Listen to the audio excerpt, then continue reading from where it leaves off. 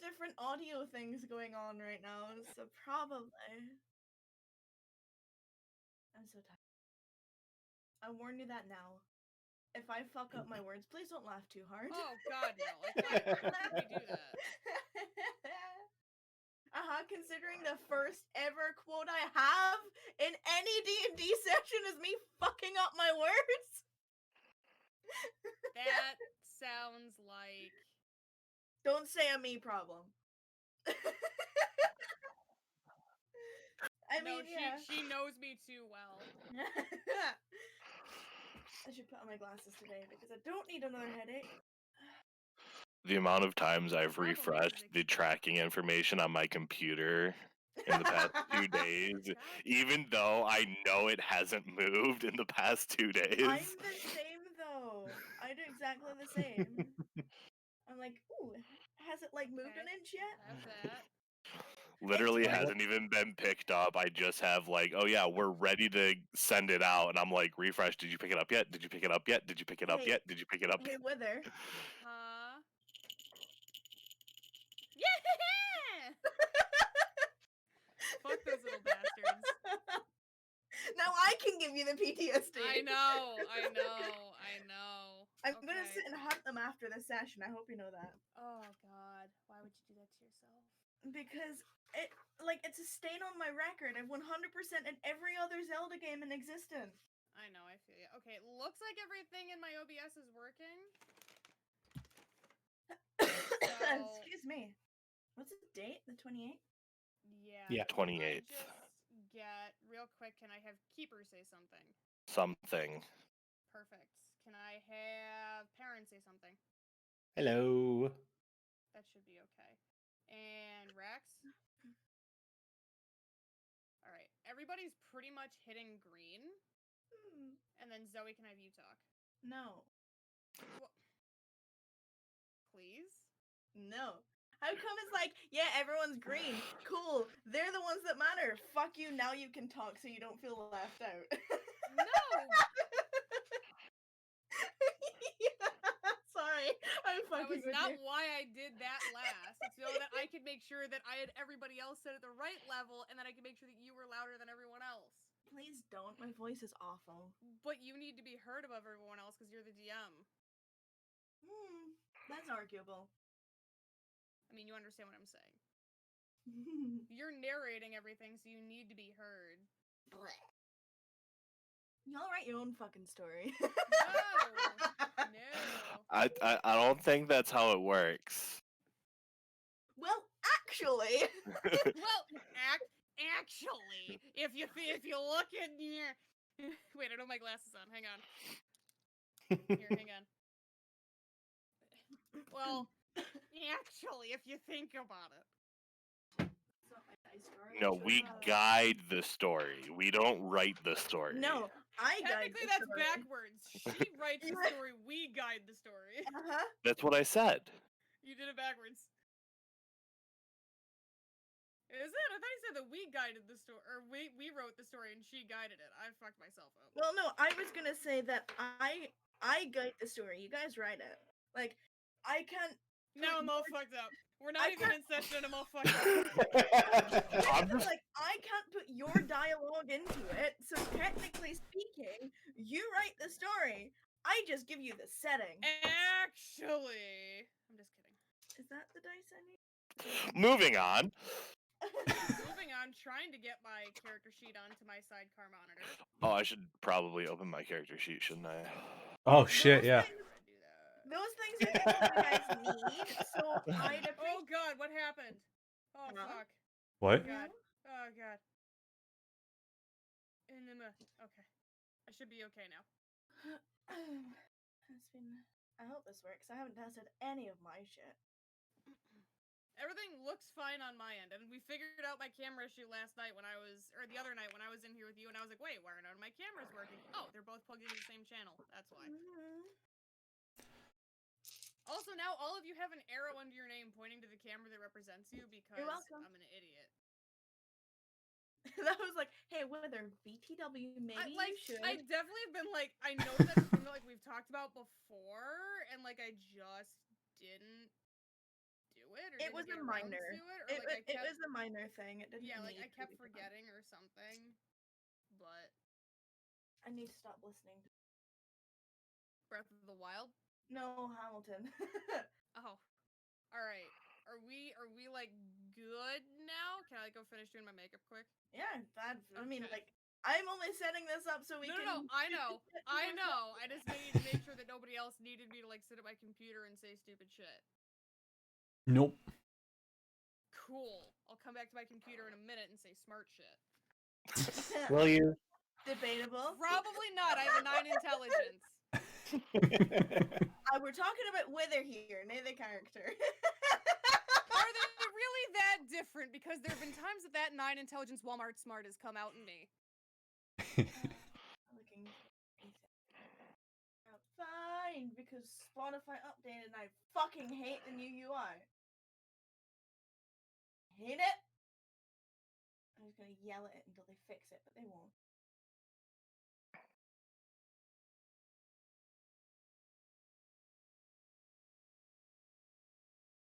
Sometimes I forget that I have like a lot of other weapons, and then I have all these trackers for the ammo for it, and I never use them, and it's just like,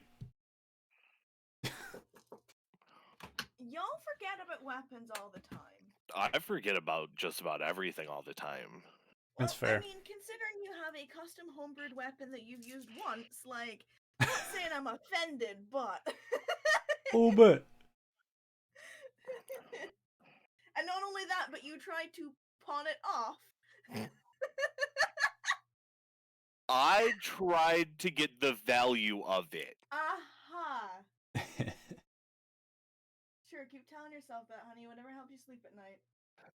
Nothing helps me sleep at night. Yeah, same.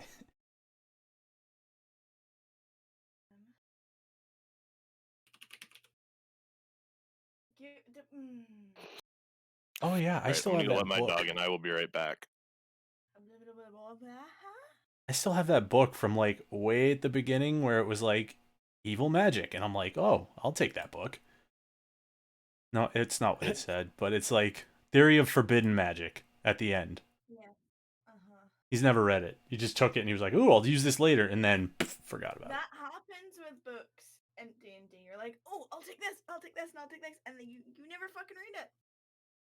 But Like, please don't read it this session, because I'm not prepared with the notes for it. nope. I'm gonna be honest. I was like, she probably put that in like way long ago and just didn't put anything about it, and it was a "I'll do it later" kind of thing, and then I forgot about it. So you were like, "I don't need to do it ever."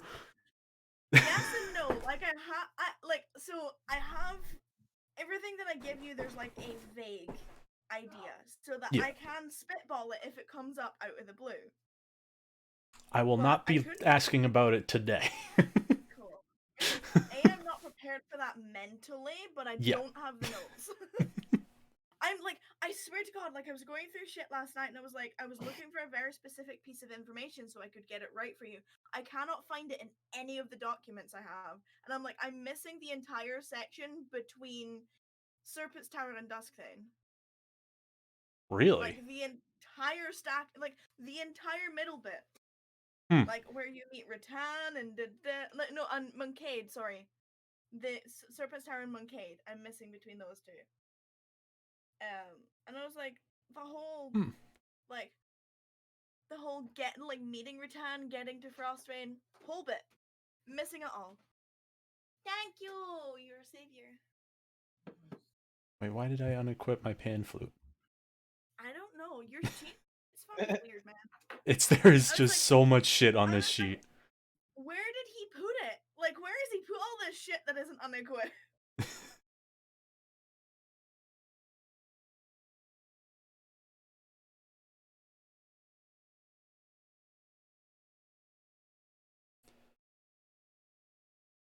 Where is the thing I'm looking for?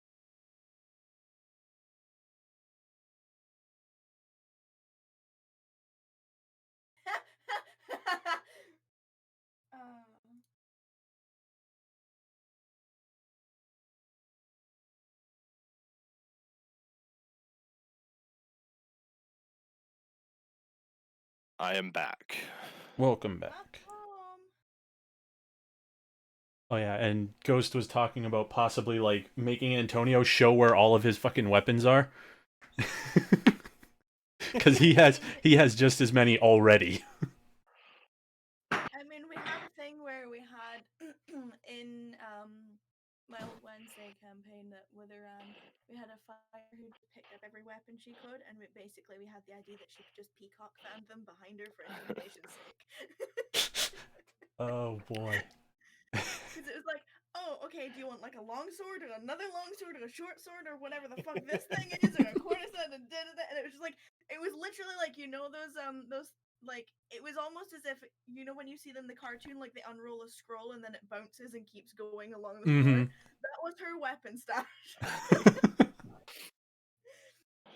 So it was like, oh no, I threw my dagger away. Here, have another one. Oh no, I need a longer pointy object. Spear. Can I interest you in some kind of blood-coated hand axe that I got from somewhere a couple of days ago? I'm trying to think of like which ones would make sense to kind of have accessible, and it's like, right, that one makes no damn sense. That one makes no damn sense. Where am I going to keep a fucking short bow so it's in range, like in quick reach?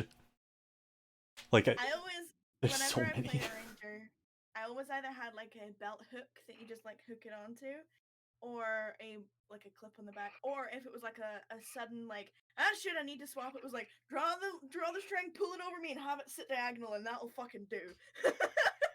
Yeah, but he can't hang it on the sides because he's got daggers and scimitar Well, on that in seems there. like a personal problem. It does. That's why the quiver, arrows, and short bow are going in the backpack. How big's your backpack? Big enough to hold them, I guess. I'm. You know how big a short bow is, right? It's short, yeah. Shorter than a longbow. Yeah, exactly. I used to have a longbow in there, but I sold it. I had a halfling who used a longbow. Is it Olivia? Maybe. She has a Did it look custom like? Have you ever played the like the older Game Boy Advance Fire Emblem games? I've never played Fire Emblem. Mm-mm. Okay, so when you'd level up your archers into what we called snipers, their bow was literally as tall as they were. Well, see, here's the thing. I have reference for that because Tokyo Mirage Sessions FE is technically a Fire Emblem game. And there's an archer in it. And that bow, when you upgrade to a sniper, gets fucking massive. So I have reference for that. I've just Okay, never played yeah. a legit Fire Emblem game. I was Yeah, just the Fire Fantasy and I was about to kill the myself. the two that were on like the Game Boy Advance are probably two of my favorites. Never got through any of the newer ones. Sorry, I was reading a.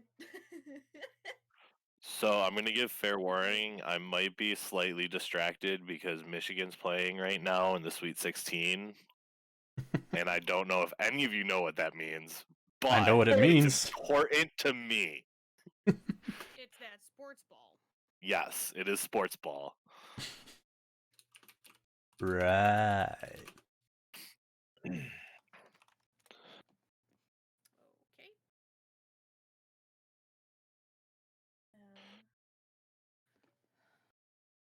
Alright, are we good for me to... Oops. Yeah, you do use RM. No, you're fine. Alright, I'm gonna deafen real quick. Yeah.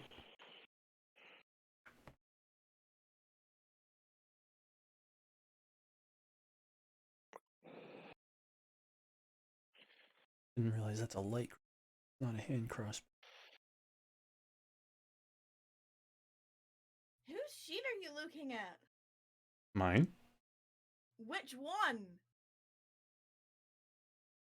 Rax's. Okay. Says Rax at the top. I wasn't sure if you were still like going over Antonio's stuff. No, he has a light crossbow.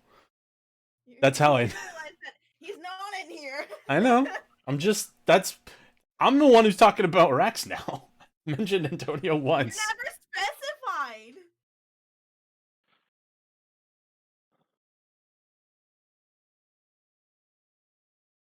specificity is a thing here. Talking about Rex, because he's the one that's in this one.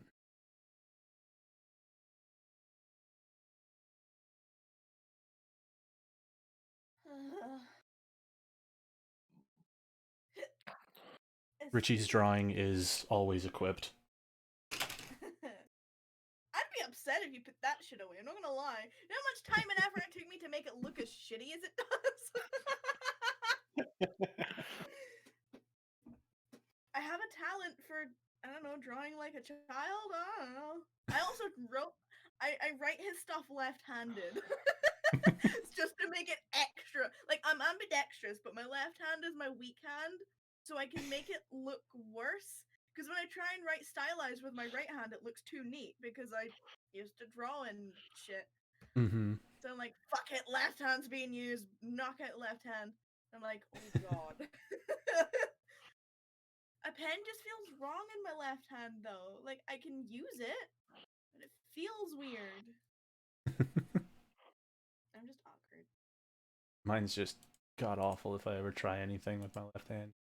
The only thing I can do with it is drive. That's it. Which is concerning at like the fact that it's true. Because I can't do anything else, but like... And then I try and drive with my right hand, it's like, nope, that's a terrible idea.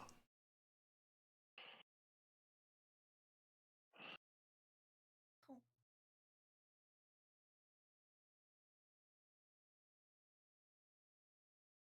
I used to write with my feet. You what? Yeah, I could write with my feet. Okay. I was like a monkey child, I swear.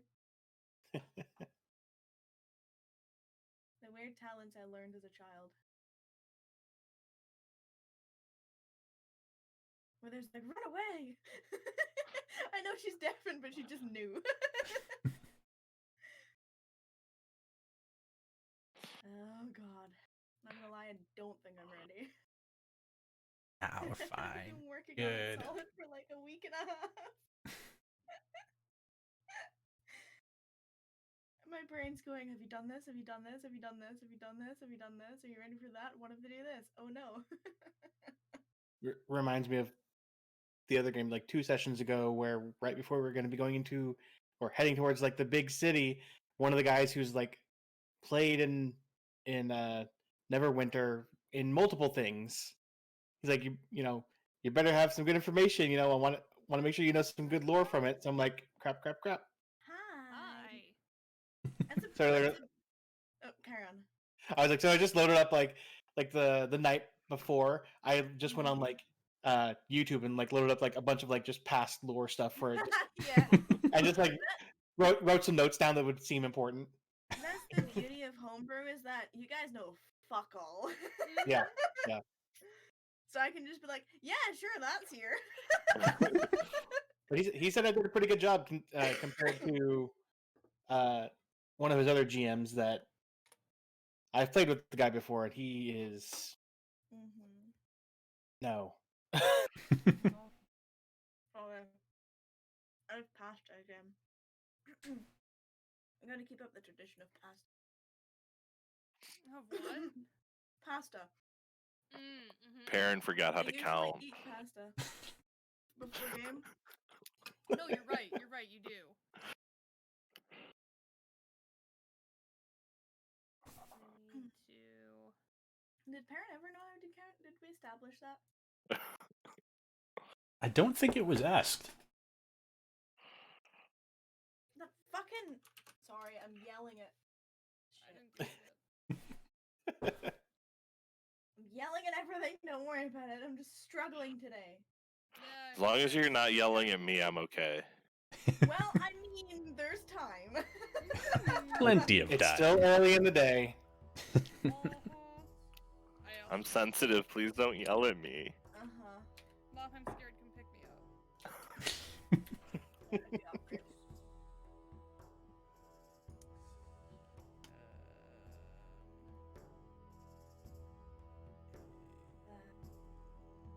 That's that. I'm being lazy because I composed the other one. Did not compose a going live. I put both of my tweets scheduled I before I went to bed. I did both of them. My afternoon one and my evening one. I was like, fuck it, it's done for later. The only problem is I you can't need to add start like doing it. you can't add a second tweet, so you gotta be like, oh shit. Yeah, I know. You gotta like do it like really quick, like right after you send it. Which it just so happens I was still awake at 3 p.m. today. Oh, that's what I forgot to do. It's been a little bit. I've been away. Yeah. Uh-huh.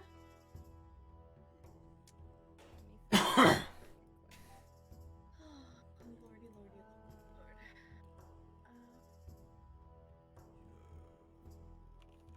I was like, I feel like I'm forgetting to do something. That's my entire brain right now. That's my brain always, so I just kind of... Yeah, I'm forgetting something, but I'll figure it out later. I opened. Well, and then I figured it out as soon as somebody hosted me. Thankfully, it happened before we'd actually like. I opened Steam and I regret things. It's pinned on my taskbar, and I clicked it instead of the Thank Google you for Chrome hosting icon. me so that I remembered to turn off my You're alerts. welcome. Mistakes Part have of the been reason why- made. I appreciate that. You were testing me. My new PC is much better at like not shitting the bed when I do it, so it's not as big of a deal. But it's like, here, have 4 tabs to tell you what deals we have, what Oh chats my are god, open, yeah. who friends are online, and here's your library. Merry Christmas. Oh, I need to get. Literally what's been happening to me since I put in my new motherboard and everything. It's why I don't let it auto launch anymore. I'm just like. I need to buy another monitor now. I have one up there. One of us. One of us. The only reason I have 2 monitors right now is because I have a laptop screen. I technically Same? have 4 monitors running right now. I have my main one. I moved my side ones over here, and now I have my laptop sitting here on my desk. I have monitor 1, well, technically monitor 2, laptop screen, and then big TV, but that's... We'll get to that one later. I downgraded from my 40-inch to a 32, so I have a little bit more room on my desk now. I went from like, I think it was. Yeah, I pretty much did the same. And Yeah, I'm like, just gonna get a little cheap monitor because I have my good gaming monitor that I use for everything, and then I just need a little cheap one for my other stuff. Oh yeah, that's all I use. Honestly, I'll probably end up just using my TV for when I'm playing games and stuff. That's what I used to do. I used to, but sitting a foot away from a 42-inch TV got That's kind of why I annoying. downsized. Too, like literally right here. Yeah, Yeah. depending on the game, I'll probably use a controller and just back up. I need. I have a really sexy monitor for my main one, so.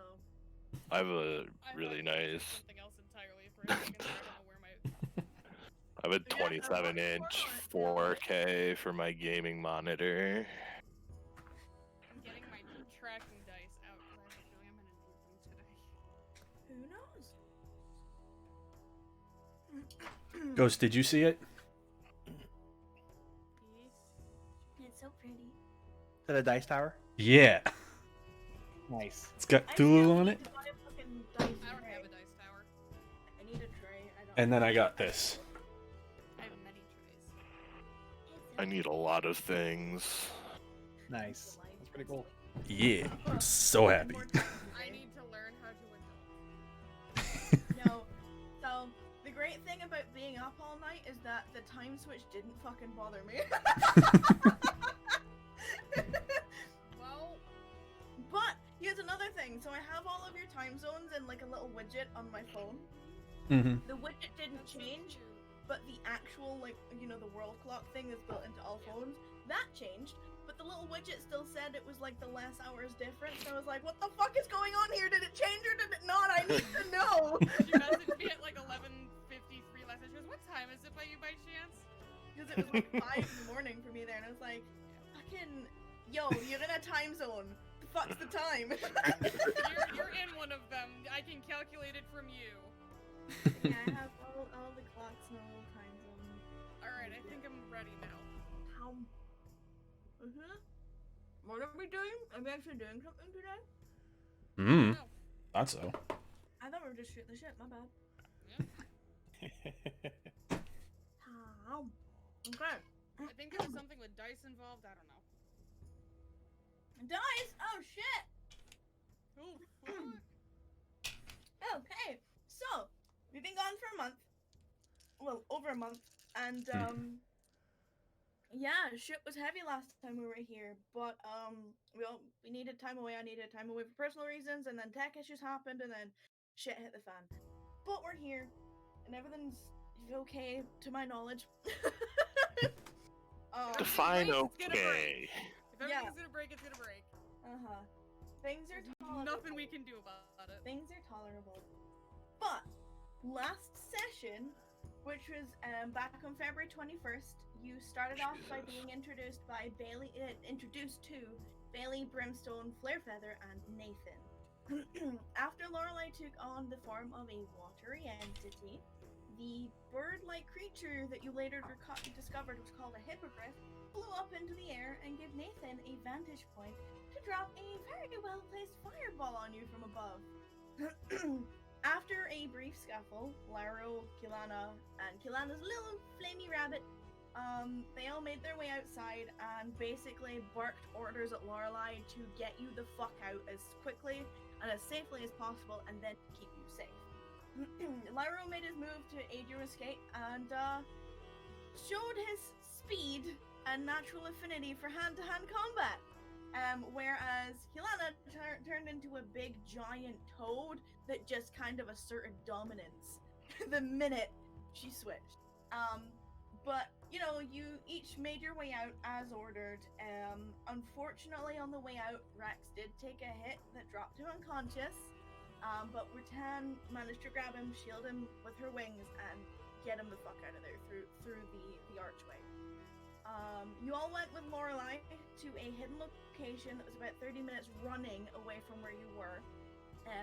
That turned out to be the resting place of 1,000 years or more worth of people from their tribe. Lorelei expressed aggravation towards the events that just happened, and on top of it all, she explained like she was failing and she had failed again. She begged and pleaded with him not to make the same mistakes that she did. And overall, it was pretty heavy and pretty emotional. But, you know, she gathered herself, you all sort of took the minute to breathe, you took an hour that she asked you to wait and recuperate, and then she offered to commune with not only the nature in this heavily spiritual area, but also with the spirits or the souls that resided from the thousands of years of her people that lived in this tree.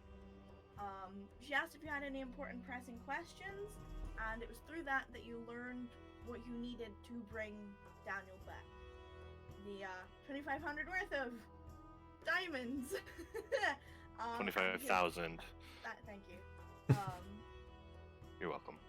And sorry, numbers are my downfall. That's why I'm here. And yes, know his full name and someone who is able to cast a resurrection spell of that magnitude.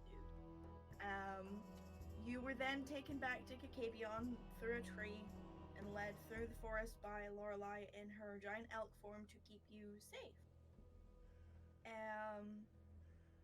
And basically be like, yeah, nothing's attacking you while I'm here. Like, fuck that noise. And, you know, you were brought back to the winter streets of Kakabion. The snow was still falling. It was getting significantly colder with each day that passed. And, you know, you went back to the brewing pot. You enjoyed some food, some wine, some ale. You discussed, you know, what's next? What do we do? Lorelei had to go home. Rax wanted to go see Freddy and had a brief stop there. And eventually, as you all came back together, there was like, well, how do we make money? Elizabeth, being Elizabeth, overheard your conversation and presented to you a list of things that was ever changing. You know, she offered potential things that would earn you money. And after hearing it, and hearing that there had been some recent shenanigans in the woods nearby, you guys opted to take something closer to home just while you were sort of mellowing out from recent events. Ratan, in all her wisdom, suggested that the group should try yodeling. Maybe perhaps that would be the way to get the attention of whatever you're fighting. But since none of the party wanted to step up, Peepers just flexed her lungs and decided that an owl's scream was the best equivalent to yodeling that she could provide. And continued to scream into the night, much to the distress of Rattan. I've learned my lesson. As you'd expect, it did gain you some attention. A fight ensued. Some insults were flung back and forth between the enemy and Rat. But you know, you did eventually manage to beat down almost all of these creatures. However, the one that was flinging insults did manage to get away in the nearby body of water. Cass and Rattan both made fantastic efforts to give chase with varying levels of success. But unfortunately, the last one did get away. Perrin hacked off a couple of the heads and made a mess of the first two. But you know, when we left off, you were deciding in the middle of the night, in this forest that you're slowly calling a strange kind of nature home, you know, you decided, waving around a couple of hag heads, what do we do now? The forest around you still has that thick, muggy air, even though there is a light dusting of snow underfoot that has managed to break through the thick trees above your head. The campfire crackles and gives off a gentle warmth that's probably a relief to soggy Rattan, especially since how cold it is even in here. The trees around you have fallen quiet, and their darkness is sort of just the only thing that's left to surround you, with the crackle of the campfire and your voices being the only things that are breaking the silence. What would you like to do? Max takes a big deep breath and says, "Fuck hags." Rattan is sitting where she was. Like, I believe Rax is doing like shape water to help get water out of her hair where we left off. So Rattan is sitting like as close to the fire sheet, like either squatting or I don't know if there's like a log she can set her, or if she's just like, so she's on a log with her hands like against her sides, like just rubbing her torso, going, you know, when you said later conversation, I don't know what I was expecting.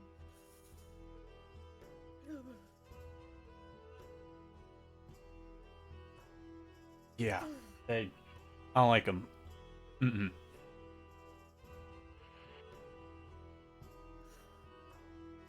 Also, Rex is still like trying to stay away from the bodies, because if Perrin pulled him up, he's like, no, go away.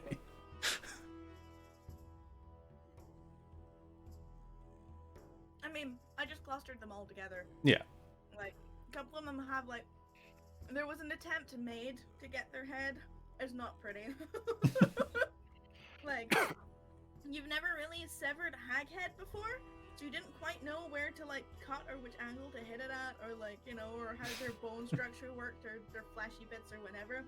So like the first couple you tried are kind of like smooshed and not usable, but the latter two, you know, you sort of you figured, oh, so that's how that, okay, and then I chopped this way, like you did manage to get a couple off for trophies for taking back.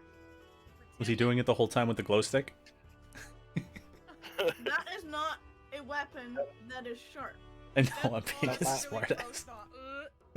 I remember I said I had to pull out one of my axes. Yeah. I was Okay. hacking it. Rattan That's another pulls reason the why it flag hurt. like off of her belt, holds it up, and just starts wringing it out.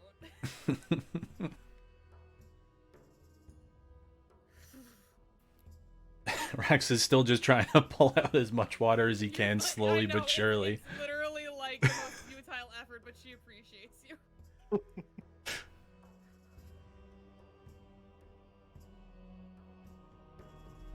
Yeah, so I'm just waiting until you're fairly warmed up so that we can head back.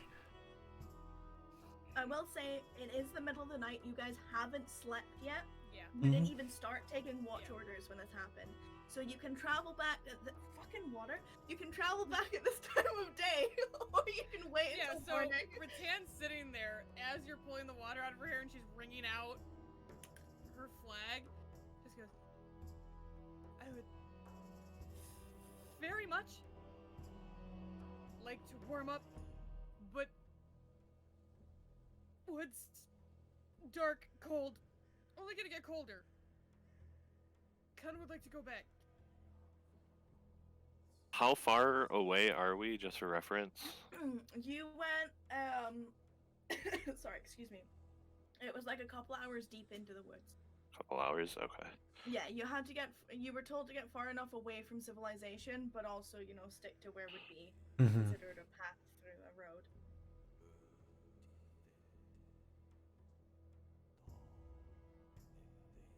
So if you went back now, it would basically be like the equivalent of getting back drunk at 4 in the morning, being like, "Hi, Mom, I'm home."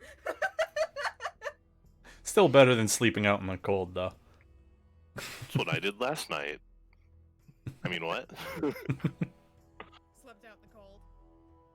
No, got home drunk at 4 o'clock in the Giving you morning. that- No. I was not drunk. Just getting home at 4. Gotcha. I tried, man.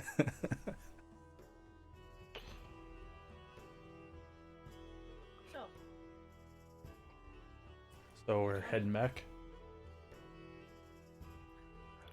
I think that's a good idea. I can carry a little flame to keep us a little warm. I was gonna ask if control flames lets you like make the flames warmer and like just light a torch, but it doesn't specifically state it.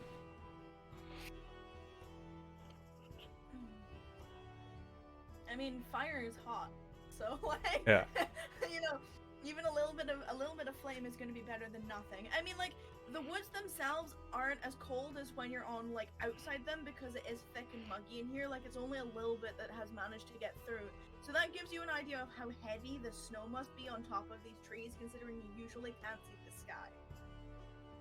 So for it to be able to break through the thickets above you, that's how much is lying up there. Mm-hmm. But Rattan, you're definitely feeling the chill more than anyone else because you're wet. But if you would like to travel home just now, you're more than welcome to. Yep. Rax will give you a torch, because Okay. Gives you a torch. Okay. Sticks it in the fire and lights it. Thank you. I'm not just gonna walk with the stick. Ah, here you Smart, go. I know how this works. So I stick the fire in the torch to light it. Gather fire up in the all my torch, yeah? stuff. Yeah, I'm sticking. Wait, did I say it backwards? Yep. I'm sticking the torch in the fire to light it. you sure you don't want Rax to just shoot a Gathering up firebolt at all it? of my stuff. Yeah. But regardless, you get your shit together. Yeah. Caveman figure out how fires work, and then we go. But yeah, you're on your way back.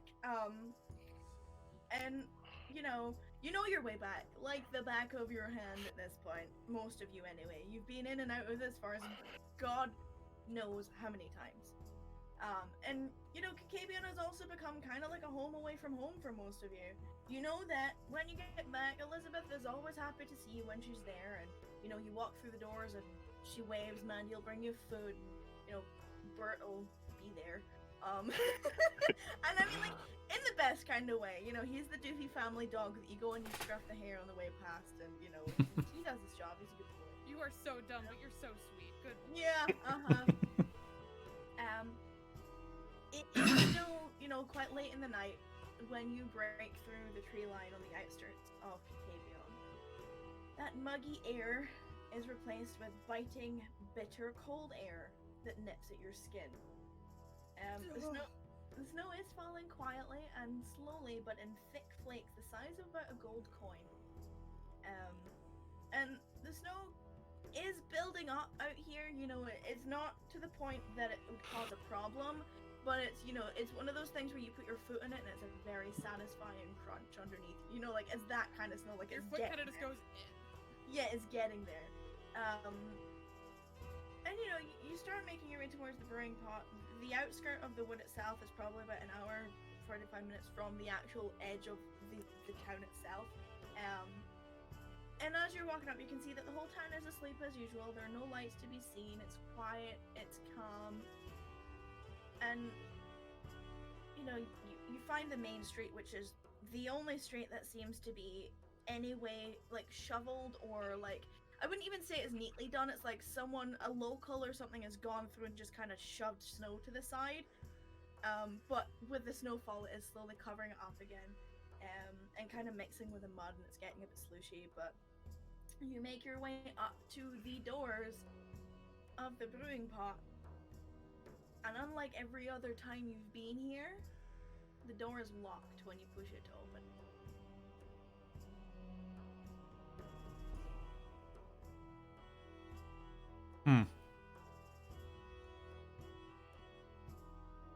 Well, this sucks. Rattan's kind of like standing behind you, holding the torch and still shivering, going, "You tell me that door is locked." Uh-huh.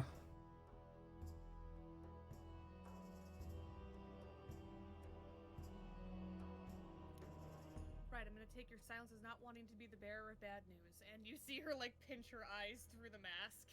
Oh no, he said uh-huh. Oh, I didn't hear you. Oh, my bad. So instead, she groans and pinches her eyes through the mask. It's a very pitiful sound. Well, Rax starts walking towards like the edge of town so they can go just set up a small camp. He's not going to camp in front of there for the whole night. Just turn and leave? Just to go to the edge of the... So we can set a small camp at the edge of town. Okay, so you turn. Castle I don't- knock on the door. Okay. So Rex, as you're turning away, Cass knocks on the door. And almost immediately there's a click of a key in the lock. I assumed everybody's asleep. You said everybody... The whole town's asleep. You hear Rattan mutter something under her breath that sounds probably something close to like saying like "Thank you, God." In And- Celestial. The door creaks open just enough for an eye to peer through. And you see just the eye, and in a hushed, gruff, feminine tone that you don't recognize, it basically hisses an order at you. It says, "Go round back to the barn, ring the bell, don't try anything funny, you hear?" And then immediately the door closes and locks again. I followed the instructions. Rax also We'll start follows following behind. Cass.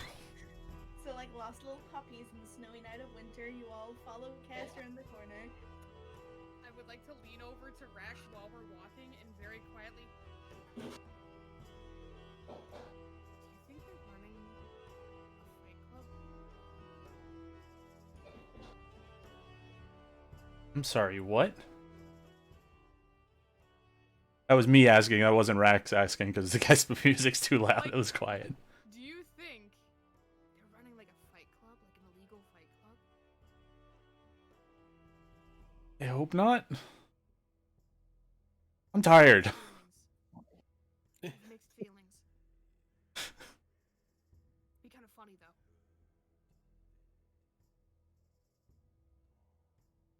Okay, I don't want to fight. I'm tired now. I'm very cold.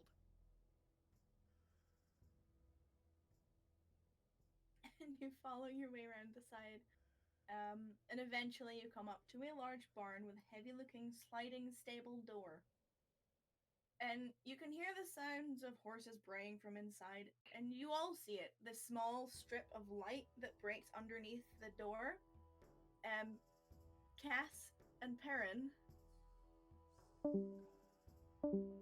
Oh boy. Oh no! Yup. Is my passive really that bad? Oh, I know mine is. It's fucking 11. Oh my god, I have a higher passive than you. Yeah. Oh fuck. This whole time I thought that you had a higher passive than me and I didn't have to be scared. No. My passive is abysmal.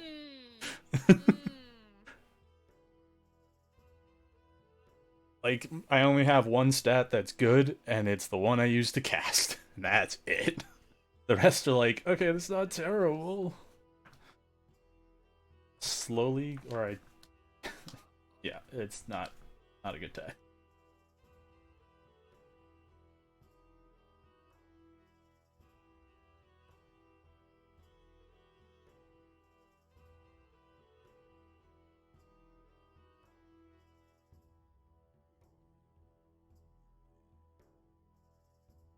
I have a bad feeling about this.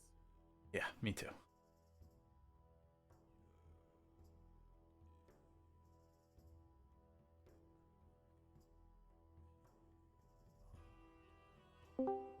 feeling. Okay, you know what you know.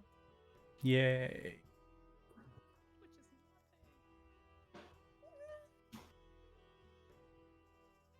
Still Okay, following behind Kess. I'm standing outside the door. Kess is following the instructions, so I'm ringing a bell. There is no bell.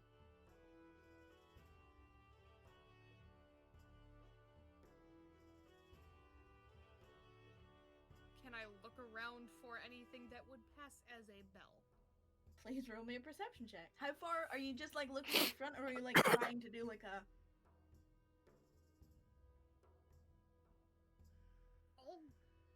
I'll do a thorough look. Okay, so the whole walk around will probably be like a solid, maybe 3 to 5 minutes if you're walking slowly while cold in the snow. It's a big old barn. What were the exact instructions? It was go around the back by the barn?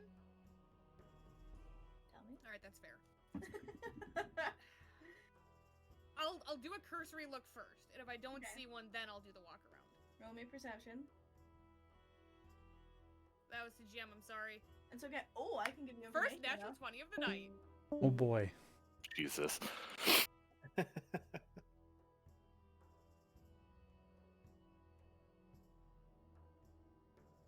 I was just gonna knock on the door again. It seemed to work well the first time.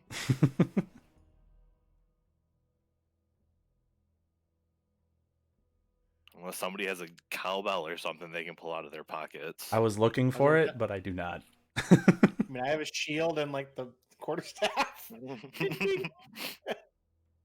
Yeah, that might be like able to bell, work. right? Works better than anything I got. Hey, you know what you know. She kind of like looks around. It looks like she's listening.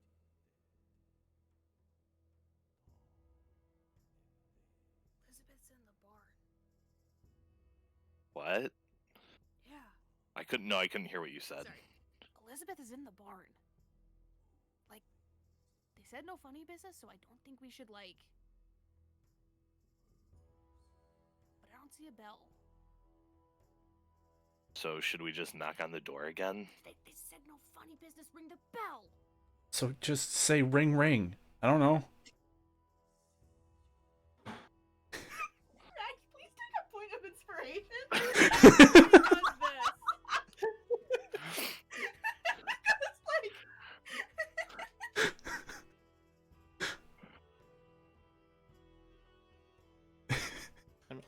I can try to ring the quarterstaff against my shield, but that would not really too much of a bell. It'd be more like a. No. I think that falls under funny business. You know what, Rax? If you want to walk up to the door and say ring ring, you go ahead. I've embarrassed myself enough that I don't need any more. I'm gonna go see if there's a bell somewhere. Okay. And he just walks up to it and he's like, there's no bell, so ring ring. Oh my god, she's like 3 steps away and her entire body just goes, So,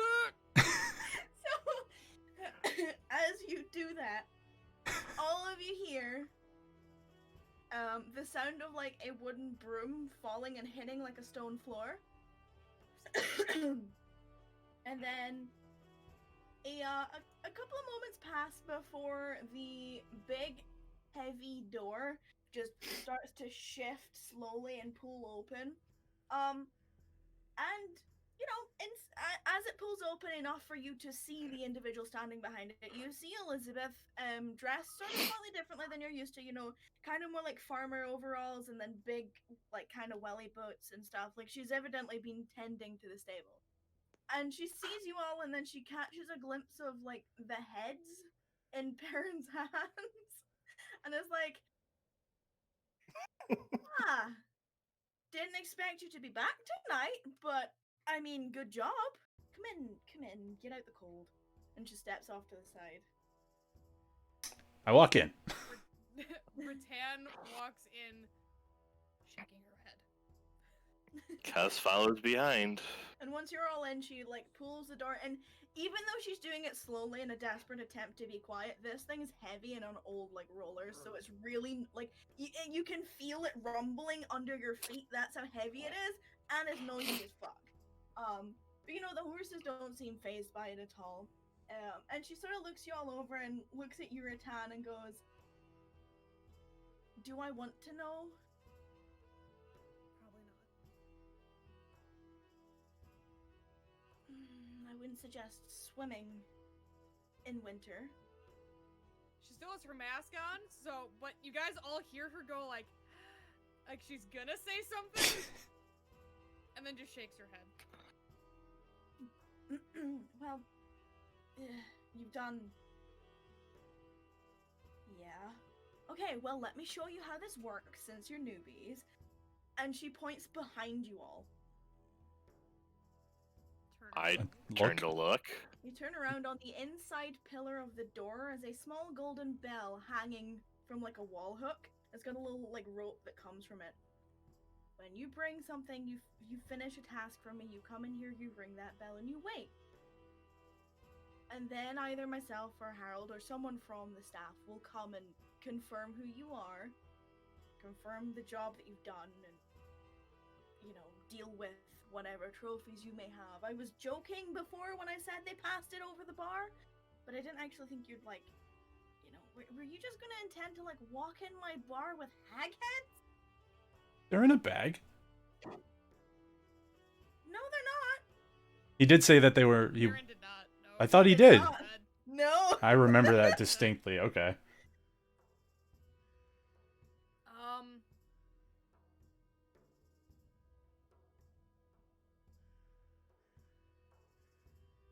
I guess I kind of took it literally. I hesitate to use the phrase normal, but there are normal people who come into my bar. People who don't look at this and go, hey, money. So, we have a process here that I guess I should have made clear, because most adventurers don't just walk into a bar with hag heads. Yeah. That is a fair cop,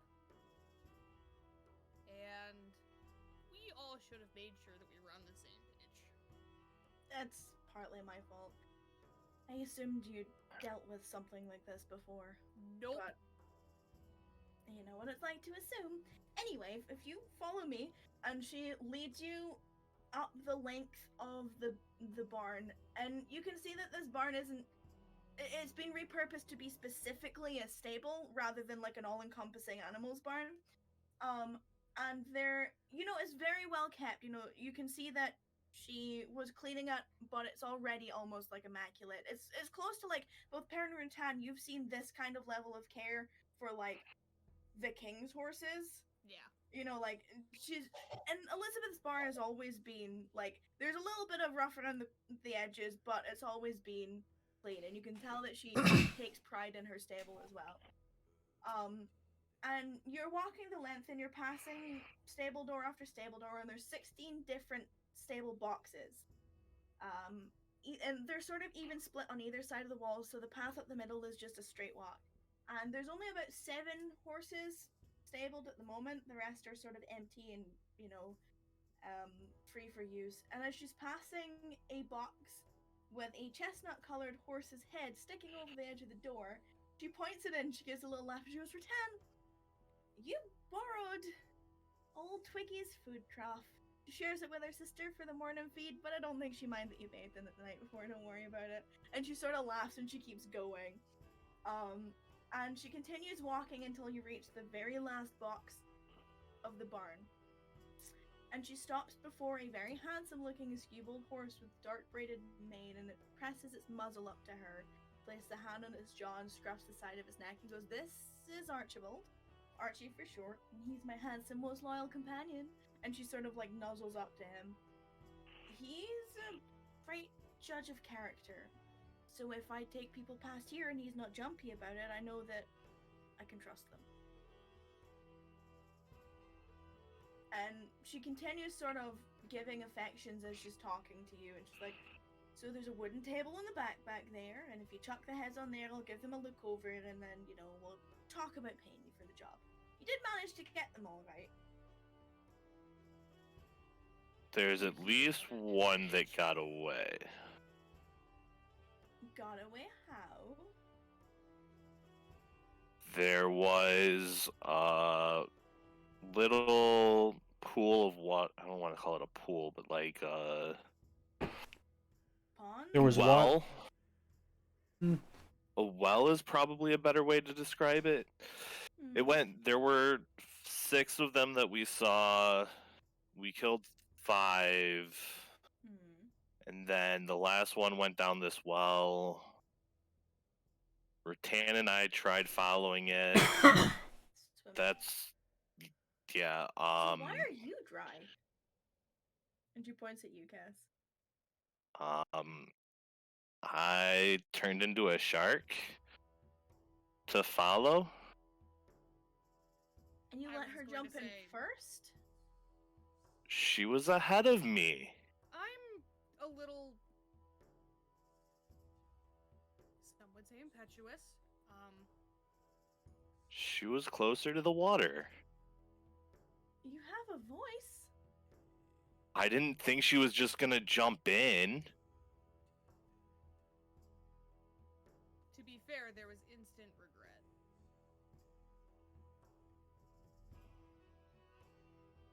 Followed by a lot of laughter.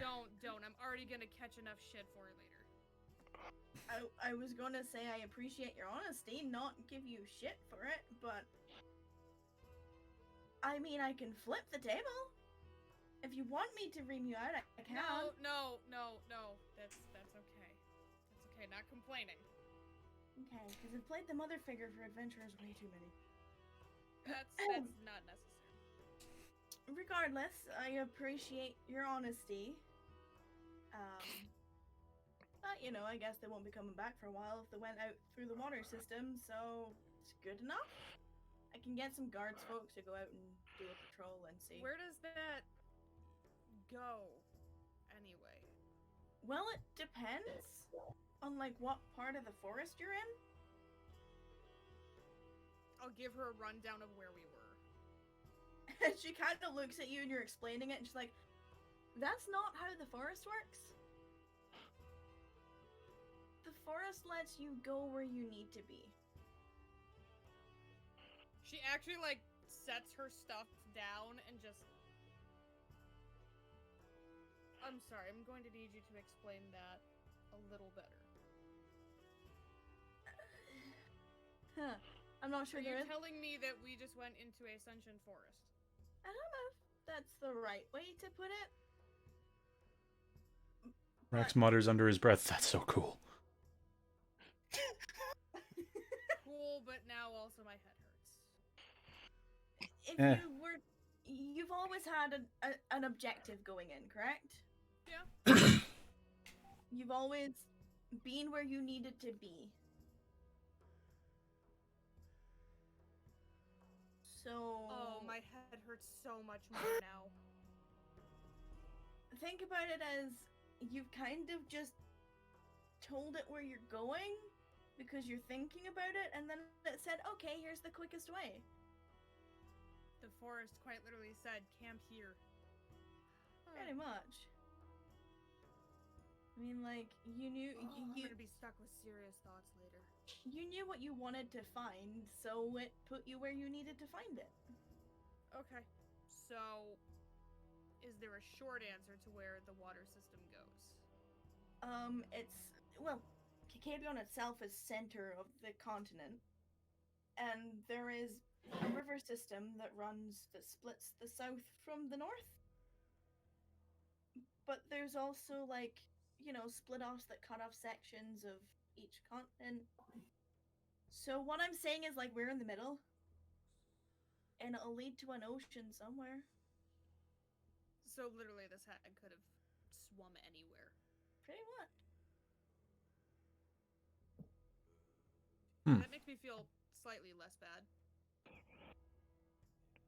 If they escape that way, I doubt they'll be able to get back to where they were. Or come out anywhere other than an ocean anytime soon. I doubt they'd want to come back alone anyway after the number we did on the rest of them. Well, exactly. So, like I said, I'll send a group of people out. They'll tell them what they're looking for. Some dismembered hag bodies near a camp somewhere. And there's water. And hopefully the forest will help them find it.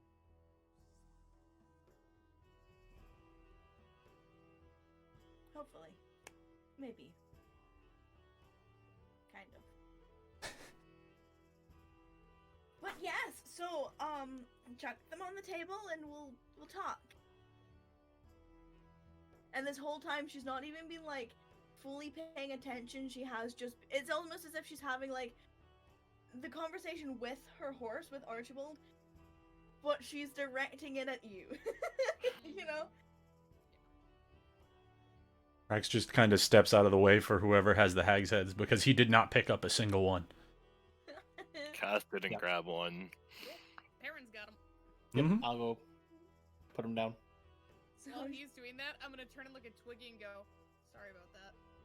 And it just kind of like, you look at it looks at you, you say the statement, and it just kind of does like, the thing where they like flick their nose up and then like, and then like basically like spit at you. Basically does that to you. But it doesn't spit at you, it just kind of does the blah with the mouth. That I'm not going to imitate. Pretty good imitation right there. The blah blah blah. Yeah, the blah blah blah. Which looks really weird when you do it at a camera, by the way. She lets you, she waits for the two boof boof of the heads hitting the table. And she, gives her final sort of scratch on Archibald's neck, looks at all of you, gives you like a very like, okay, down to business kind of look, and then she turns and walks over to the table and stands next to you, Perrin. And then grabs what looks like some kind of big metal file and pokes one of them a couple of times and goes, yeah, that'll do. And then puts the tool on the table and makes her way to what looks like a tack box, flips open the lid, dips inside and grabs 4 heavy-looking sacks that you assume are full of coin. I'm sorry, did she just use a farrier's file to poke? She sure did. And she's looking at all you, like, with these, like, 2 per hand, and she's just looking at you expectantly.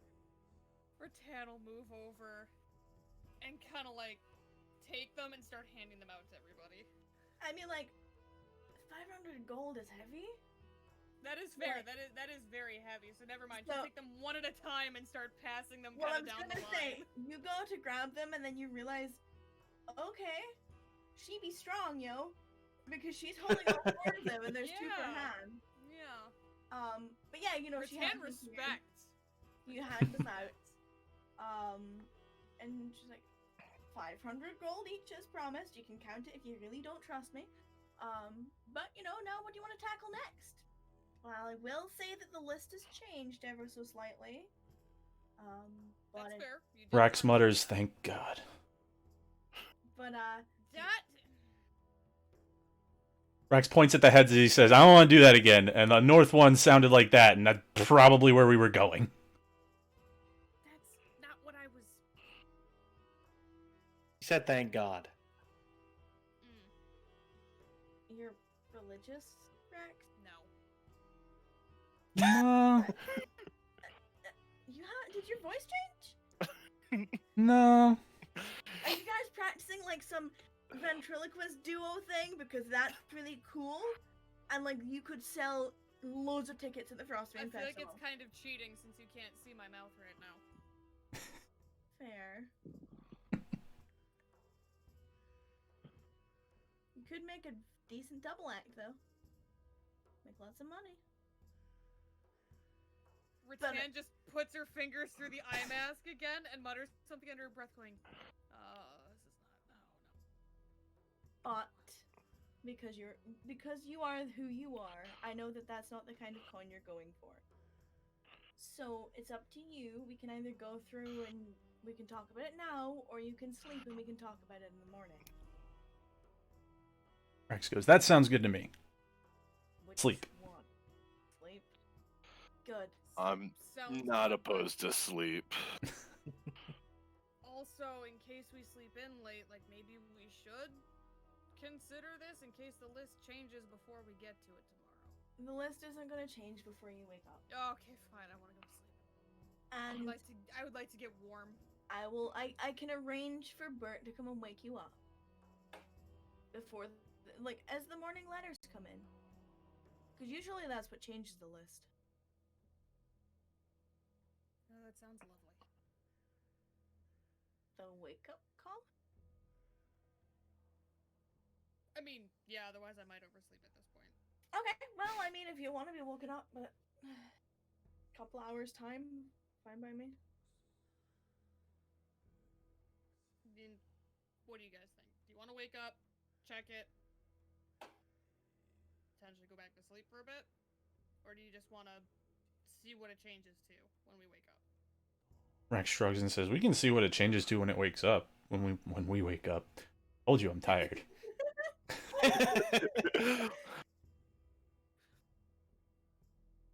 I'd like to get as much sleep as I can. That's fine. Don't have Bert wake us up. Alright, well, shall we? Please. And as she's walking down and leading you out, she kicks, she basically does that thing, in cartoons where you stand on the broom and it puts the thing up. Doesn't hit her in the face, she catches it and then puts it off to the side. It's basically like, last thing to clean for now. Leads you outside, oh, sorry. I was say, as we walk by Archie, can I offer a hand up to try to give him a nuzzle? You can Scratch? try, you can roll an animal handling. Okay. And with my frost rune, I get advantage in animal handling checks. That's why you did it. He's hesitant, but lowers down so you can reach him you can put your hand on his nose and get that initial point of contact. Yeah. But he doesn't linger. He gives you enough to satisfy you and then pulls back and turns around and snorts and then disappears in fair enough. But yeah, she leads you outside, she points at the bell again. She's like, if the door's closed, just open it. Bell's on the inside. Because it gets windy. And we don't want it to keep ringing all day. That's fair. That makes sense. These stables are for, by the way, just to fill you in, do you ever have horses that you need to stable? If you're staying here, the stable is included. So you can stable horses. Flashes back to what happened to the last time we had horses. Rex is trying very hard not to say, yeah, well, they always get blown up, so. It only happened once. Yeah, she lets you back into the brewing pot through the front door. And as you're led into the darkness that is the brewing pot at this time of day, Elizabeth gives a nod to a heavily armored female who is leaning against the wall in the hallway with her arms crossed over her chest. To her side, resting against the wall, is a very fancy-looking halberd that catches the flickering of the candle on the end table across the hall from her. The guard doesn't seem to pay any attention to any of you, but the second you're all through the threshold, she kicks up off the wall, closes the door, locks it, and goes back to her post. Alright, sister, I see you. Elizabeth makes her way to the bar, and instead of walking around it, vaults over the top of it. And dips behind it and places keys on top of the surface. Same as before. Though, honestly, it'd just be better booking them at a week for this point, because you hear as often that they're never taken before you get back. Well, that might change tomorrow. Well, I'd be happy to take gold off of you anytime. But, if you need anything, That's Alice. She's on duty tonight. I'm going back to bed. I will see you for late breakfast. Sounds good to me. Thank you. And she leaves the keys in the bar top, walks out the back part of the bar, heads off to one of the back rooms, and just disappears. And you're left to your own devices. Waits until Elizabeth is out of earshot. Okay, good night, boys. Starts walking off toward the room. And as you're walking, you feel the heat of Alice's gaze following you. Stop. Turn around. Very dutiful guard. She's just watching you. Same as before. Arms over, kicked up against the wall, but just the head turn. And she just gives her like the... Turns around and keeps going. Compared to the guards that you've met outside the place who are all kind of flippant and, Yeah. She's intense. No, this is real recognized real. Yeah. Game recognized game. Like this is like a kindred spirit moment here. And she just watches you go, and then she flicks her gaze to the boys. Rex grabs the key, looks over, and he says, "Thanks for telling us. We had no idea," and then goes to his room. You get like a grunt. Like it's not even like a yes or a no, it's just a you know? He wasn't expecting anything. He just wanted to say thank you.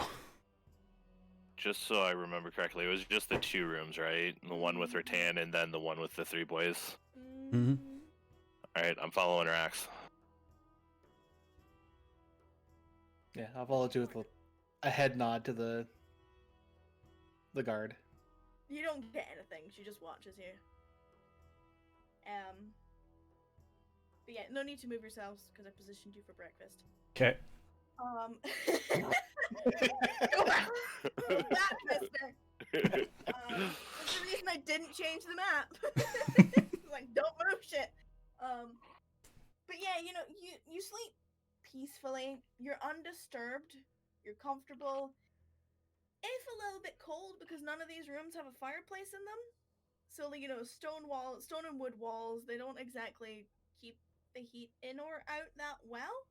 It's kind of just a stagnant air that's slightly warmer than outside. But you have blankets, you know, you wrap yourselves up. There has been winter throws put over the beds this time. So there's like a blanket on a blanket, so it's slightly, you know, you pull them in and you get cozy. And you're not like no morning call. You sleep for the full rest, the 8 hours. And you do sleep for 8 hours. It's not like you have the 6 and then you're up pottering around. It's like you're out and you're gone. And you all sort of rise to the bustle you're familiar with. You know, brewing pot gets busy for breakfast, lunch, and dinner. There's a like small hum of music being played, just the gentle, you know, start of the day kind of chill out, lo-fi beats, so to speak. And just the general bustle of life outside. No one comes to get you. You can leave your rooms as and when you're ready. So we can get our full rest. Mm-hmm. Yeah, Heal up and get my spells back. I was out. I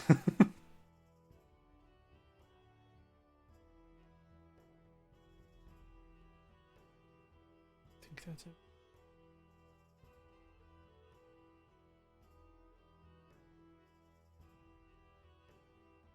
Alright, well, once Rex wakes up, he goes out, basically asks Elizabeth what the breakfast is, or depending if it's a time, it's lunch.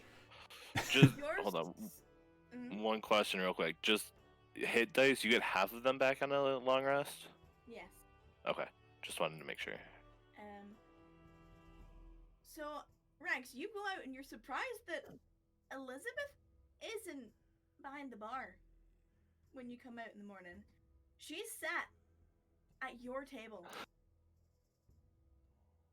Okay. Eating breakfast. She's got a cup of coffee on one side, cup of Powerhouse on the other, and she's sitting eating breakfast at your table. It's I mean- Harold behind the bar. Mandy's running around serving breakfast. You can't see Bert anywhere.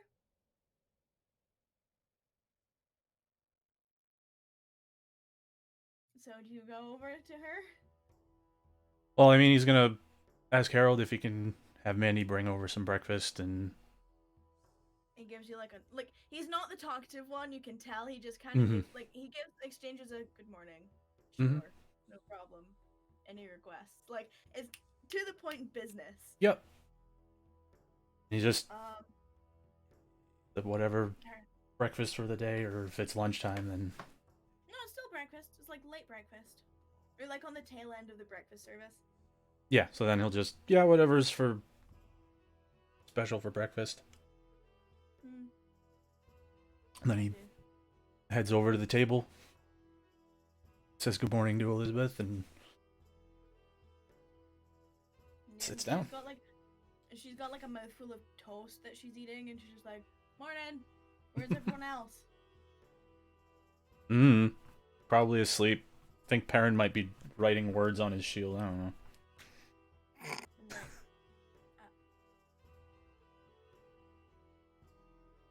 with like ink. No. I think it's magic. I don't know. It's weird. I've never done it before. But it just said fire, and he did fire things with it. So I don't know.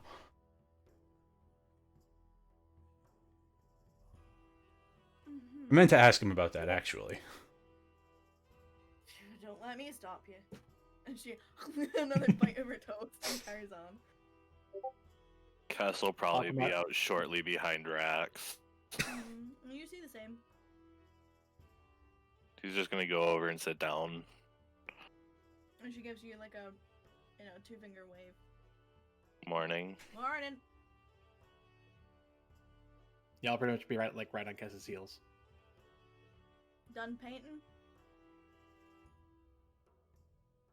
What? Never mind.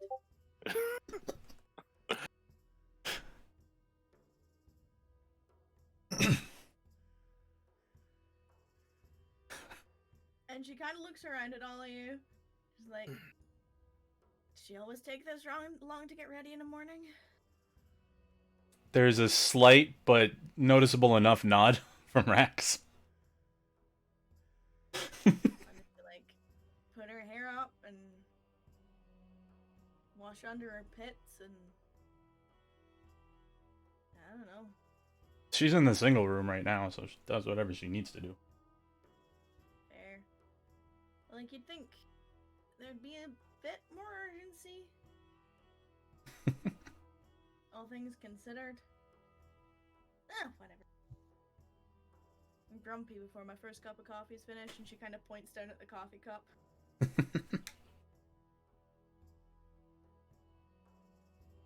And she exchanges pleasantries, like she does the, how you sleep, was it warm enough? Do you need another blanket? This, that, next thing.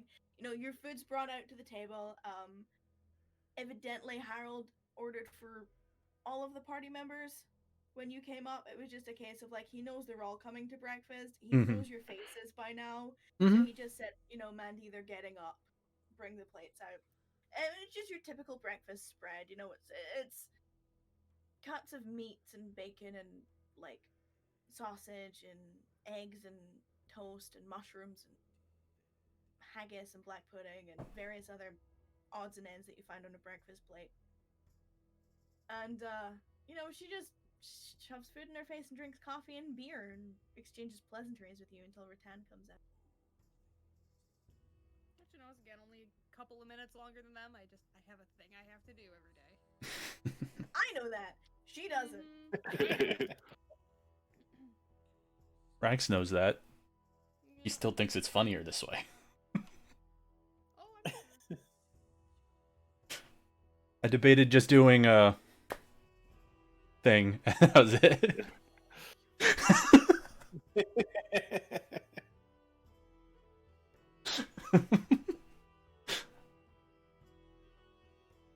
Alright, so we continue eating breakfast until Rattan comes out. Or waiting for breakfast or whatever.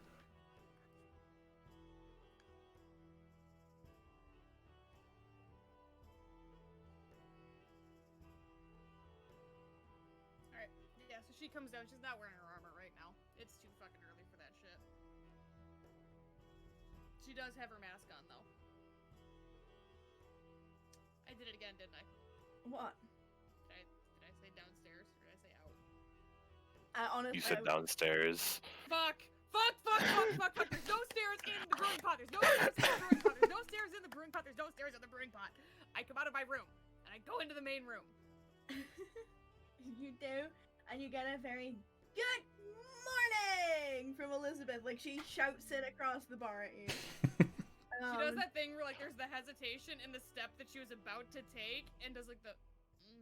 And she's got, like, the coffee cup up as she's doing it. Like, all of you at the table are surprised she's not spilling any because of, like, the sudden jerk in motion that she did. You know, you see there is a plate waiting for you. And she takes a sip of her coffee. Coffee's brought for you, Rattan. Takes her mask off, immediately starts drinking the coffee before anything else. And she looks at Elizabeth looks at you and she goes, so, and she puts her finger very obviously over the cup of beer and is just pointing down at it, and she's like, so, any of you want some?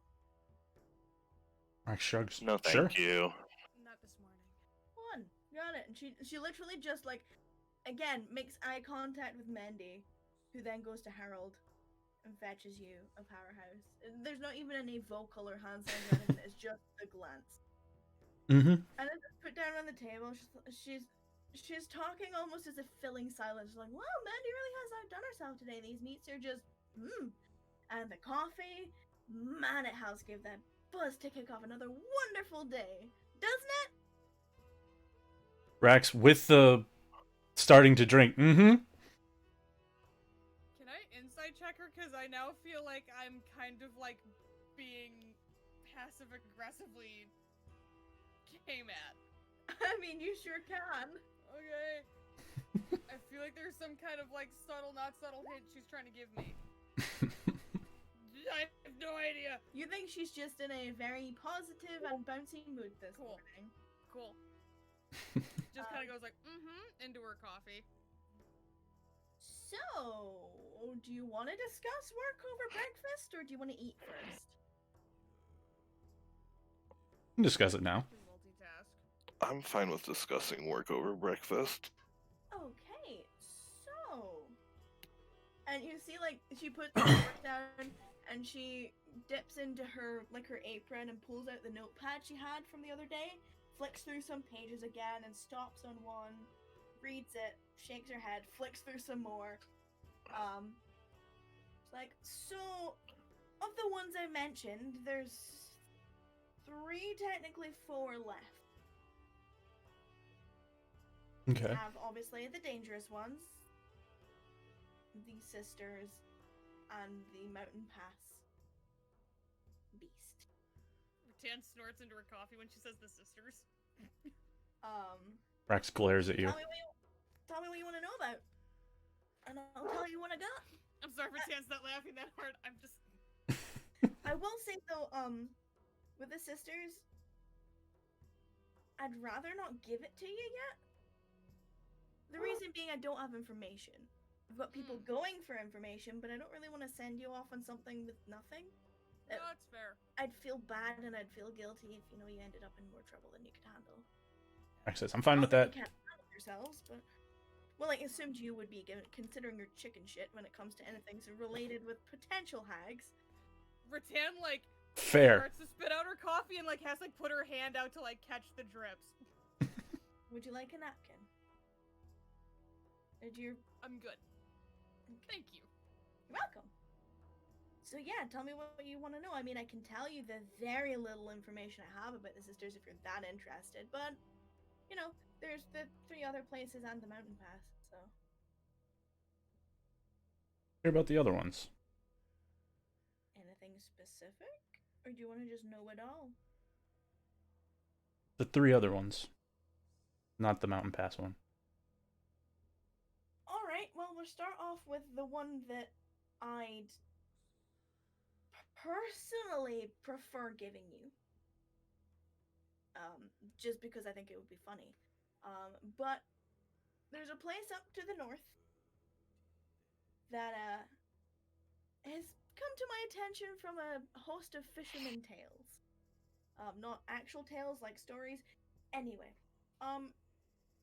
there's a lot of folks coming in delivering the seafood that we get, saying that when they go to fish in the north, at the northernmost point of the continent, they get too close to the land, they get attacked by an army of fish people. Yeah, I know, funny, right? Fishermen, fish people, that kind of thing. I found it That hilarious. seems like cosmic irony.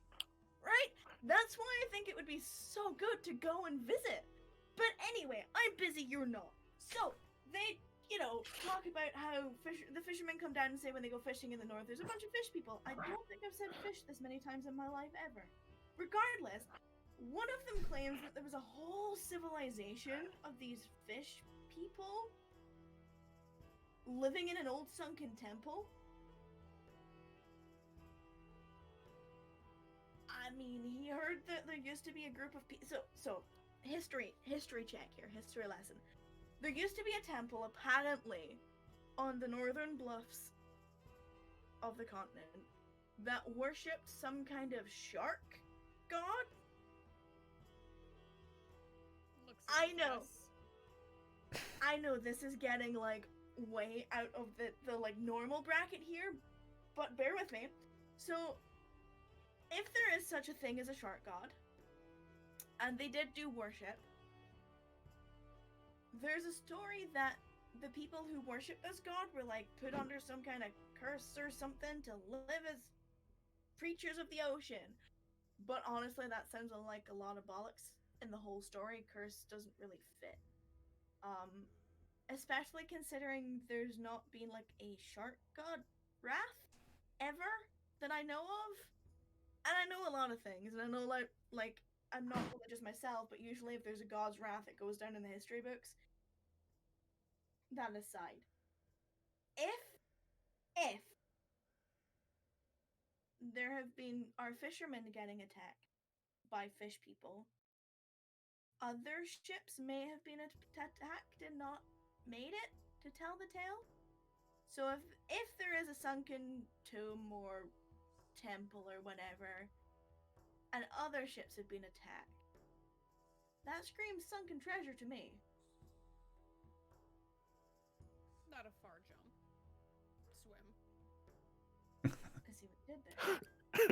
That being said, you will have to find a way to get to the temple, but that's something you can sort out if you want to deal with it. Regardless, the one thing I will say about this is you can keep anything you find there if it exists, providing you bring back information for me and tell me about it. Sounds like a I'm fair not deal to interested me. in treasure. People That pay sounds me, kind of fair. you guys deal with the dangerous stuff, I hand out information. It's fine. If that doesn't tickle your fancy, I have also heard, again, up north, that across the northern Split River, or as the locals like to call it, Supelius River, there is said to be the remains of some kind of castle or something. It's buried under a whole shit ton of sand, though. And the only reason people know about it is because they've seen sort of like the remains of ruins and broken stone and stuff kind of like littered out in these sands. You'd have to go past Moncade for it because it's like the arid sands are different from the northern sands. The arid sands are kind of like the dry, dusty wasteland. The northern sands are like dunes. There's no flatland. It's just like big old, awful, horrible, sandy grossness. But if there was a castle there and it sunk because of sand shifting, I don't know. But it's not far away from. Someone said it was like the Triple Peaks, or there's a weird mountain range with 3 mountains just bang. Like, bang in the middle of nowhere in the northwest part of the continent. Rax's face lights up slightly. But I've never really been that far north, so... I mean, why would you want to go past Moncade? Hannah and her staff are amazing. Like, let's be fair, you stop in there, have a good time, take a bath, come home again. Really not that hard. It's especially easy if you've got someone who can teleport you.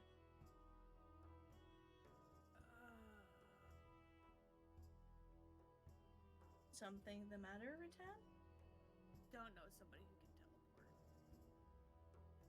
Well, I mean, you'll get friends on the road, so, you know, speak to those arcane inclined, maybe? But did have a good time the last time we were in Moncade. exactly. So why would you go any further? Right? Why would you go into a worse sandy wasteland than the arid sands?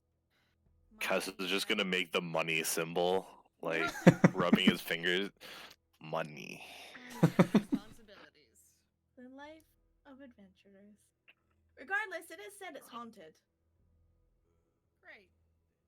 Rax looks That over at usually Kess. Yeah, that usually puts people off, you know, the whole stench of undead and forever ghosts and not passing to the other side and whatever bullshit.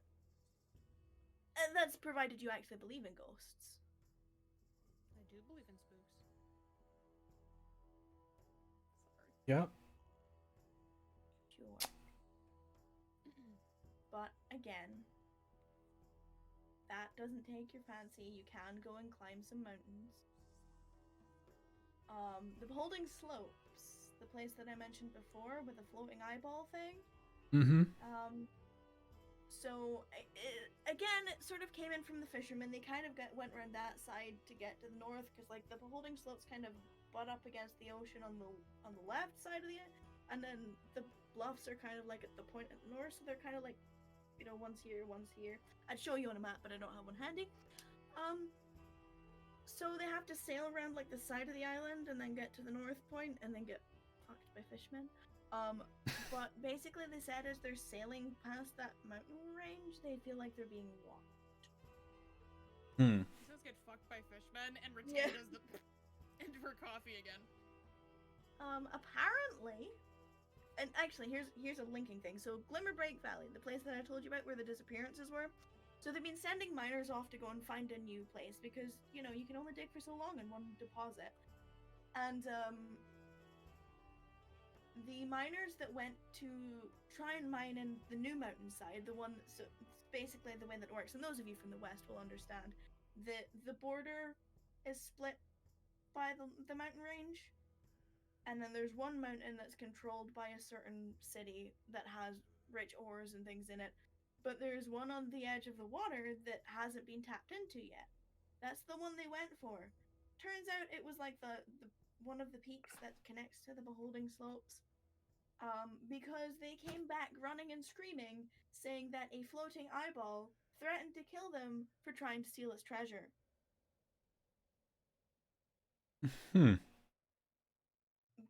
But I don't have much more information than that, and I don't know, like, they said that was it was specifically like the closest mountain to home, but also they didn't find like a lair or a cave or a, you know, so I can't tell you what mountain it's on, and there's like 10 or 15 of them in that row alone. Peaks, that is. So like, you know, it's kind of a So, I mean, like, that's about the amount of information I have for that one. And again, I don't really like sending people off with not very much to go on. But, you know, you can sign your own death wish. But yeah, the reason that I say that Glimmerbreak Valley is connected is because I recently received a letter saying that the people who had gone missing returned. And they were safe. Ratan just smiles into her breakfast. You know, that's good, I guess. No one gets paid. But they're still alive. We kind of rescued them before we knew it was a job. To be fair, I'm taking your word for it.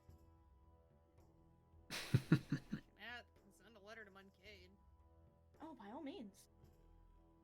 Do No, I'm know saying you you saved them? could if you wanted to fact check. Did you tell them that they were there? Did you mention that you saved them? Yeah? I'm pretty sure I did. This is her. Oh, giving I'm you sorry. I that. thought you were questioning me. I was like, no, wait a minute.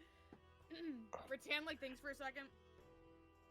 I did, because I asked them specifically if the miners got out when we came back to the surface. Did you tell them where they were from? I don't remember. Think so? Well, if you're that desperate I for think coin, I did. I don't can send a remember. letter. I mean, if you're that desperate for coin, I can send a letter. I was just saying if you wanted to fact check that. Hey, this is you asking for money. That Yeah, if wasn't it's just sending a letter, sure. really the point. We can arrange that at a separate time. I can send letters, send people, do what I have to do to get the information I need. Regardless. So, what I'm gathering Mm-hmm. is you don't want to send us after the Night Sisters because you don't have enough information. You don't want us to go deal with the Eyeball. eyeball because you don't know exactly where it is. I mean, I probably won't end up knowing where it's exactly going to be without sending people like you to go and find out. Sure, fair enough. So it sounds to me like our two options are either a haunted, sunken castle in the northern sands, or an ironic fish people attack on fishermen and a sunken temple underwater. Yeah, the north is kind of always shifting. Sunken kind of seems to be a theme. Yeah, well, I mean, it's kind of like it goes like swamp and then grassland where those weird three mountain things are, and then there's more sand, and then there's the water, and then there's also like the arid sands and Moncade, and also the hellish landscape that is Smoldering Waste. And then there's like the whole northeast side, which is just the. Do you like winter? I mean, Kess just Not shrugs. I am impartial to seasonal change. Well, you know how like the left side is kind of like all hot and gross and sticky. the exact that's- opposite. Yeah, I mean, like you've heard the rumors or the legends of the Hellfire Peaks, right? And how they have like two very different climates, and it's because of dragons. Two different dragons. Yeah, big old war.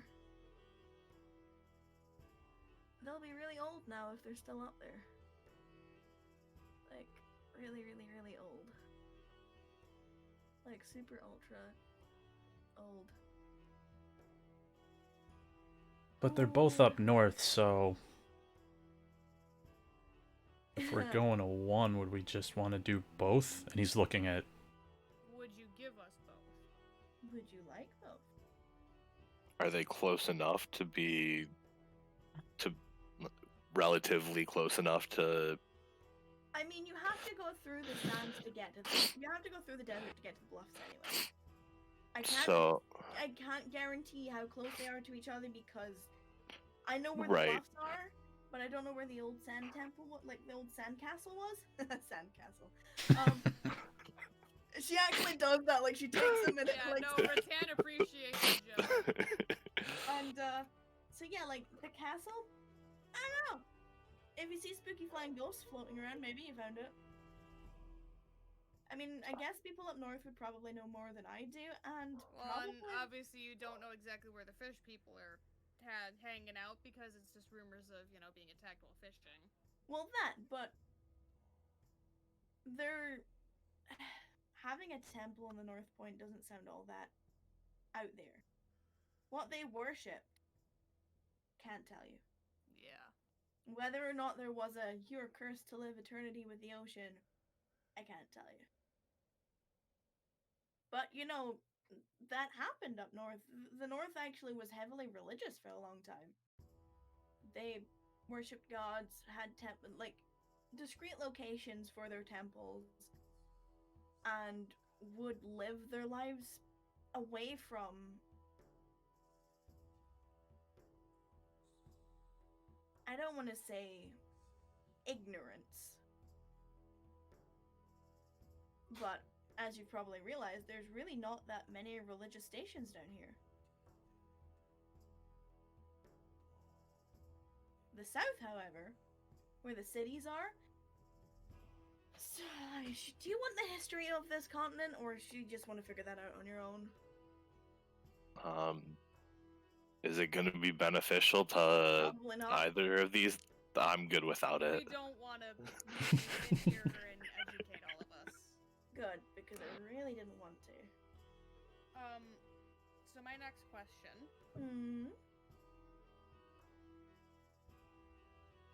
You said we got to keep whatever treasure we find, if there is treasure that we find.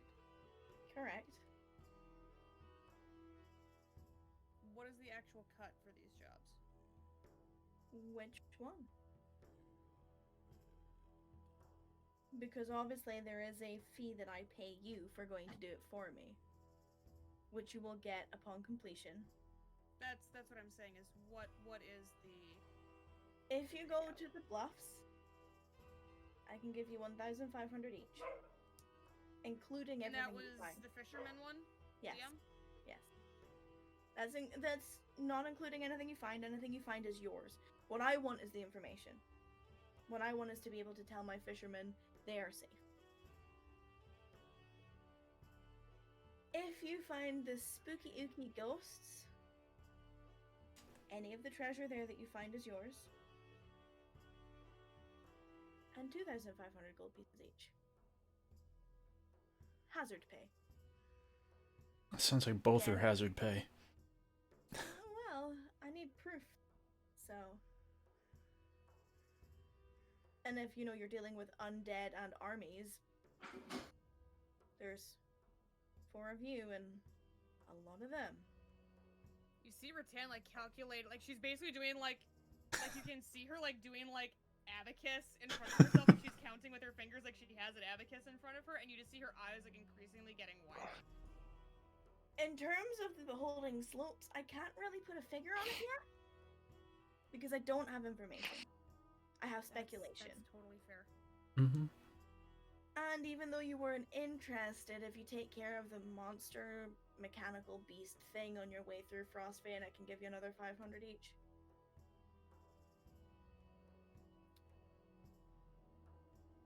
Rex kind of makes. Going Yeah, on. there's a festival coming. There's a festival going on in Frostbane, and it's attacking the people going to the festival.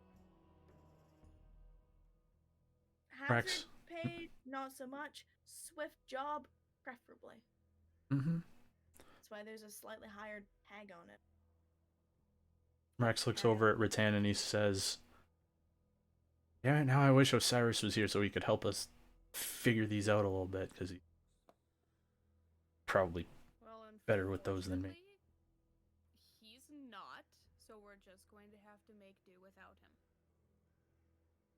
him. I know. Don't.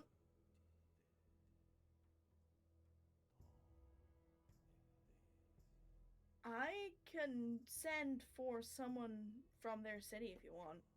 Like, if you need someone who's versed in mechanical creatures, they have a specialist. I can send for them. You've met them before.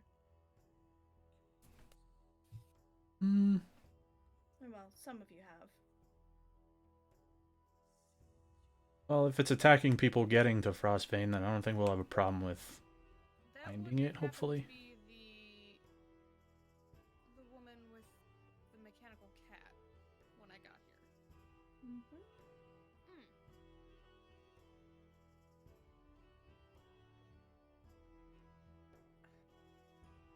I don't know if we, and she says this to the party, I don't know if we want to wait for an expert to come with us, but maybe if we get very, very detailed information about the creature, that will be enough. Rex says, "No, I was just... It'd be easier to find him if he was already here. There's no point in waiting." Just offhand comment. Yeah, but we already kind of found some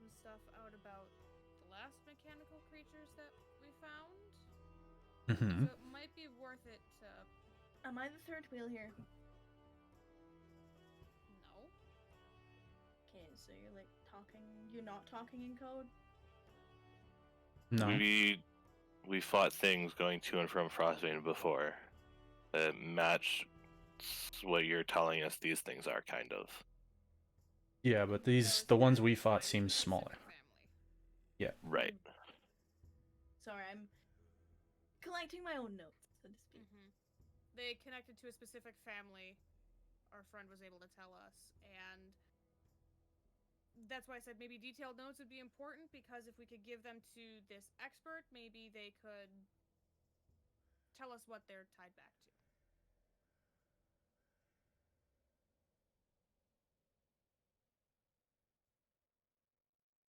You do what you need to do. Tell me what you'd like from me. I will suggest buying warmer clothes. Yeah. I'm sure you've met Elliot by now.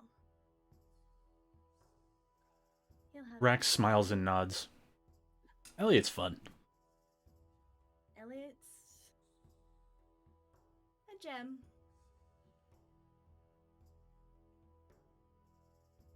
I don't think I've met him yet.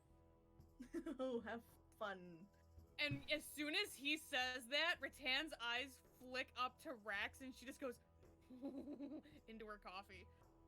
Rax looks directly at you as you say that, and he's like, "We're gonna meet Elliot today." He says, "I don't know about you guys, but I think we might as well just go for all three, because if we're going up north, It doesn't. we're up there." It makes the most sense. Yeah, the one in If you're willing Frostbane. to give us all three, we'll take all three.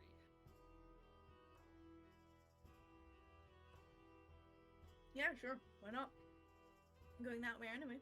Mm-hmm. Yeah. Again, I would suggest stocking up on hot and cold clothing. So, like, you're going up through Frostbane in the peak of winter. People move away from there because it's too cold. Like locals. You will probably get there in time for the festival, though. That could be fun. I mean, it's gonna take you like in this current climate, it's gonna take you like just over 2 weeks to get there from here. So then the festival will be in full swing. You'll probably arrive a couple of days after it starts, and then it lasts for 2 weeks. There's an excellent firework display at like the middle day, and then yeah, I mean they just basically party at this time of year. Let's be fair. Rax is smiling. He's excited. But hey, if you need anything from me, you know where I'll be. If you have any questions, you know where I'll be. Mm-hmm. Thank you very much for everything so far. Enjoy, Elliot. No, it's my job. Thanks. You pay me the money, I pay you. Kind of a twisted, interesting, complex situation, though. Pay for my rooms, pay for my food. Here, have it back for doing the jobs for me. Who spit in your coffee? What happened? Sorry, miles away.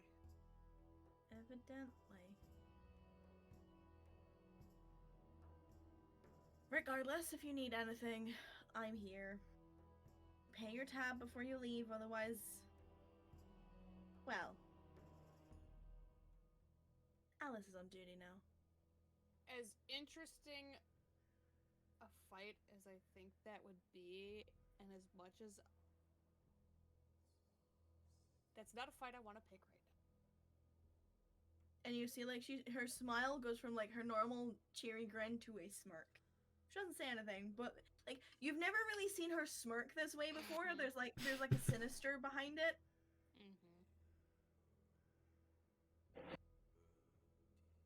Rax is also smirking, but I assumed you figured that. It's like a given with you. What is our tab? For rooms and breakfast? Hmm? Well, that depends. Are you intending to come back for lunch and dinner? Or are you just going... Probably best just to hit the road as he looks at everybody else. I'd Depending on how quick Elliot can get stuff turned out. That depends on what you ask Elliot for. and probably should talk to Freddy if we're gonna be trying to go underwater, cause he points at his neck. I don't got gills. Hold on, let me just make sure of something if my character sheet will load. Welcome to Roll20 this past week. Oh, there it goes. It's moving. Doing it. Let me click on this. So this one, I can. Oh, I can let us breathe underwater for up to 24 hours. All of us. Up to 10 willing creatures.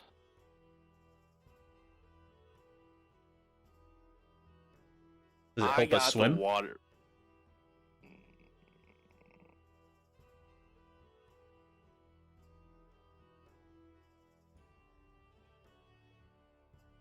I'm assuming no. No. Breathing and swimming are two very different things. Exactly. Well- Rex looks over at Rattan. Oh, don't. I worry, can I'm let you probably- breathe underwater. I'm probably going to have to take my armor off to make this expedition. Says, well, let's go see what Freddy has anyway. The thing I ordered might be close to done. I don't want to know. Yeah, you do. So, So do I. and Elizabeth kind of takes a moment. She's like, "You're the custom order that made him close his store for the first time in 10 years. What did you do? Interesting."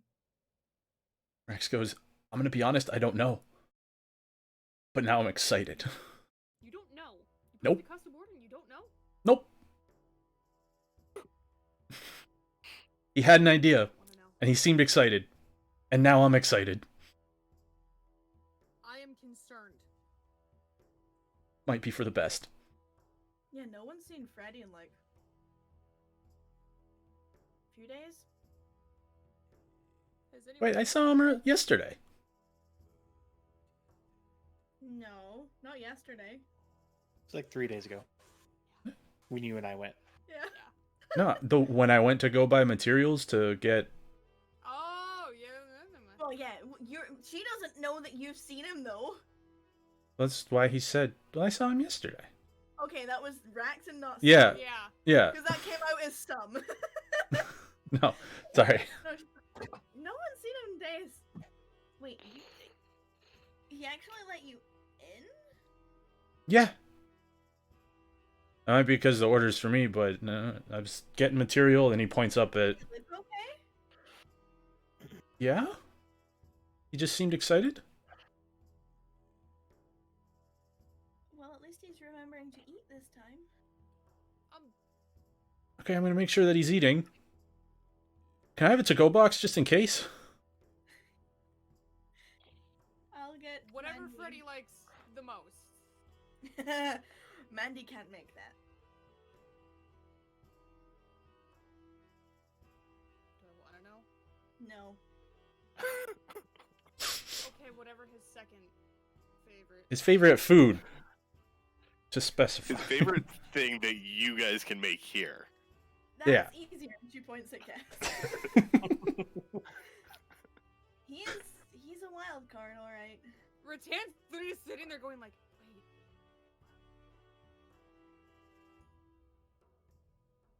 Rex is just fucking happy as a clam because he has no idea what's She happening. almost has a thought, and then you see it start to hurt, and she's like, You could ask him? I'm sure he'll tell you. you know, I feel like maybe that might be a personal thing. Oh, it definitely is, and usually it means most people don't go back to his store because they think he's insane and crazy, which I mean he kind of is because he is a crazy wizard. But, you know, Actually, the So- face that she's giving her. Rex is... His smile is just getting bigger. He's like, I'm liking him more and more the more I hear about him. Right. if he has an idea and it makes him close shop, It's something new. And last time he closed the shop, he invented something. What was it? Nope. Not going. Nope. Not going down that rabbit hole. Oh, now I want to ask him. Well, you can ask him. He's not allowed to talk about it. Okay, then don't ask him. Oh, now I still want to ask him even more. Don't self-control. Now I want to ask him. I mean, you can try. But as long as you saw him and he's doing okay, then that means he's actually eating this time. Last time, the 10 years ago, when we found him, he'd had his store closed for a month. Oh. And we had to get someone to break open the door, which is why he now has a knocker and an alarm system. But they basically found him unconscious, starving, dehydrated, not in a good position. Got it. When he's inspired, yes. So the fact that he answered the door and he looked okay is a good sign. Yeah. Yeah, that is a good sign. But I'm still, yeah, definitely the to-go thing that you guys can make that he likes. No, yeah, Mandy's already. You didn't even notice any kind of communication this time. Like usually there's a show of like a hand or a gesture or something. Or a look or something. You didn't catch anything. None of your passives caught it this time.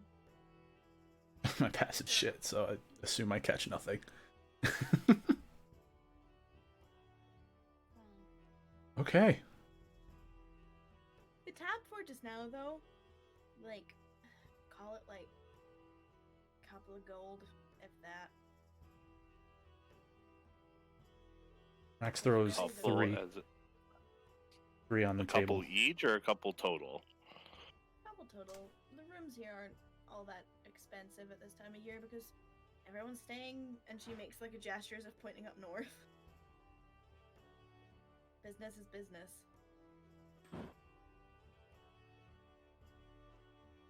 Alright, well, thank you for everything, Elizabeth. Anytime.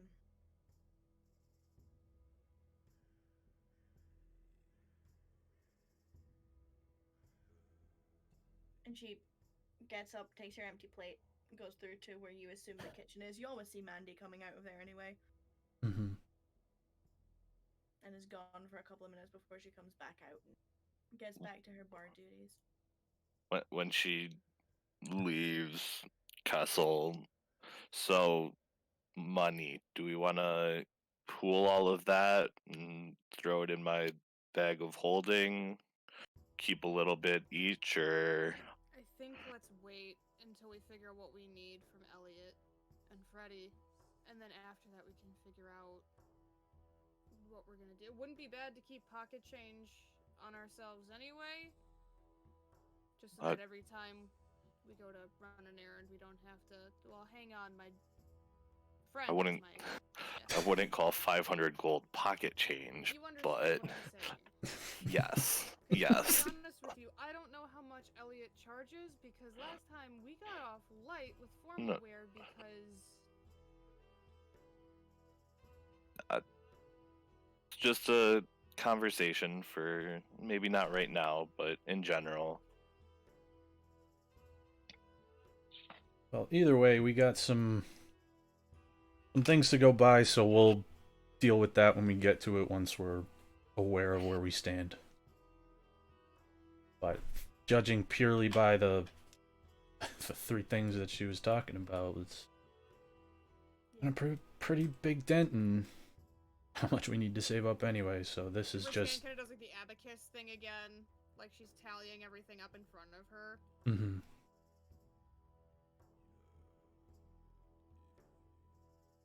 So the fish people and the sandcastle would net us about 10,000 gold.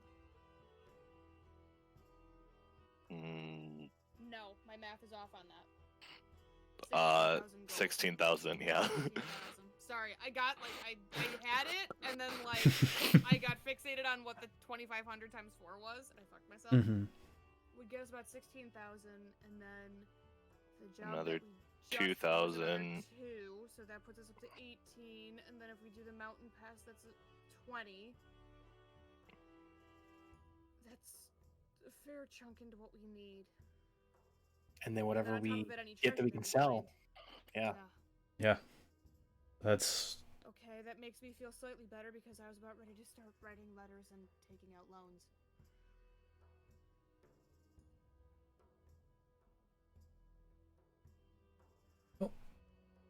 we'll see what happens when we go where we need to go and deal with it then. See what we end up with.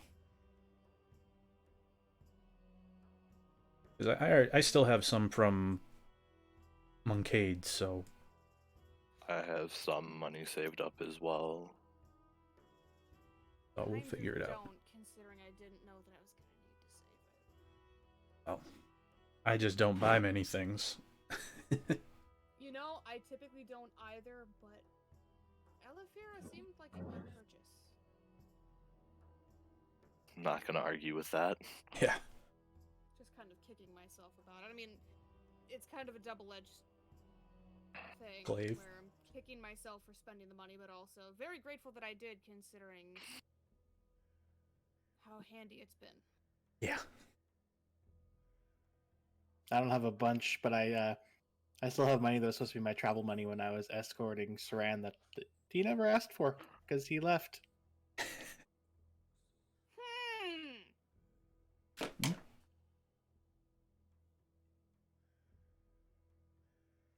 I mean, it's not a ton, but better than nothing. Yeah, well, I mean, still, we gotta figure out what we need and... Also, I guess that's kind of rude, just assuming that you were gonna lump your cut in with us, Perrin. I know you have no emotional connection to this situation at all, but...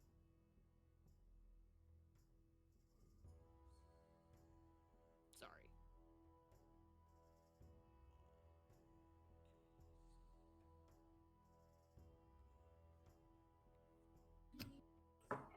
Rax kind of like leans back and he goes, "Oh shit, we gotta go through.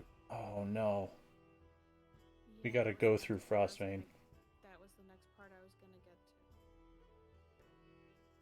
And she's gonna reach into her pocket and pull out a folded piece of parchment. Kind of taps it off of her forehead a few times. I wasn't even gonna tell you guys about this right now. Or hopefully at all, which sounds asinine when I say it out loud.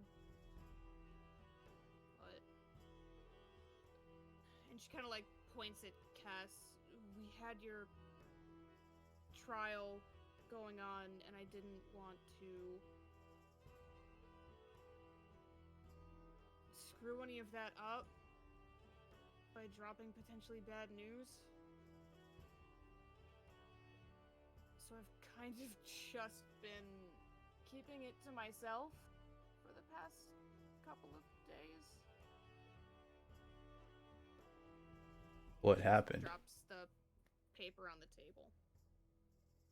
Rax grabs it and the reads. other morning.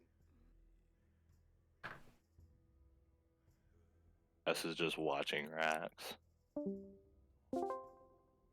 Under Richie's letters, you'll have a new note. Mm-hmm. I'm gonna be here with you while you read it. Mm-hmm.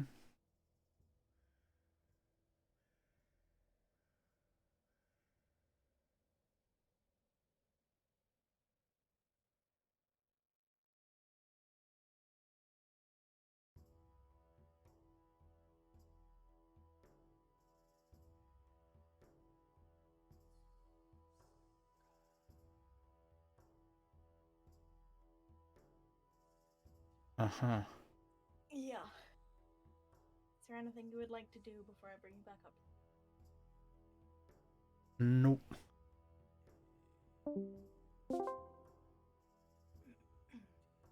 Rex sighs and hands it to Kess. As you were reading it, Rattan deliberately picked up her mask and put it back on. Kess takes it from Rex and reads it.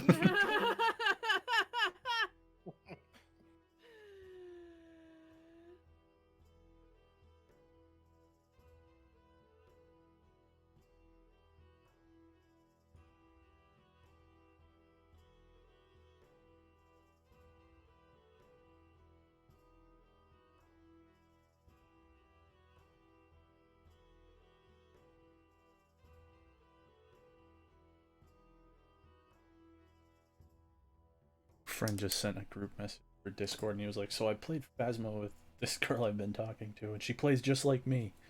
I was like, yeah, running scared.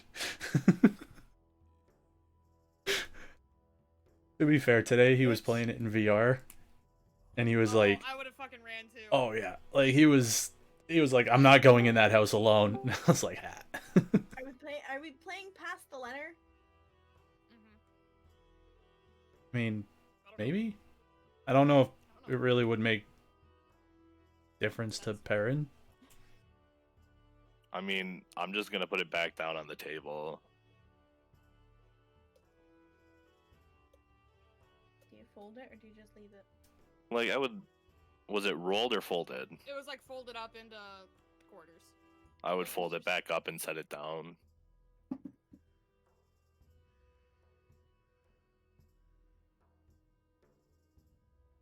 She's just sitting like this with her mask on.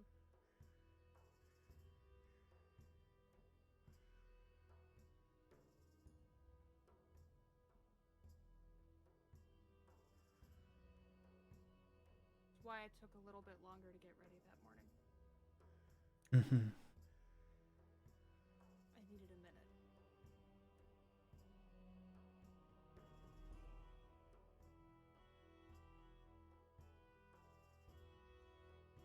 And this was the exact thing that I was trying to avoid.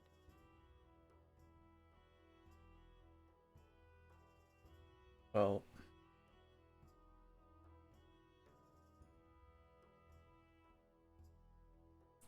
need to head up that way. I know.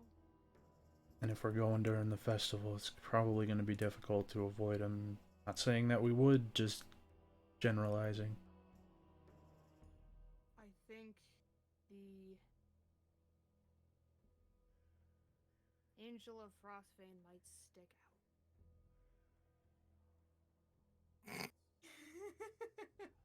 out. That's me laughing. That's not Rax laughing. He'll just like kind of smirk to it, but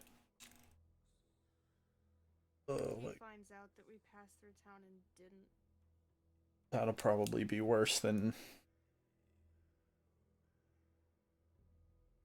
So we just gotta kind of figure out what we want to tell him.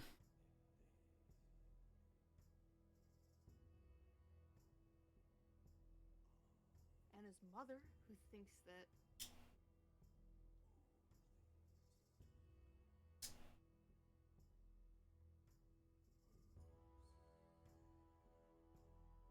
I don't like to lie. I also don't want to give false hope. And I also am not sure that I want to tell them what happened.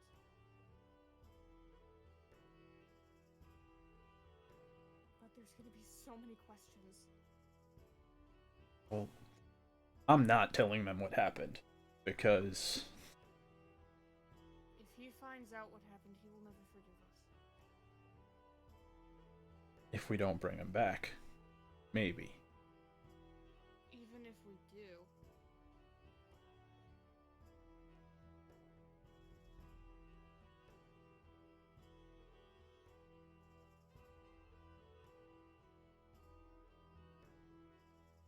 But even if Well, how about this? Tell them that we're just trying to get him back to them. They try and pry, just say we haven't gotten him back. So we haven't. but we have a lead. Yes. That's all they really need to know. And if they ask why we're in town, we're working on following up that lead. We are. Okay. Getting the money Yeah. needed to be able to follow up on the lead. Yeah. I want to be honest with you.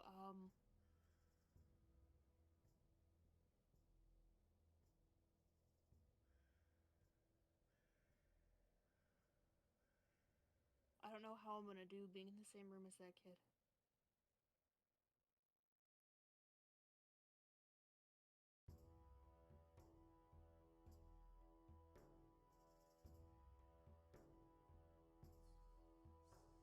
I was honestly gonna keep it to myself. I really, really was. But since we seem to have to go that way, you deserve to know. Oh.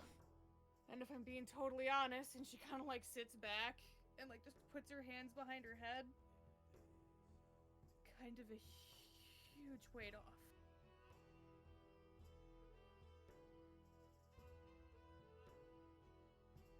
Understand waiting on it. But I also understand the weight coming off. I figure it out. We're working on it. I know, it's just it is going to be a lot. At least for me, it's going to be a lot until it is actually done. Hmm? It's a little less now, but I would be lying if I said that it hasn't been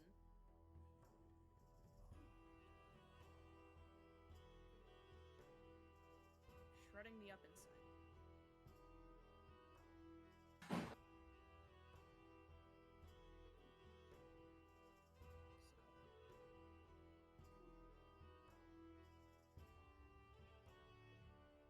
So. Okay. And she kind of like wipes her eyes through her mask.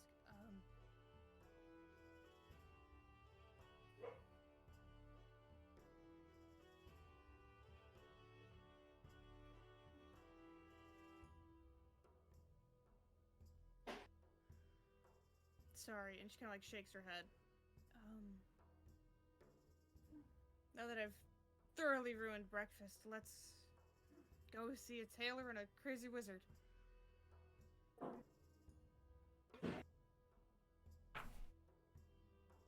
Sounds good to me.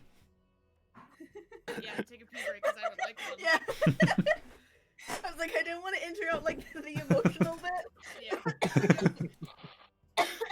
Sorry, excuse me. Alright. Be right back. Gotta take a pee break. Yeah.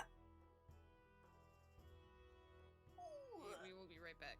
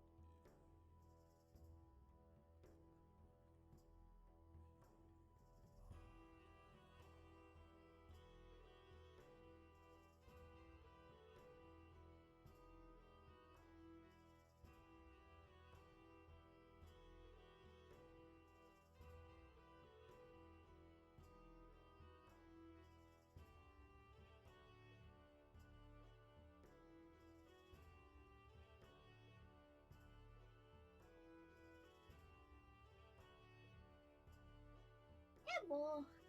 Hello. Welcome back. Thank you.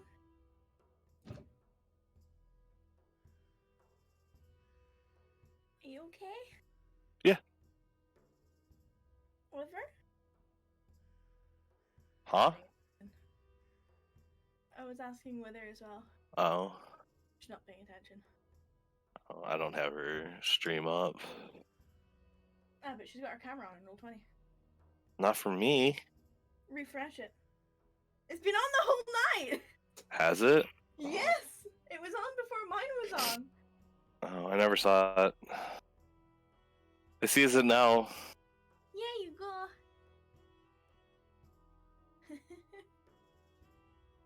Sorry, what's up? I was deafened. No, it's okay. We were talking about how Keeper hasn't had your camera all night. Really? And Yeah. Roll20, yeah, because he didn't refresh it. Oh. Well, when I opened, it was you, Rax, and Perrin. I didn't have my camera on until after, though. Well, when I came back or whatever, whenever I looked, it was the three of them, and I'm like, oh, she just must not have her camera on. I never thought about it because she said she had camera issues, and I'm like, oh, whatever. Like, I just never thought about it. Oh, sweetheart. Wait, who's this? Who's what? Someone commented on my Yeah, I saw that. tweet. Open it. Yeah, I know. That's why I'm like, Don't get nervous. Do I even want to know? We'll talk about it later. Okay. I don't use the Twitters, so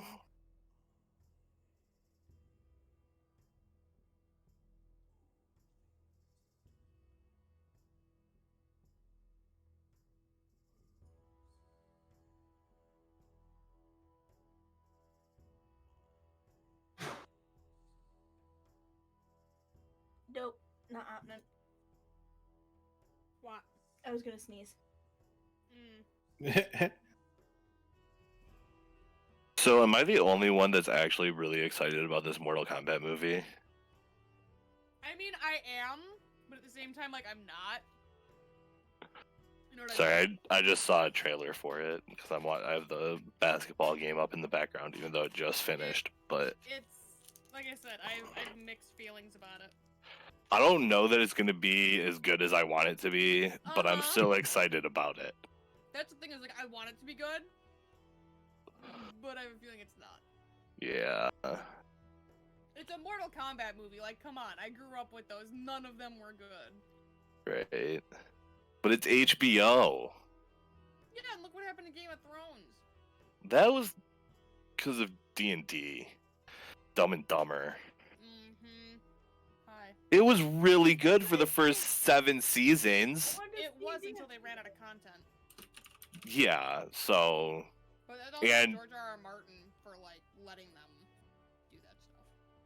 Yeah. I never watched it. Don't bother. Watched what? Watch the Game of Thrones. first 7 seasons. And then Well, pretend okay, that the so- show ended. Yes. Okay, so Just truth pretend of that it- it got canceled. I watched an episode and a half and got bored. That's fair. That's why I didn't finish. I got frustrated as like a from Yeah. filmmaker perspective, but also got bored. I was Yeah. like, I'm not gonna suffer through this just because it's Yeah. cool, Yeah. you know? I read all of the books that are out. I did too. Same. I'm still waiting. This is why we love you. Oh my god, I just almost choked. I need to figure out which book I'm gonna read next. I got a whole list of books that I can recommend. I have 3 that I need to read. So on Saturday nights in Wither Discord, you can attend. Sorry, someone had to do it. I wasn't good. That's not even what I was trying to do. Oh my god. I think I'm gonna save Dune for last. Oh god, I fell asleep during Dune. Really? I fell asleep reading it. To be fair, I fall asleep reading it a lot, and that's not because I'm bored of the book. It's because I read for longer than my body is like able to stay awake for. I 'Cause read it an was That's- entire going. book in one night, and my husband rolled over and goes, "It's 6 in the fucking morning. Go to sleep." And I went, "Oh." That's Oh shit! basically what I did with Ready Player I was like, One. "Wait, it is?" And I thought maybe he was asleep talking, and then I looked and I was like, "Oh." Mhm. The thing I read is manga, and that's pretty much it. I mean, aside from like D&D books. Reading. I like reading. I enjoy reading. Reading is fun. If I you read a do it. lot more in high Reading school and animation are great. college, but and then I read stopped so much in reading. college. Oh, Get wrecked. just beat me to it. It's called a Ready One check for a reason. Oh, I thought we were teaching numbers today. There was a lot of math already. We don't have to do the math though; it does it for us. Honey, if we're doing numbers, I'm the worst person with my dyscalculia to actually ask any numerical based questions. There's what- two engineers here. Sure, we can figure it out. Fair. Anywho, We're supposed to be good with numbers. now Keyword. that the fucking cryptic bombshell was dropped in front of Perrin and everyone got emotional. The letter is still sitting on the table in front of you. Y'all have had your discussions. What would you like to? Max puts his hands on the table and say, "Well, time to go completely flip the mood, and we're gonna go talk to Elliot." And he points at Perrin as he says it. Whether you're muted, I think. You want to go see Elliot first? Actually, you Did- know what? I don't. So here's my problem: is I would say let's ease him in with Freddy, but I'm not sure the state that Freddy is in would be easing him into anything. So you know what, Elliot? Elliot, is okay for me. Let's go. Elliot, I met Freddy already, actually. He did. Mm. Freddy got sassy. It was funny. Wait, I'm sorry. Freddy got sassy. A little bit, yeah. May I ask So- why?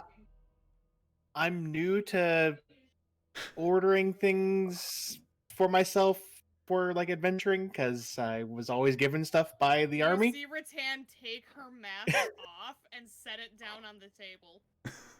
Continue.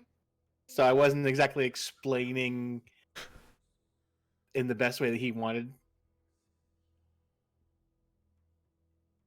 Okay.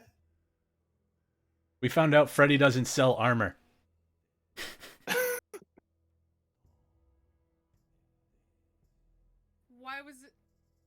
Why was this something that he had to get sassy about? Now I have to know. Because I feel like that's a... Do you sell armor here? No. Okay, thank you. So now I'm very interested. It was just part of the conversation. That's the direction it led, and it was just funny to me. If Rax found it funny, it has to be good. Oh. I mean, he's not the only one that I realized I need to figure out how to explain stuff better. Oh, did he meet Quill?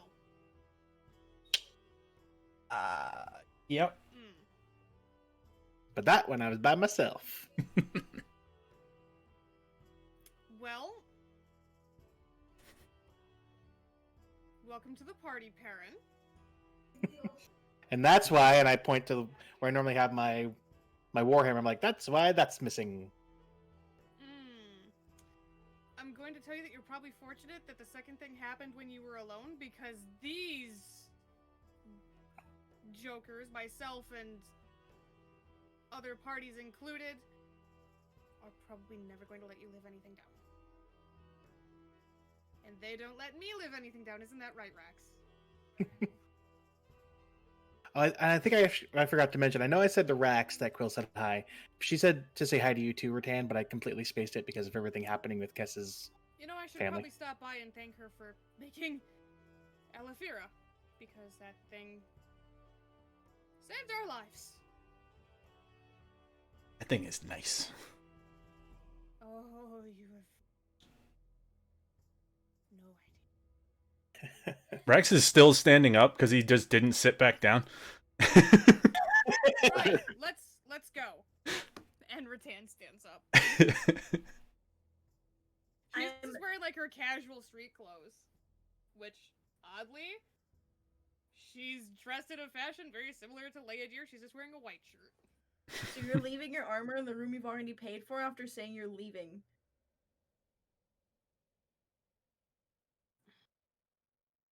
That's a fair point. She'd go get her stuff. I mean, that's what she's wearing. She's gonna go get her stuff. Okay, so I'm not gonna remind you again. Yeah, no, that's fair. That's fair. That's fair. Emotional, heavy stuff. I forgot. I didn't say it out loud, but go and get her stuff. We'll go grab our stuff and Rax will change. Because I don't think I said it earlier, just to make sure. Right. Yeah. Kess probably would have had all of his stuff. Perrin, you've been with the party for a couple of days now. You've never seen Rax wear the same outfit twice. Mm-hmm. He puts on new clothes every morning, and they're always different, or some variation of a different outfit. All right. You hear from, like, across the hall as you guys are getting ready. Does anyone want to help me speed this along, please? Kess will give her a hand. Okay. Also, I know armor, but if nobody grabs the letter off of the table, Kess will also grab the letter off of the table. Okay.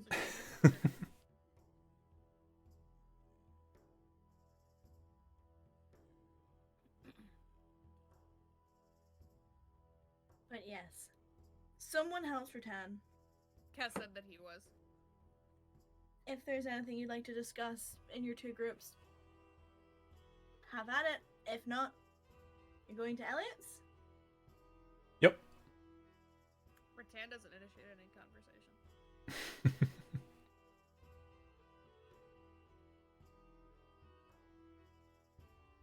Okie dokie.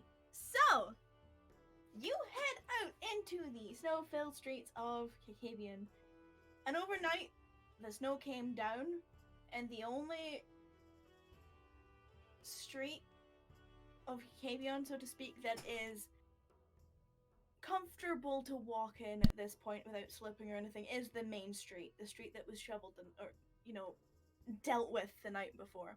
All the other sort of side streets, you can see that people have come and gone throughout the day, but it's nothing, it would be annoying and slippy and awful. But, lucky for you, the main street leads right into the residential area, which is exactly where Elliot's is. Everyone other than Perrin knows their way here. And you easily find it. You find your way to a beautifully, for Perrin's benefit, you find your way to a beautifully painted building. It's not really that far from the brewing pot. Its stonework is painted white and has a large depiction of a spool with pink thread and a sewing needle on the side of it. You're actually kind of surprised you didn't notice it when you're walking around before, considering it's basically in the hub of where residents live in Kavion and right next to the brewing pot, but given the building itself is unassuming, it probably didn't catch your attention that much. On the front of the store itself are two arched windows that have window boxes filled with beautiful, blooming pink and white flowers. Which is strange, considering it's winter. But nevertheless, the main entryway is grand, with a redwood double door that has been left open, and hanging above is a wooden sign that reads stitched up with little heart symbols carved into either end. You take a look inside, and this cozy little tailor shop is, decorated with mannequins, clothing racks, sofas. It's all very elegant on the inside. It's neat, it's tidy, it's well presented. There are plush-looking rugs and drapes around the walls, as well as potted plants dotted around the store. And there are already some customers who are kind of pushing through various racks, looking for some kind of clothing to buy. Almost immediately, as you're sort of approaching this doorway and taking in the view, a 6-foot-tall human male wearing a pair of black formal pants and a white shirt and a green waistcoat. He basically draws your attention and he's walking up to the group. And he's got this brown hair that's shaggy and sort of like it's well kept, but it's like emo split to the side. He's got like the flickable fringe and all that sort of stuff, and he has this warm voice. Tobey Maguire. Pretty much, he has this warm voice that basically pulls a smile from you, and he walks right up to you, open arms, same way as you all saw him before. My friends, welcome back. I trust that your evening wear was to your high tastes and your satisfaction. Rex, how was the custom order that I made you treating you? He Does it lifts fit his hands like up. a glove? You get it? Like a glove? Yep. Well, I'm glad you all wait, you're new. And he points at Perrin. Rattan immediately sidesteps away from Perrin. Give me a second. Rex just kind of puts his hand like this. He's like, "Yep," and he just watches. I will show you. I don't know if it's gonna pop up for you. Yep. Elliot. That is Elliot. And he's like, "You're new," and he's pointing at you. And then he's just got this really warm smile on his face, but you're not sure if it's a smile or a smirk. It's kind of like the bridge between the two, and he's just doing this at you. Yeah, I just kind of joined them a couple days ago.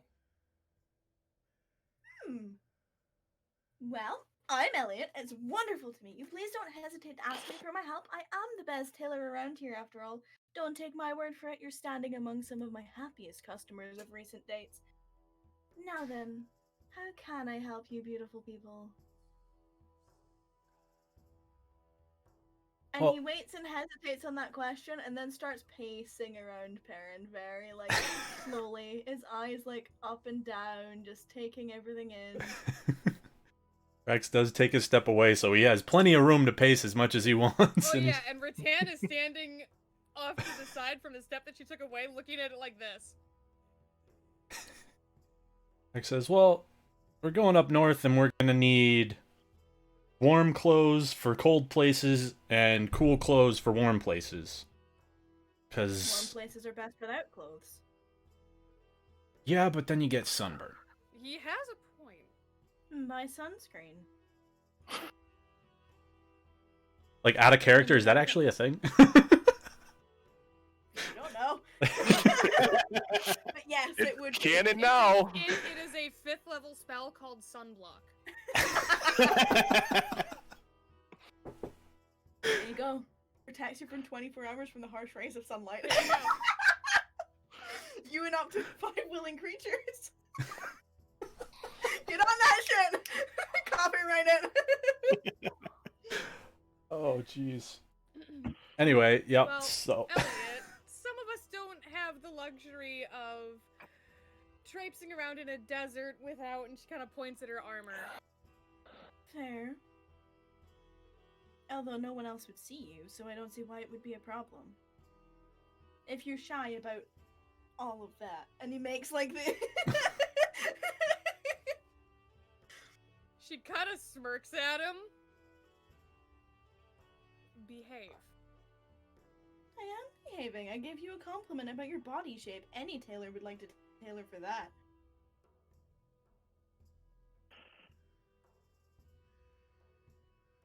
That's her actual reaction. And then he realizes you're not really gonna, like, vocally respond, and he turns back to Perrin. And he, like... Perrin, you're shorter than him. And most of the clientele in here. Mhm. So, he kind of... There's a moment where, like, he looks like he's gonna bend down, and then he pauses as if calculating if it's going to be disrespectful or not. And then kind of just crouches down in front of you. Oh my god, yes. Pardon me if this is rude, but I didn't want to talk down at you.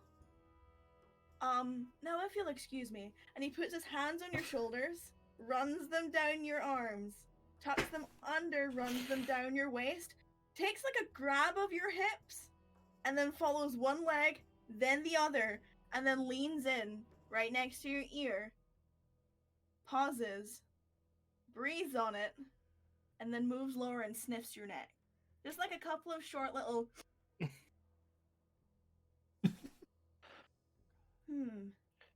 Soldier. And he takes another couple of sniffs. He's like, Red King. And another. Not high ranking. Am I wrong? And he leans back. No. Good, Not I've wrong still at all. got it. And he stands up and he's like, so, how am I helping you? And he dusts off his waistcoat. So, like I said, just clothes for extreme conditions. Well, are we talking like custom-made full, like, winter body skiing suits, or are we talking like cloaks and gloves and scarves? Probably just cloaks and gloves and scarves. Oh, you're no fun. I mean, if you want to make something for me, I would don't know enjoy that we it. have the time for custom made everything this time, unfortunately.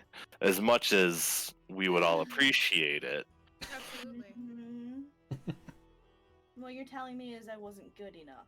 Let's see how You were definitely good enough. Just don't have the time to wait for it. However, we'll most likely be back. Well, that's good to hear. I mean, I know I will, but... Oh, I definitely will be. Yeah. Okay, so what kind of outfit should I prepare for next time in case you don't have time? I mean, I now have all of your, measurements, and he kind of does like an up and down at Cass this time. I have all Rattan your goes, measurements, committed to memory, so send a letter. I still can't place you, and he points at Rex. Rex gives him a wink.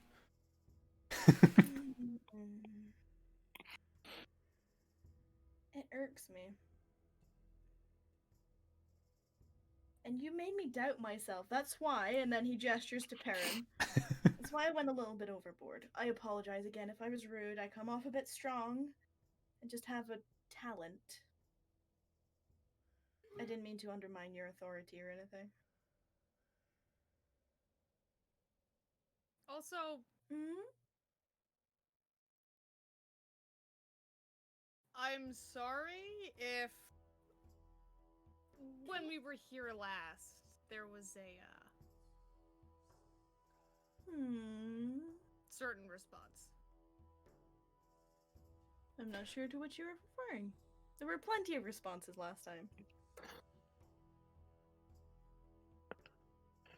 I don't... Out of character, does Rex... Did he catch that? Or no? I don't think he did. You asked him about it! Yeah. Okay, never mind. You had the conversation. Did.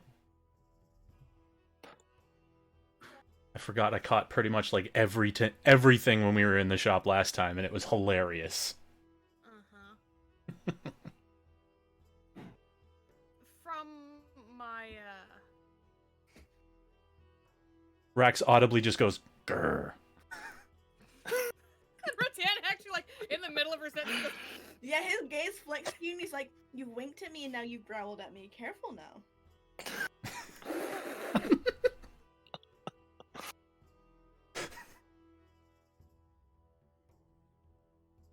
And he just like Rattan actually like turns around because she needs a fucking minute. he just lets you guys, one of his seamstress comes over and asks, like, whispers in his ear, and then he responds, like, oh no, stitch it with this color, not that color, and he lets you guys emote. And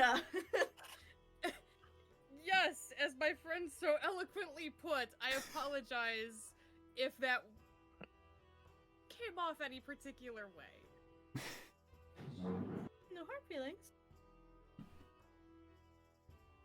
I mean, after all, he was the reason that I got your custom orders so quickly finished. I know. We had a lengthy discussion. Oh no. I like that, man. Oh no. Why do you look like you've seen a ghost?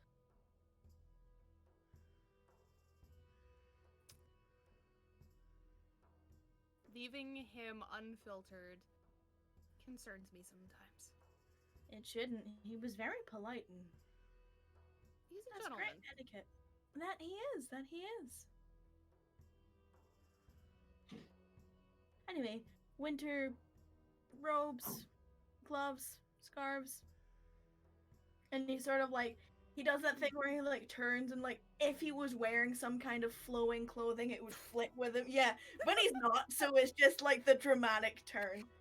And he's sort of like he walks with a strut, as always. He like In his head, struts- he's wearing it. yeah, exactly. In his head, he has these beautiful, elegant robes that he just flicks around and they buff it in the wind and all of that stuff. But he's not. He's wearing pants and a shirt and a waistcoat. You know, he does the hair flick as he turns. That's the one thing he can control, and he does it. He just flicks his hair as he's turning. But yeah, he leads you over sort of like through into an area that he didn't take you before because, you know, you rotate stock depending on season. Well, I have basic stuff. So, I mean, like, I can give you a cloak and gloves, and they may not match, unfortunately. But it'll set you about 8 gold each. For the set, that is. You get with fluff. Okay. Yeah, it works for me. Rex kind of like pulls out the clothes that he had already bought and worn. And can we do the trade again? Do the exchange. You know, like he's all like he sees you going into your bag and he's almost ready for it, so you start speaking and he immediately replies. Like Thank you. know the handling fee and blah blah blah. Yeah. I'll make sure they're washed before I resell them. You didn't get too much dirt on them, right? Rex kind of looks at the ones that he wore the day before and he's like, grabs them out of the pile and he's like, no. No, I did not. Alright, well, you have your pick of the common clothes. I hate using that term, but daily wear. Let's go with that one. Feel free to browse, take what you like, swap them out, like, obviously process them with me, you know the handling fee, and Mm-hmm. feel free to go through any gestures to a wreck of varying length cloaks that all look exactly the same. They're all dark blue with this big fluffy white, like, basically lining that kind of peeks out on the edges, so like it's kind of like rolled over and it's like added to the decoration of it. Mm-hmm. And then on each of the hangers is a scarf that matches like this. It's there's like a varying different materials. There's one that's like cotton, there's one that's like silky, there's one that's just this big fluffy thing, and then there's pairs of gloves that match the color of the actual material of the cloak. And they all look exactly the same, just different lengths. Well made. Mm-hmm. It's like feel free. Take what you like, pay for it at the desk. I'll be there. And then he sort of gives like a passing glance to Rex again, and you can see like he's processing, he's trying to figure it out every time he looks at you. And then he goes and disappears into the main sort of shop, and you hear him like, "Hello, welcome to the," you know, as he's going, just greeting customers on his way past. Like he's a businessman first and foremost. Mm-hmm. Rattan leans over to Rax while Elliot's walking away. Like, it's kind of like one of those, like, Yeah. leans. Mm-hmm. And just goes, I really hope he figures it out about you one day. But also really glad I don't know what he would have smelled on me. Rex just kind of whispers back a little bit. He's like, oh, I can't wait. That's going to be great. Which? Both. No, I hope. No. She actually, like, leans, like, right into your, like, right into, like, the side of your face and goes, no. Alright, well, we go grab cloaks and everything so that we can get them, and Rex goes and grabs a few New pairs of Rexy clothes and wraps the such. clothes in this like your common clothes, not the cloak. He wraps them up in this like pink, like gift wrap paper. Yeah. Basically that he just like folds them all neatly and puts them in a pile and then wraps them in this and ties a little bow in the string for you and then hands them over to you. It's like for ease of travel and for elegance, of course. Thank you very much. Anytime. I enjoy your custom greatly. Is that slightly bitter? Roll. Are you asking to roll insight? I suppose I would be. You may roll insight. Ooh. Damn it.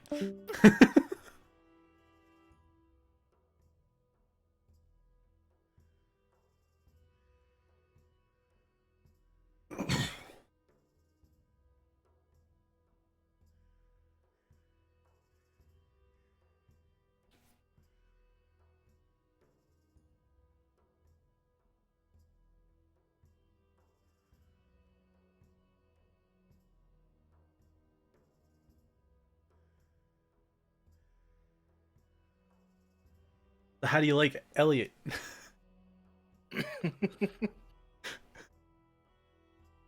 Elliot's a character. Elliot's great. Rattan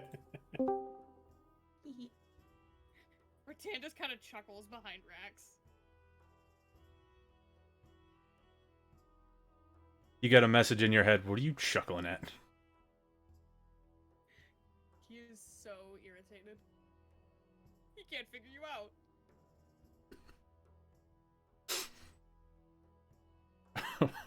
Rax Send that smirks. back. Rax Are we smirks, like to takes have, his stuff, in and the head goes. conversation thing, or Yeah, this just is like a entirely. Yeah. That's all she's gonna say. If he keeps doing it, she's not saying anything else. He's not saying anything else. He's just smirking, grabbing his stuff, and letting whoever's next. And how much was it again? It's 8 gold for the set of winter wear. Mm-hmm. And that's each. And then I think yours was like a couple. It was like a silver or something. I can't remember. I'll go over it with you later. It's not like you're poor. No. It's not like a couple of silver's gonna set you back anything different, you know. No. It wasn't that much. I remember that. But it's in another document buried under a whole bunch of information, Yeah, and I nah. really don't want to go look for it. It's not worth it. But yeah, you each get what you came for. Big, heavy, comfortable winter cloak. I just want to make sure that I get one. I want first dibs and one that is long enough to cover my butt. There are more than enough. It's winter. Since I am anytime. stuck in battle booty shorts. You could buy more clothes. You're in a tailor. No, I have another option. It's just it's the ensemble, DM. She just wants the ability to always say battle booty shorts whenever possible. Would you guys be disappointed if I stopped wearing them? Probably, because then we wouldn't get to say it all the time. Anyway. We could say it more and be like, where are your battle booty shorts? Where are we going, folks? On my battle Readies? booty. So, as you turn, Rex, you hear just before you get the door. Oh, Rex, Yes. come here. Goes back. You go back over to Elliot. Mm-hmm. He leans right next to your ear. Mm-hmm. Freddy put in a very interesting custom order. It arrived there this morning. Mm-hmm. I don't know what you need a bag like that for, but I made sure to stitch love into every piece of it. Enjoy. And then he leans back. He looks at his hand and he's like, well, if this is any indication of your work, I'm excited for it. I mean, all I did was stitch a stone into a glove. Yeah. Well, the glove itself, you still made it. That's is true. You are right. How is it? It's not falling apart or anything? You don't need me to, like, fix it up or... No. Okay, Working. well, come back soon. Oh, I will. And as you turn, he slaps you in the ass. Rax just chuckles and continues walking. Doesn't turn back.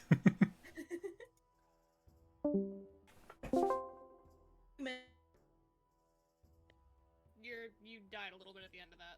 And then it's only a few minutes before Rex joins you all outside. And he's He smirking. comes out and Britannia's done flirting. Probably not, but let's go.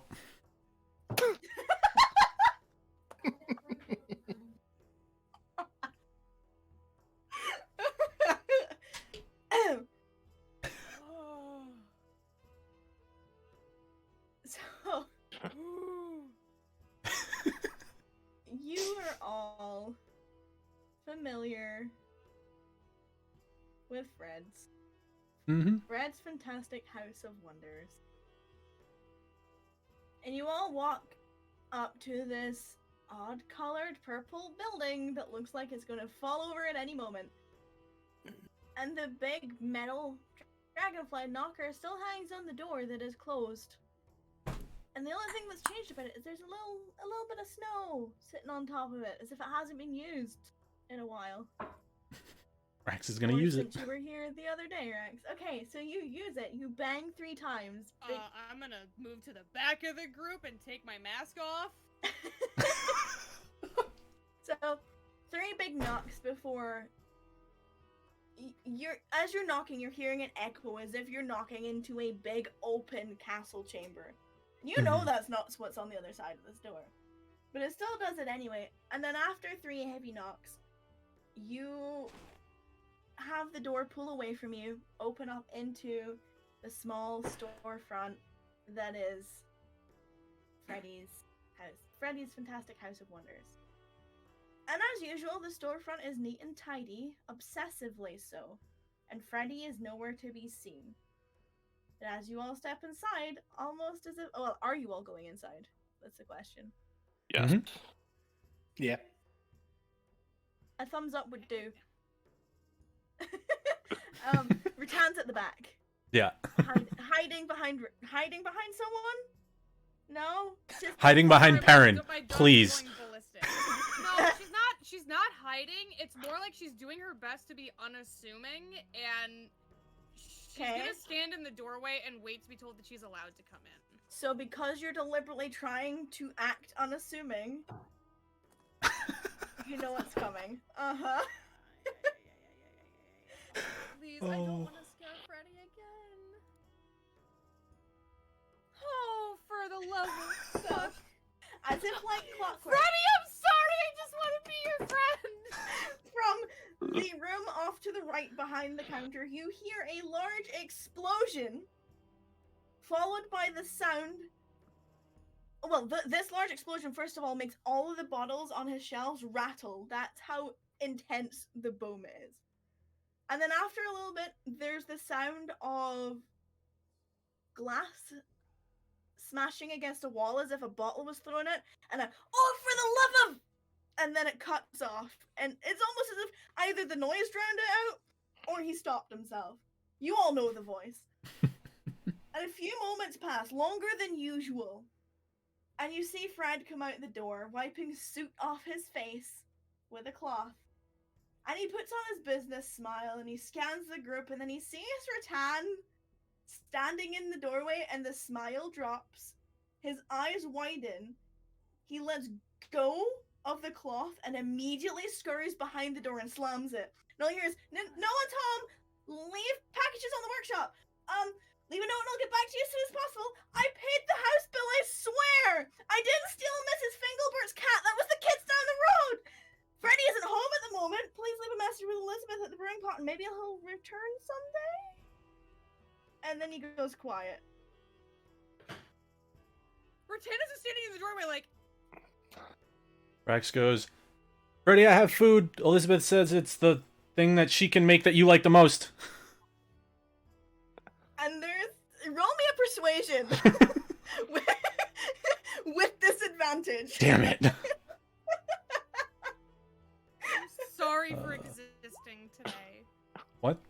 Oh, fuck, wrong one. Well, I mean, still not going to be better, but Roll again, just in case. yeah. Yeah, no, so there is a pause. And, a very quiet Elizabeth's from behind the door. Yeah, she says, you were locked away for a few days, and I know it was It's been days? apparently, yeah, yeah. I wanted to make sure you had food because I wasn't sure if you had eaten, because apparently last time did not go well. That you closed the shop for a few days, month apparently. And there's like a silence that hangs again. Does she have a weapon? I can leave it outside if it'll make you more comfortable. I'm sorry. And this is exactly how she's talking right now. And you're just getting through the door. Like little desperate like cries of acknowledgement, but like there's just shaking in his tone. Okay, I'm gonna leave them outside now. She starts taking all of her stuff off and leaning it out. And as you're doing it, like the door's creaking open slowly as if he's like trying to peek his head out and watch you do it. Rex just holds the food out as well. And like after he watches you put all your weapons to the side, he does slowly come out the room and pick up his cloth and start really ashamed. wiping really his face sad. again.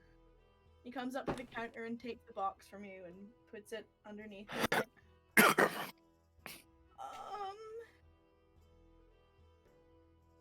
So,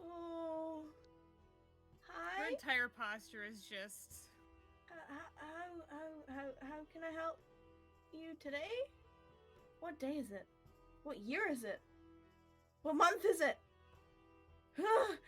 How long have I been closed in for? And like the existential panic is setting in. Rex says, well, apparently it's only been a few days, so it's not too long. Well, I brought food just to make sure. Uh-huh.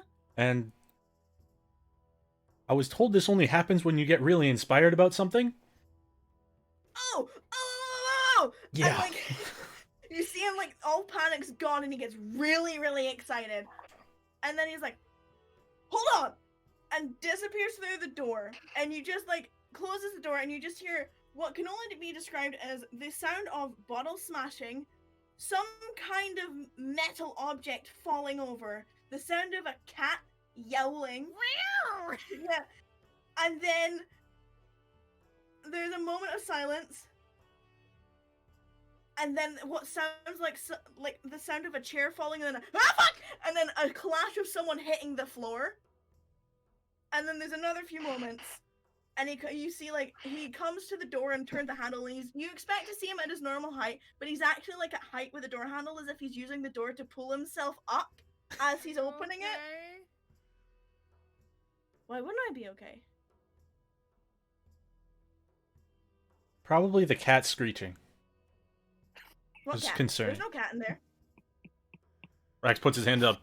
Yep, there's no cat in there. You didn't hear a cat. There's Nope, no cat. didn't hear anything. Nope, no cats. I'm allergic to cats. Yep, Must have been no hearing cats things. here. Mm-hmm. You're crazy, man.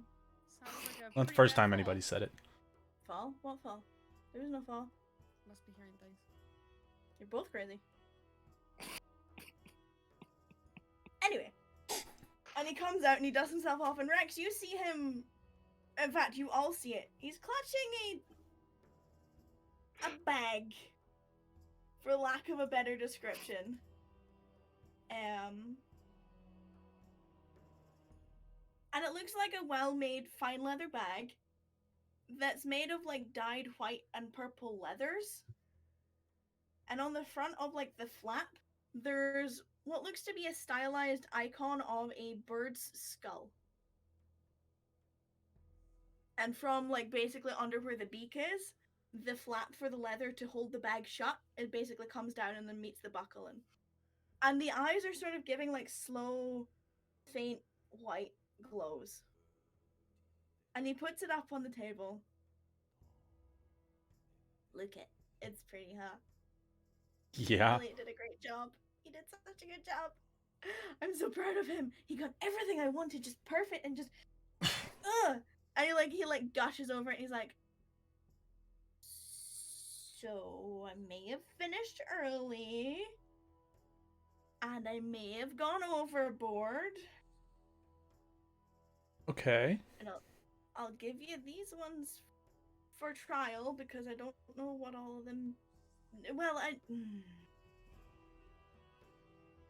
nope. I'm gonna stop talking." Well, for starters, what are they? He kind of like, And he smiles at you. He's like standing like behind it with like he's like like you know how he's got his leather coat that's open. He's just gripping it like each side of it and like pulling it smart. He's like all proud of all proud of himself. He's not he just set it down in front of you. Rex walks over, he looks at him as he reaches for it towards where the buckle is, and him and Peepers, like, it's both of their heads just kind of look over at it. Give me a second, guys. Shit. I'm not getting anything. One more time. I'm going to put a whole bunch of shit into your character thingy, you know, where you find your character sheet.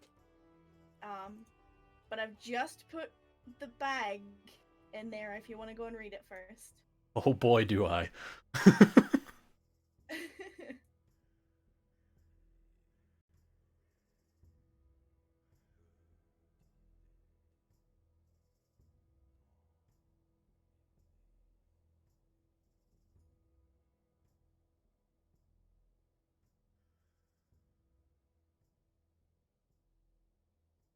have so many things to put in your fucking.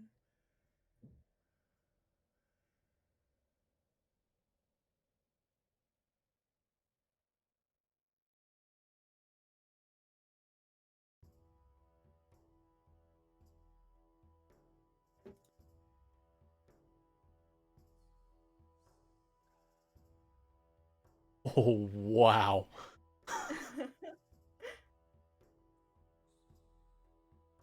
I'm currently putting other things in here. Oh, I see him. I see him getting in. Uh-huh. I had fun. So did Freddy, but I had fun. Yeah, apparently.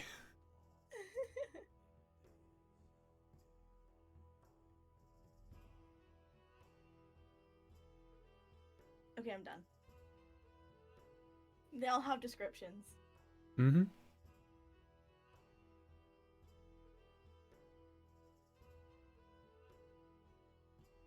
And he's just grinning as you're watching them.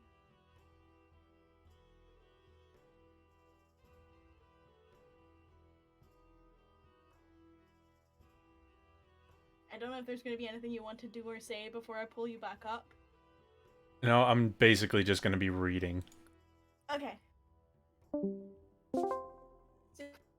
Just both Rax and Peepers just peek into this bag. He flips open like the leather flap and just looks over into it. And none of you can see. Like it's not like anything's like on the top. The only thing that you do see after he moves the flap is that there are little pouches on the side.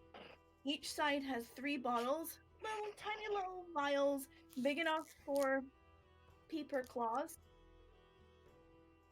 And they're all filled with like a shimmering red liquid that looks kind of like healing potions.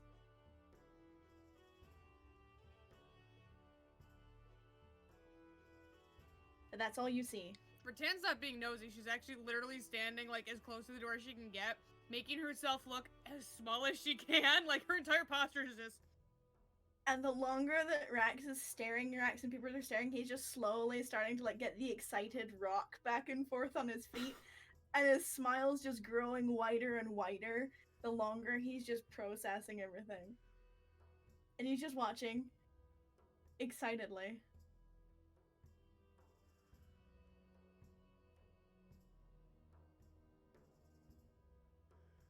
He's like, well, I asked Elliot to help me be as careful as possible, but like, don't put too much pressure on the bag itself because, you know, but general moving around should be okay, and running and jumping and stuff, just, you know, don't get crushed by boulders. That would be bad. I don't know what's gonna happen if all that. Oh no, I didn't test that. Oh no. I will do my best to be very careful. His eyes have not left the bag as he's scanning over everything. Huh? So, I'm not gonna tell you what they do. To be honest, I'm not entirely sure what all of them do. But when you find out, let me know. And then we can talk about costs for replacing them. That sounds great. Yeah. I will say that maybe don't go, waving them around in front of law enforcement, because technically it's experimental magic. It's kind of illegal in some places, but Rex just does this. Gonna go like, and then she just keeps looking away. And the reason I'm not charging you anything this time is because I don't know what they do and how dangerous they'll be, so careful. Her eyes go big again. Call it hazard pay without hazard pay. And then you can pay me for more! Doesn't that sound great? That actually, yeah, that does.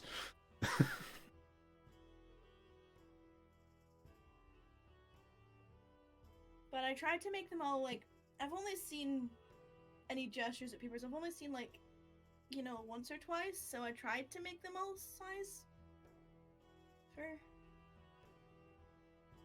you know. Rax looks at Peepers for a second, and I'm assuming, like, she turns her head as he looks at her. Yeah, yeah, like, straight up, like, looks at you, and, like, for what an owl could grin in excitement, that's what you're getting. And, like, there's a very excited, like, fluff of feathers and, like, flap of the wings, and she remains on your shoulder for the most part, but there's, like, an owl is excited about whatever is in this bag. So as he looks and she puffs up and does everything, he turns back to Freddy and he's like, yep, we're excited. Yeah, me too. Don't die. I will do my best to avoid that. I mean, in general, not because of this. I want to know what they do. Like, for Fair. arcane reasons. I think I did it all right. It's been a long time since I've made, like... I'm gonna stop talking. Well, I'm excited for these to test them out. And this was part of the reason I wanted to come. But another thing we were looking for, and he kind of like gestures to everybody, says, do you have anything that might help with going underwater? Generally, you just jump in. Right, but for extended periods of time. Breathing underwater, swimming faster. And he takes a moment and he dips under the counter and pulls up a big, heavy-looking old book and just BAM! And flicks through it. Rex, you're the only one that can read anything in here. Flicks through pages, and starts, you know, finger following as he's reading something, and then flicks through another. It's like, there are spells that can do it. I might be able to make some kind of potion that helps. And I know that there are definitely ways to enchant items, but that takes a long time and a lot of money. And I don't currently have any on me, so that would kind of be like a special order, like different from this. And he points at the bag that he gave you.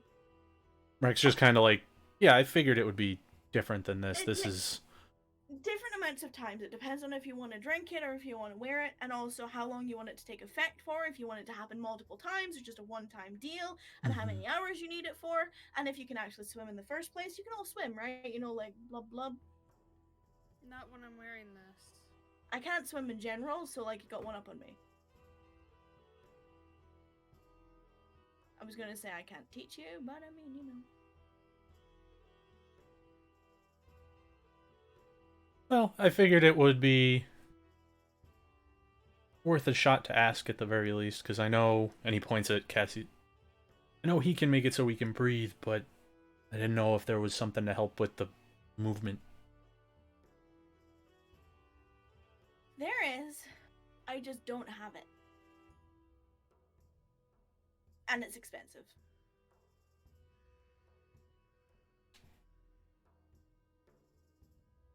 I could probably make it.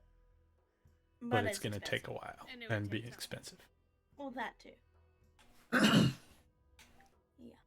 Rex closes the satchel and he kind of takes it and puts it on and he says, well, I don't know if you guys need anything or there's something you're looking at.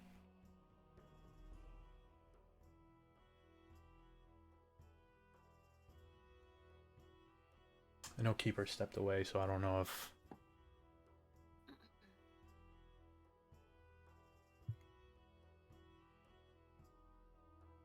Rattan, like, opens her mouth awkwardly like she wants to say something. And he sort of like leans to get even more of a view past Rax to look at you. It's not like it's more of a like an acceptance. Yeah, like, we're not okay, but like Potential customer. I'm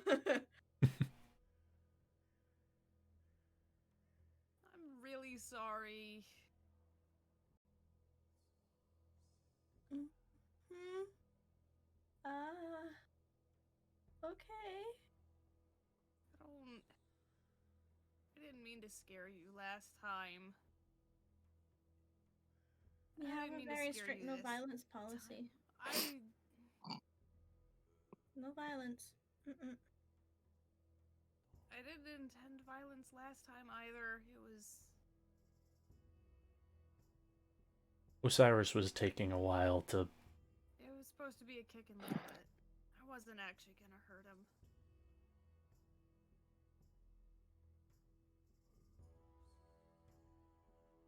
Okay. Oh, speaking sort of, he kind of like points at the bag. He says, I'm assuming because you were working on this, you haven't had time to make more potions, because I know. Yeah, okay. Sorry. I'll be better. Actually, I have a question. Okay. Puts up her hands. I'm just getting something out of my bag that I do not intend to do harm with. And she's going to pull out the potion that she found in Moncade. Okay. And very gingerly put it on the counter. I don't know what that does. And I would prefer not to put it in my mouth if I don't know what it does. Oops. Okay. Don't know if that's a thing that you can...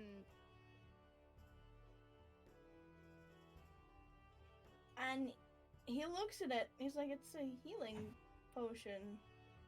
No? That's what I thought, but I just wanted to make sure before I put it in my mouth. Looks like a healing potion.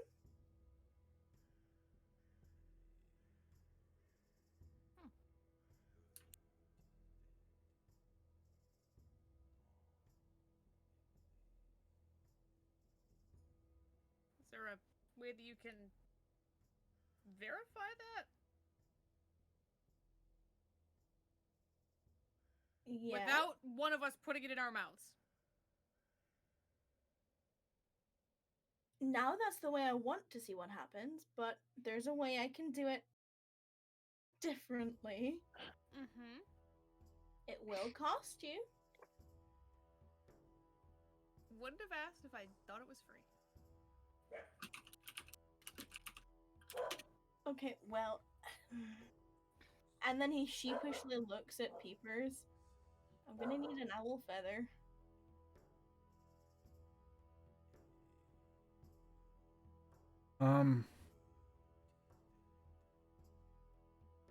Don't know if. Well, would it count if she's a familiar? Kind of looks over at her. Mm? Rex is. I never really asked that question. Well, do you mind? So if it's not To a question you Peepers. ask until it comes up. Yeah. You're gonna pull a feather out of my ass? Of course that's gonna hurt. Of course I mind. Okay. What do you want me to say? I don't. I've never been a bird before, so I don't know what it feels like to lose a feather. That's why I was asking. Never been a bird. She literally leans over and grabs a hold of one of your scales with her beak and tugs on it. She doesn't pull it off. She just tugs it. Fair. Hold on.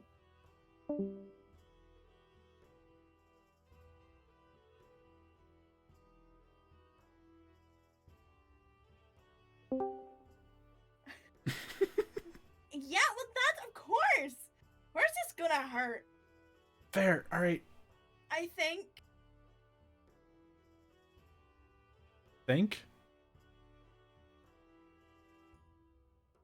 So, being a bird is like. I mean, you've never tried it. I mean, like, I wouldn't want my wing pulled off, and I'm like, these technically are my wings, but they're not my wings. I don't know. Yeah, I mean, I'm assuming it would hurt, considering fireballs hurt. Yeah, I don't even want to talk about that fucking guy. Mm-hmm. I mean, I guess it's kind of what I assume happens with people with hair. Sometimes they just fall out. Hold that thought. Silence. Peepers gets up, flaps off Rax's shoulder, lands on Ratan's shoulder, takes a tuft of hair in her beak and yanks on it. Ow! And then you get almost, it's a hoot that kind of goes, and then flaps over and lands back on Rax's shoulder. In Celestial, it's just, what the hells? And in your head, all you get back is testing something. Yeah!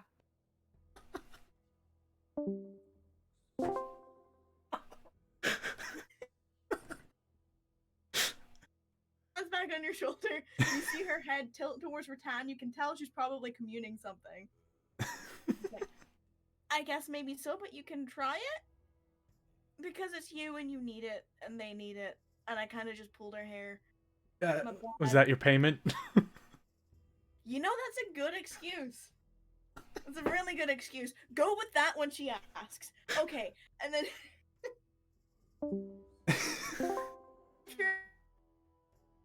There's a very slow extending of her wing. Ratan's still rubbing her head where her hair got yanked. Rax kind of... He reaches up, but what he kind of like... feels to see if there's any feathers that are loose on like the wing, because like he doesn't know. He's trying to see. You know, roll me a survival check. Hey, I'm fucking good at that. Well, I mean, not bad, Yeah, but yeah. don't say that before you Yeah, roll. right. Never And natural one. roll. I mean, like, it's not bad. It's not that there are any loose ones, but there is some you definitely think, like a quick, sharp yank would do it, rather than trying to... Rax puts his finger up near her mouth, grabs onto one, is ready, and he pulls one of the ones that seemed like it was and looser. braces and Jump. Yeah. well, you know what? Actually, the bracing was enough. And you get like the yank of the feather, and Freddy's just looking at all of you like, the fuck is going on? Rattan doesn't even know what's going on. She's just sitting there like, ow. It'll take me like, and this is Freddy. It'll take me like a minute or so. Okay, With and it, how much would I owe you? 110 gold.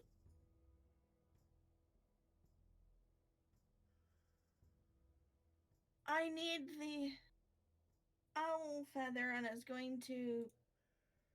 I mean, usually it's a pearl worth money, but I'm assuming. I mean, do you have pearls? Pearls would be easier.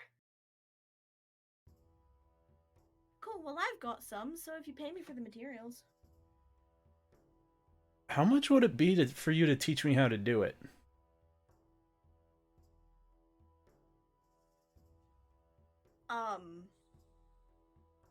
I don't think I can.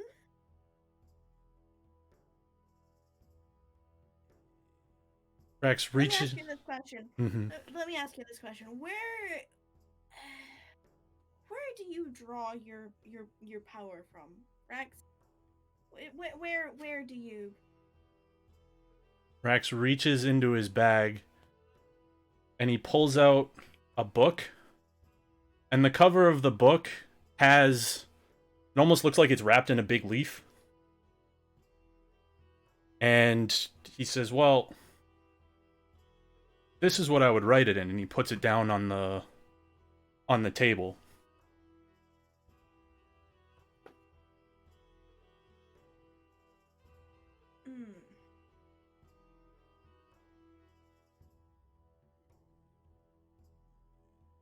I don't know.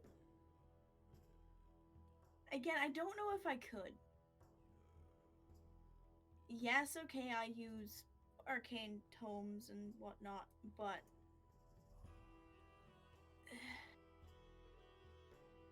there are certain limits to where arcana comes from, and depending on where you draw your source from, whether it be the heavens, the hells, some kind of benefactor from years of study and hard work like I did, or just one day you wake up with it.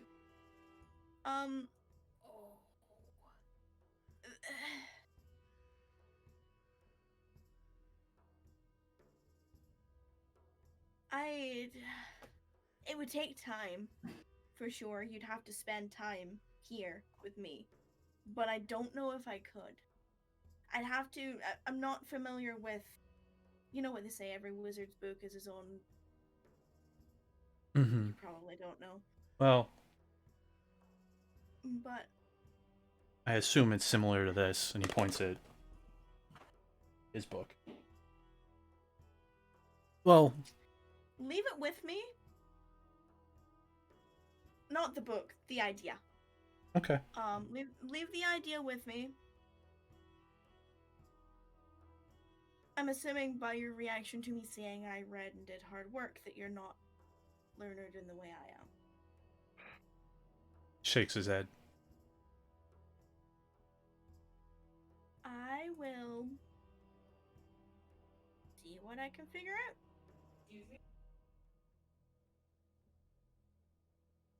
Okay. But I don't think so. So don't get your hopes up for this one. I'm not. I'm just. You won't know unless you ask. Fair. Curiosity is a terrible drug. Mm-hmm. Yeah, it is. But if you still want me to check out what this is by arcane means, I mean, I'm telling you, it looks like a healing potion. But I had owl feather, 110 gold. Back in a couple minutes. Rex takes out 11 platinum and he puts it on the counter and he says, yeah.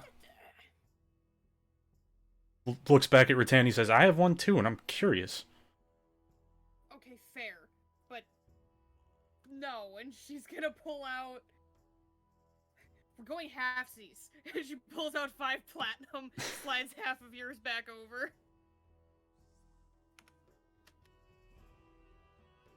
Cool, and he puts his hand on it and just pulls it away from you both. Like, there's a moment of hesitation. You know, like when you're a waiter, and I do this all the time when people are fighting over paying the bill. Yeah, you're just, like, oh, am I taking it? Yeah. Are you done? It like... literally does that. Yep. Like, okay, so I'll be back. Mm-hmm. Okay. Don't touch anything. Rex puts his hands up and he's just, I'm just gonna look at these a little bit more, and he points down at his new bag. Is it okay with you Mm-hmm. if one of them brings my stuff in just so that it's not outside anymore? I mean, you can go and get it. You asked me to leave them outside. I'm being respectful. I scared you in your establishment, so I'm playing by your rules here. You can go and get them. I'll do this. I trust that. And then he looks over the counter. That one can stop you, and points at Perrin. Want to find out later? I'm kidding. Kidding! We have a strict no violence policy! That's why I said later! Kidding! I'm sorry. Do I have to make a sign? Do I? Are you gonna make me make a sign? Because I will make a sign! And I will nail it to the wall! And I will point at it every time you come in here! So, as he's going at her, you all just watch Rattan's entire body posture just go, Like, okay, I'm sorry. no, this is like the most defeated you have ever seen her. Like, it's complete submissive. No, you do not. Cool, because I don't have any signs. Anyway, and he picks up the bottle and he walks through to the next room. I'm gonna give Rattan 1 platinum and Rax 2 because I also have one of these. So thirdsies. Fair enough. And Rattan takes the platinum from you, turns toward the door, holds up a hand. Not a fucking word.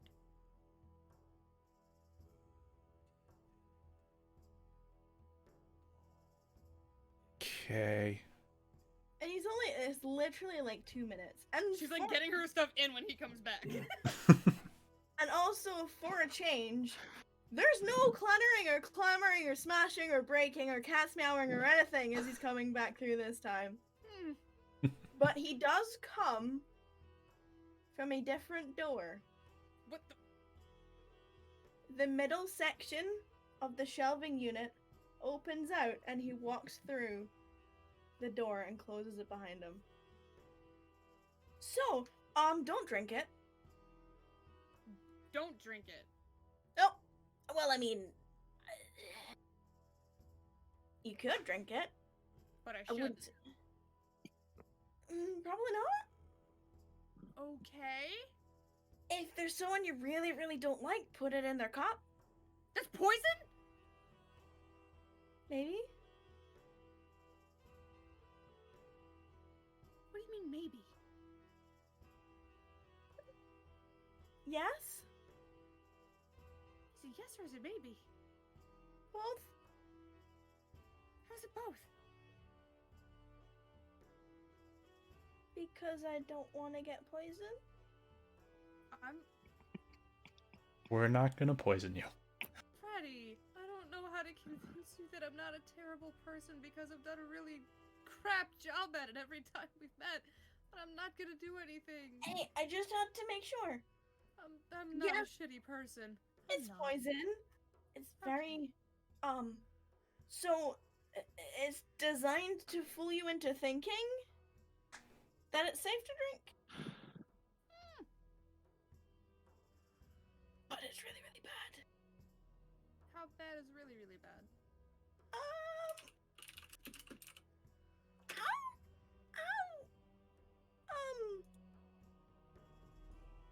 Party, would you say that you are? pretty hardy. Why? Once it's in your system, not only does the initial poison take effect, but it will keep going until you die. Unless you manage to somehow overcome the effects in a relatively quick time frame. It will continue until you die. It is a very aggressive poison. Got it. Uh-huh. And it will, like, flat out dead. Like, we'll keep going All the way until dead. Mm-hmm. Don't drink it! Please tell me none of you have tried. Please tell me there weren't more. Oh, Cyrus had one. Yeah. You don't think he... Check your friend's okay? I mean, he was alive when he went back home. I was about to say, is that why he's not here anymore? But, No, he went back home. okay, you think he's smart enough not to drink it?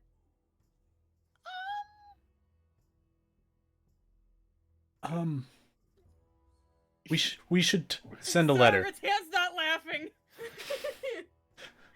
I don't know if Rax knows whether or not Rax saw him drink it. I know he didn't. Okay. It wouldn't make a difference because it looks exactly the same as a healing potion. Right. But he saw... If he did see it, he would have seen Osiris drink something and then fall to the ground. So, that's why I'm like, So, we might need to send a letter. Other decision-making skills, I would say probably not. We want to swing by with Elizabeth and send a letter his way? Just to make sure. Perrin, Freddy leans down. Like, he opens the flap of the counter, comes round to you, and leans down and whispers something in your ear. If anyone wants to try and hear it, you can roll a perception check. Roll a perception check. I hear it. Yeah, you hear it. Fuck.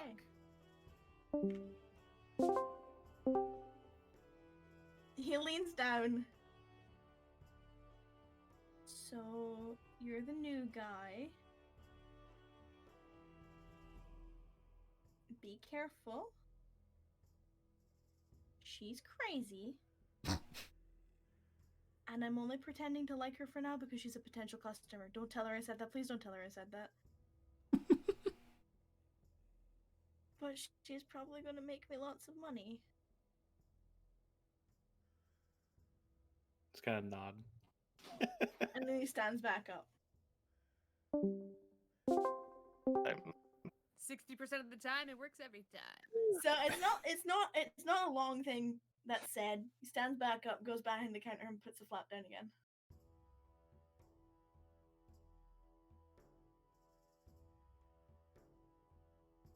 So is there anything else? Do you want this back? You know?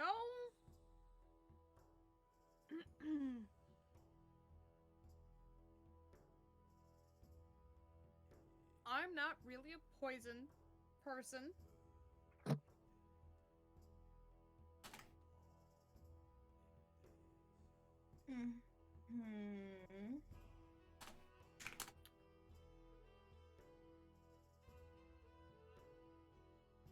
Would you be interested in it? I mean, no. I don't like poisons either. Nope. I'm not interested in... I would say, just put it out there. I'm not interested in taking your poison. Rax understands that you're talking about the poison and you both don't want to deal with it, but internally he's like, hey, I'm poisoned.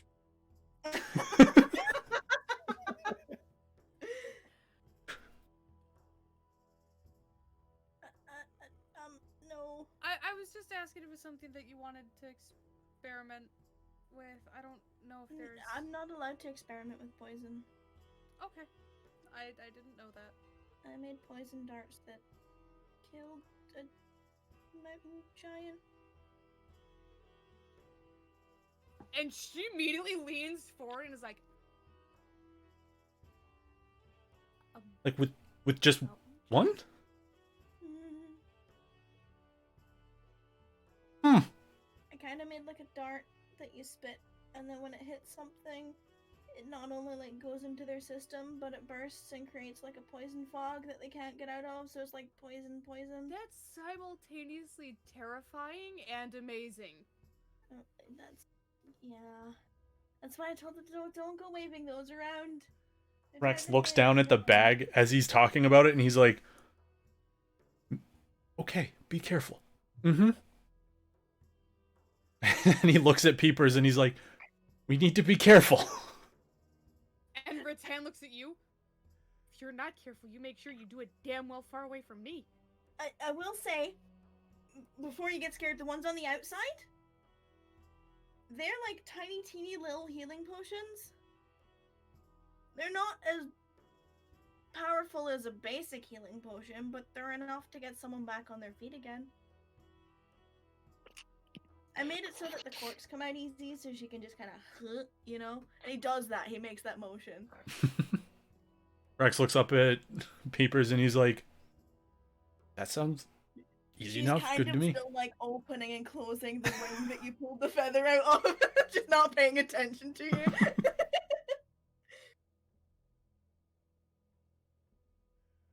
Okay, well, since you're not allowed to experiment with this, and she starts sliding it back across the counter. Rex puts his hands out and he's like, "If you want me to hold on to it, I can. If you don't want to deal with poisons." Whether I like to or not, I have to deal with poisons considering what. And hands it over to you. He shakes his head and he puts it in his bag and he says, "Okay, so." Oh, that wasn't directed at. I'm sorry. That was not directed at you. I just. Oh. Didn't Okay, think so it it's was. not just me then. So it's not just me.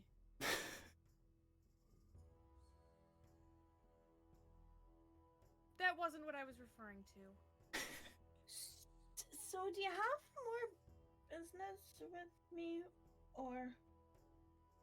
Because I feel like I'm going to need to make a supply of any points at the bag. But also I should kind of, and then he gestures to the wall behind him. Rex says, "Well, I mean, yeah, I'm probably going to use a few of them while I'm out there. I'll make sure to write down what all of them do." So, Yeah. thank I'd you. suggest being like, you specifically, land people, be like at least 30 feet away every time it's dropped, and make sure that, you know, there's the height as well. Take that into account. Okay. Okay, yep. 30 feet. Got it. At least. I mean, that's usually the limit of the At- explosion. at 40 least- feet. 40 feet. Got it. Far away as fucking possible. Got it. Yeah, I mean, I'd suggest maybe trialing a couple of them, but like a drive-by kind of, you know, like before any of anything else happens. Yeah. Right, so I'm not doing shit until. Yeah, you can go first. Okay. Yep. I can. Mm-hmm.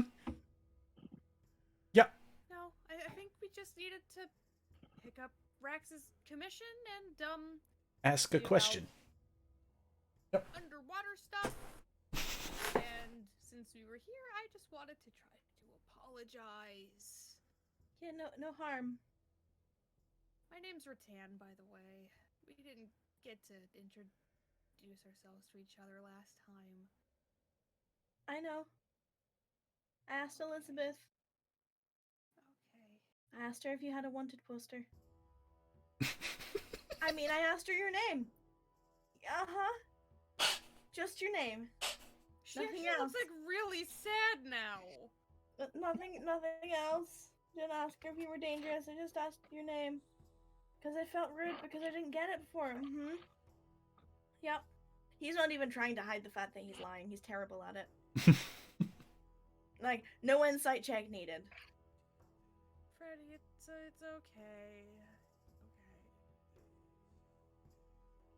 My behavior didn't exactly give you a good impression, so I can't really be mad at you for anything. No violence. I'm just, because I don't have signs, so I want to remind you before you leave, so that when you come back, you can be like, "Hi, Ratan! Hi, Freddy! You can call me Fred! Cool! I can call you, Tan? Ree? You have a shorter version, like a friendly pet name?" I tried. And you looked really defeated. It's okay. I just felt bad that I scared you. And then I felt worse, and yeah. Mm-hmm. Well, guys, ready to head out? Leave. Yeah, we'll leave. Okay, bye. Come back soon. Thank you for visiting Freddy's Fantastic House of Wonders. Yay! And then you don't know where it comes from, but confetti starts falling as you're leaving. Tell me there's a little somewhere No. in there. And just like a little pop, and then confetti falls. So I'd like to linger back sorry. as people Okay. are leaving. Okay. Kes? So, out of character thing, because I had to step away. Did we make it anywhere on the underwater stuff, or was that a strikeout? Strike out. Okay. We'll So check elsewhere, apparently but we're- yeah. Ratan's gonna pick up her weapons and start putting them back on. Bye, Freddy. Bye, Tan. No, it doesn't work. Yeah. It doesn't work. I tried. My parents. Really? Who are your parents? No. And send them a letter. It's okay. You don't have to write a letter. Okay. Please Bye. don't write a letter, my parents. Okay.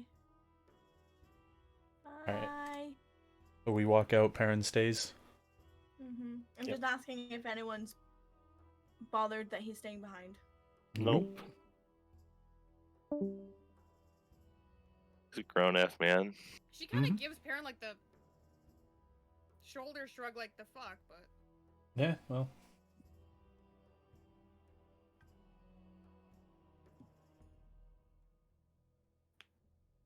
every fucking time. One of these times I won't scare Freddy. Every fucking time. Yeah. Actually, last time it wasn't even my fault. It was because he rolled a fucking 2 on his insight check. Yeah. I'm You gonna make sure- intimidated the dice. I did. Oh god, and my wings weren't even out. Woo.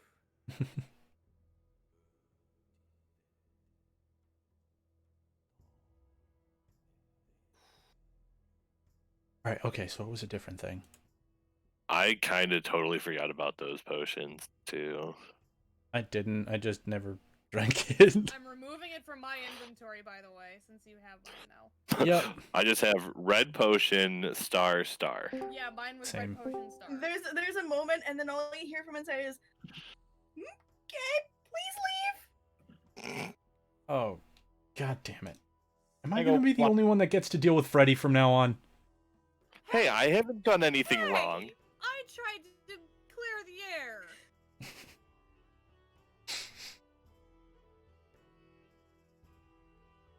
Rex looks at I have- Kess and he goes, fair. I apologized. I let someone. I let him. And as I your just got Perrin gets to the raided in door, front of you. Perrin gets to the door and he's like, "Take your dust with you! I don't want it!" Ow. And he's like standing back away from the counter with his hands up. Okay, fine. I'll go grab it. Rex Very just goes, sorry, Freddy.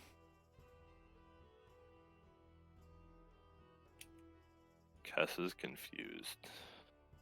Okay, I grab it and then I leave. What did you do? The door firmly slams shut behind you. What did you do?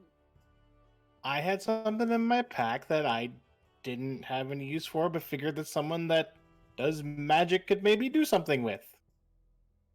Puts her And he did. fingers in the eye holes of her mask. Do I want to know what it was?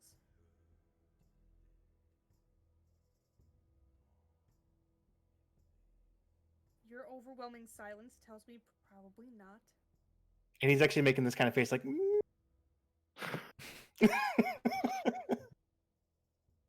Rex looks at you and he goes,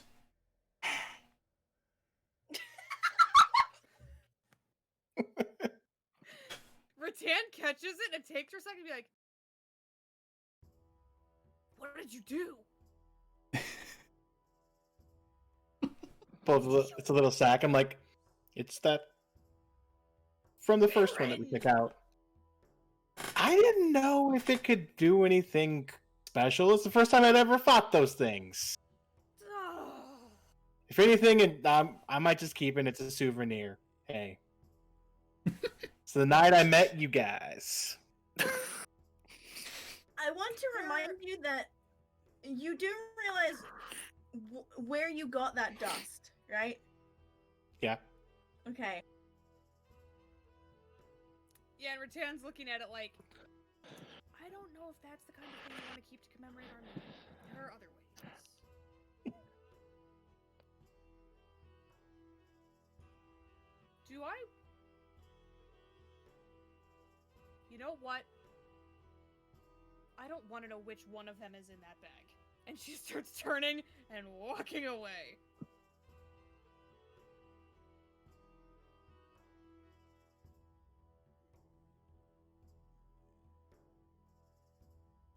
"Oh, I didn't Feeling, read this guys? one. Sorry." Okay.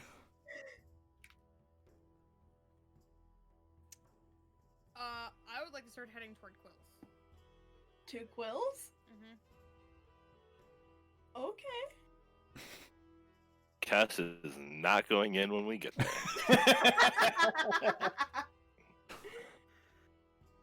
As we walk up, Rax is gonna say, "I'm not selling anything." No, I'm not buying anything. I literally just want to let her know how it's been doing. That's it. Polite, professional. That's it.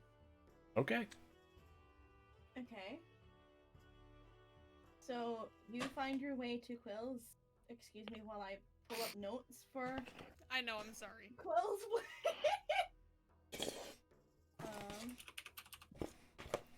Karen told me she said hi. Otherwise, I probably would not have stopped in anyway. No, it's okay. So yeah, you find your way through the streets of Kabion to what you know is Quill's Forge. And as usual, as you get closer, you hear the familiar hitting, hammer onto hot metal and the smoke's pluming out of it. The door isn't open, but there's a sign on it that Rax you can read that says, open. But the door itself isn't open, and there doesn't seem to be very much foot traffic surrounding it. Rattan gets the door, sees the sign, can't read it, and just kind of goes, It's open? Okay. Literally just puts his thumb up. Just like, She's good. gonna knock on the door anyway. No response, just ting, ting. Alright, she's gonna try to push the door and see if it goes. It's not locked. You push it and pushes open. You're hit immediately by the heat from inside. Like smack in the face because not only is it contained, but it's fucking freezing out here. And you've just had to trudge through snow to get here because this road wasn't shoveled. Quill? And you look in and you see a darker, sort of brownish red-skinned tiefling female who looks very similar to Quill in a lot of ways, but older. And they have sort of dark braided hair, piercings along the ears and in like the lobes. And then flowers laced through their hair as if they'd been knotted in. Dressed very elegantly, even though they've got the apron over, they've got like a nice black button-up blouse and, you know, that sort of stuff. Not Quill. And they turn and they look at you and they're like, "Help? Can I help you?" Very Oh. elegant, very proper.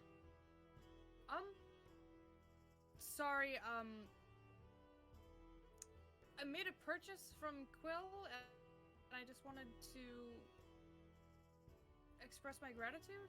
I can Let her know how it's been doing. pass on your message. Can I ask your name just so I can formally announce it? Rattan, Zell here. Noted. Anything else I can help you with? No, just professional courtesy. She had told my friend to say hi, so I thought I would stop in and convey my gratitude for the weapon she made. I will be sure to pass it on. I'm sorry, and I didn't ask your name. That's rude of me. She looks at you. Roll me persuasion. Okay.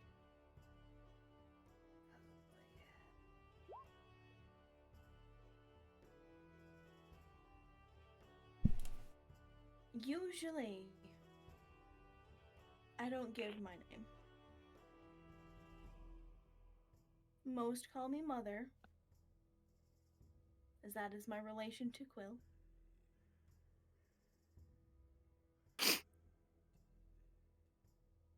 If you'd prefer, It's what you're comfortable with. there's definite hesitation. There's like, you can see it's. I didn't mean to press any. I just was trying to be polite. It's whatever's up.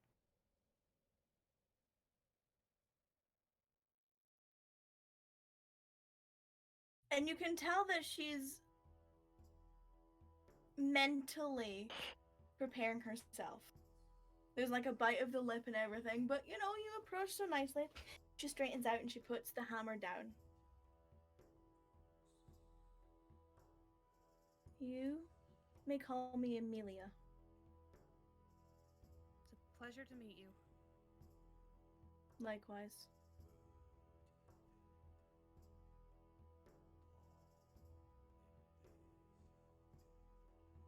Well, Now, I don't if want you'll to take excuse me. any more of your time. Yes. Please close the door on your way out. Of course. Turns around And as you're turning around, there's the immediate, like, the elegance that was held was just immediately like, like, back, Turned man. off. Yeah, You turn and you leave. Yep. And she comes outside and just. I'm good. Okay. So we starting to head to Frostvein? Yeah. Yeah. Wait, weren't you guys gonna write a letter to Osiris? Oh shit, yeah. If you give me like a minute, I can write a really, really quick one. Alright. We'll do that. Give it to Elizabeth and then head out. So, Confirming. wait, do you have? Here's the question: do you have ink, a quill, and parchment in your inventory? I do not.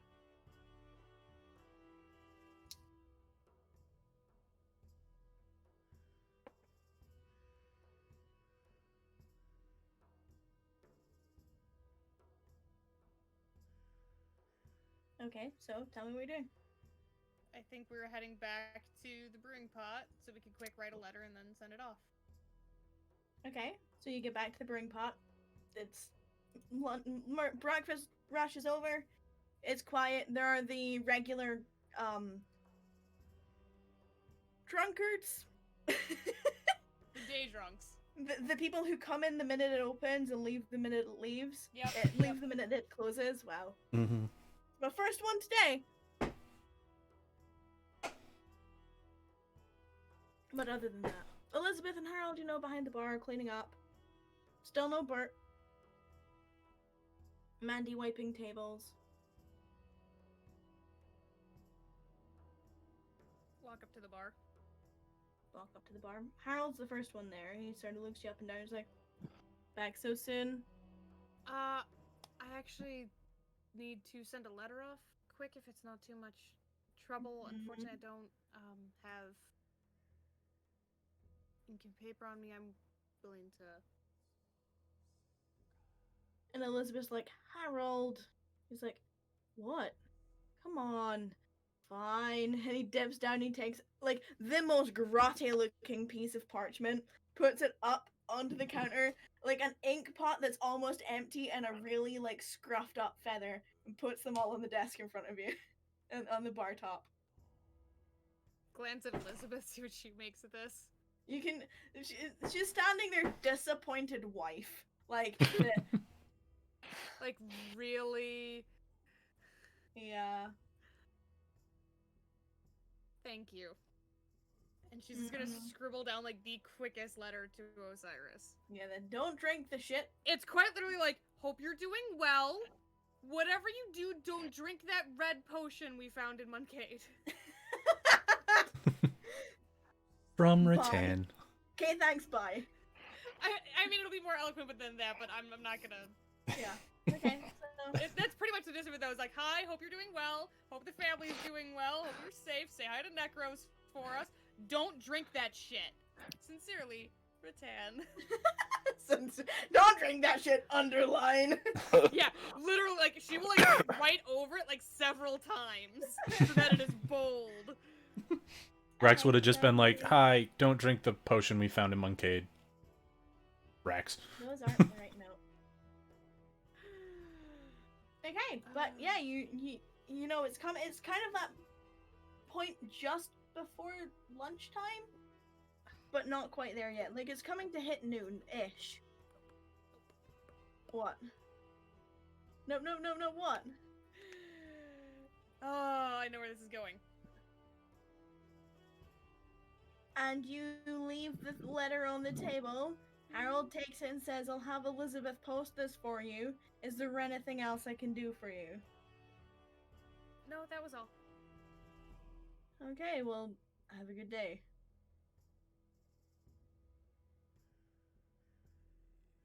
Okay. So we leave. I don't know what the whole... Yeah, like, I don't know what the nope was Because for. I was waiting for it to be like, are you staying for lunch or are you getting on the road? And I was like, oh, for fuck's sake. No. It was a, do you need anything else? No, okay, fuck off. I mean, we ate like an hour or Not that two long ago. ago. Yeah. Yeah. So yeah, you know, the longer you've spent here, the more the snow is building up, and you make your way to the edge of Kakabian.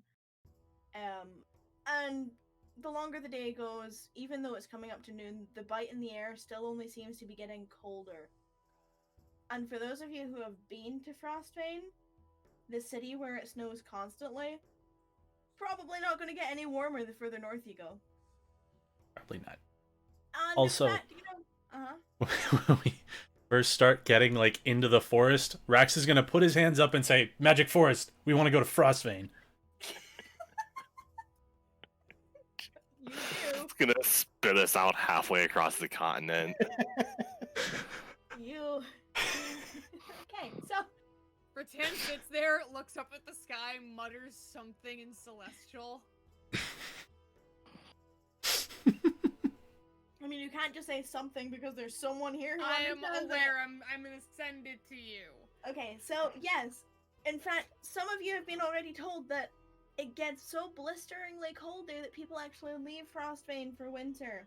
Regardless, once again, you're heading up towards that city, so you can pass through to find yourself in the northern section of the continent.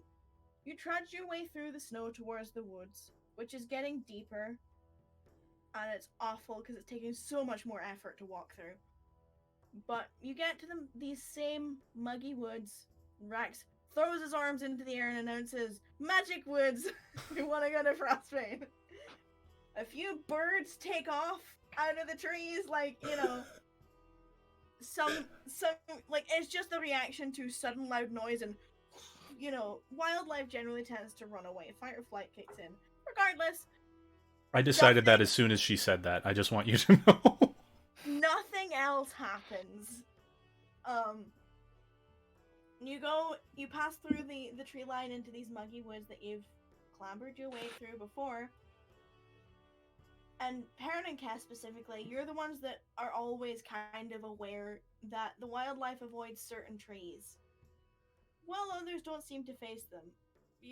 It's just an awareness that you have just for the passives that you have. And you're looking around you, you look up into the thick branches above you, and you still can't see the sky. And for those of you who have traveled to Frostbane before, you know that beyond this woodland, there's no cover unless you stop in one of the farming villages before you get to the mountain pass. Without horses and the weather getting worse, it's going to take you a little over 2 weeks to get there. Rattan and Perrin, because you're aware of festivals and the general festivals, the big festivals, because you've probably been to guard them once or twice. You know that the festival will be in full swing by the time you get there. And getting a room might be difficult. But regardless, you push on, taking whatever stops you need to sleep, to take watches, the usual. Nothing dangerous seems interested in you for the first few days, and everything goes smoothly. Obviously, you're going to have plenty of time to talk on the road. If you'd like to, just let me know. Just as a heads up, Cass will Mhm. provide food for everybody with good berry and water. So I'll prep that after the first night. Mm-hmm. Okay. So I'll change that in my sheet now. Cool. Cass provides food and water. You guys are, safe and relatively comfortable. First week and a half passes, no issues. You make it pretty much to the outside edge of the forest. And you're expecting the break in the trees. Like, for those of you who've come through this way before, you're expecting it. You know, it usually takes this amount of time. You usually sleep X amount, and then we find it there. And you swear you hear some kind of growling coming from the bushes ahead. Just this low grumble, just like guttural growling. Look around. Okay, you can roll me a perception check. Yeah.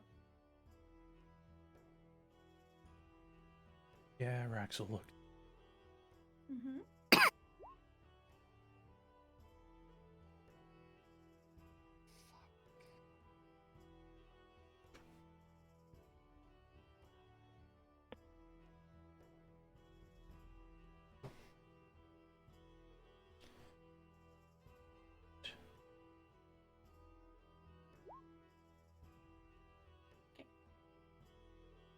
So, Rattan and Peepers sees it first. You hear a very concerned hoot from your shoulder, and in your head you get a, "Oh no, be quiet!" And then Rattan, you see it as well. There's a large, grizzly, dark-furred, wolf-like creature. Looks a bit bigger than a wolf. Growling at a rabbit in the bushes nearby.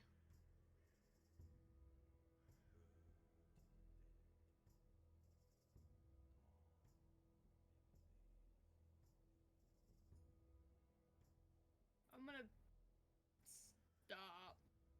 Okay, And stop. kind of like, or like at least motion for everyone else to like.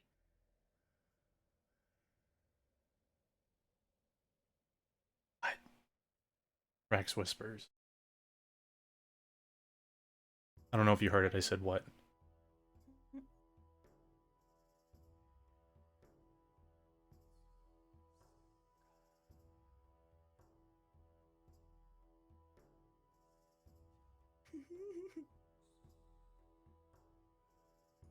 You get pointy finger from Rutan. Points out the wolf-like creature. It's not a wolf. It's too big to be a wolf. It's also got like, it's hard to explain, but it looks like the wolf shape, but it's definitely not a wolf. That's what I'll say. You guys have no idea what the fuck it is. It's too big, too grisly, too nasty. Rex like looks at Rattan and he kind of like picks his hand up and he's like, and he points at his hand like as if to.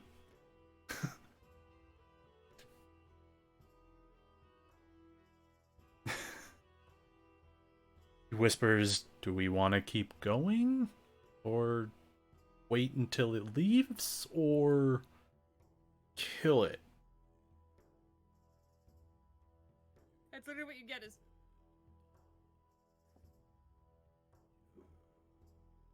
Do we see any more, or is this the only one? The one I saw.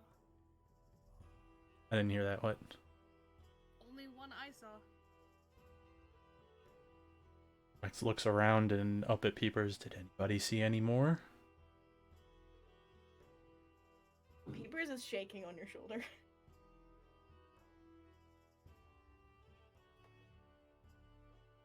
Small owl be scared. Okay, so let's sneak by it, I guess.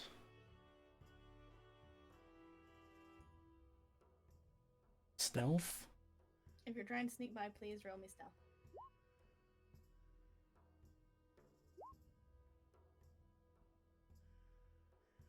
Doing pass without trace.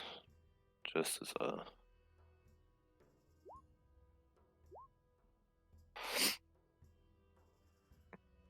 Mm-hmm. Oh, actually, I don't need to. Don't need to use a spell slot for that. Nice. Okay, so the pass without a trace saved your asses. Yeah, figured. I was That's hoping why Tess was I gonna used do it. Every time.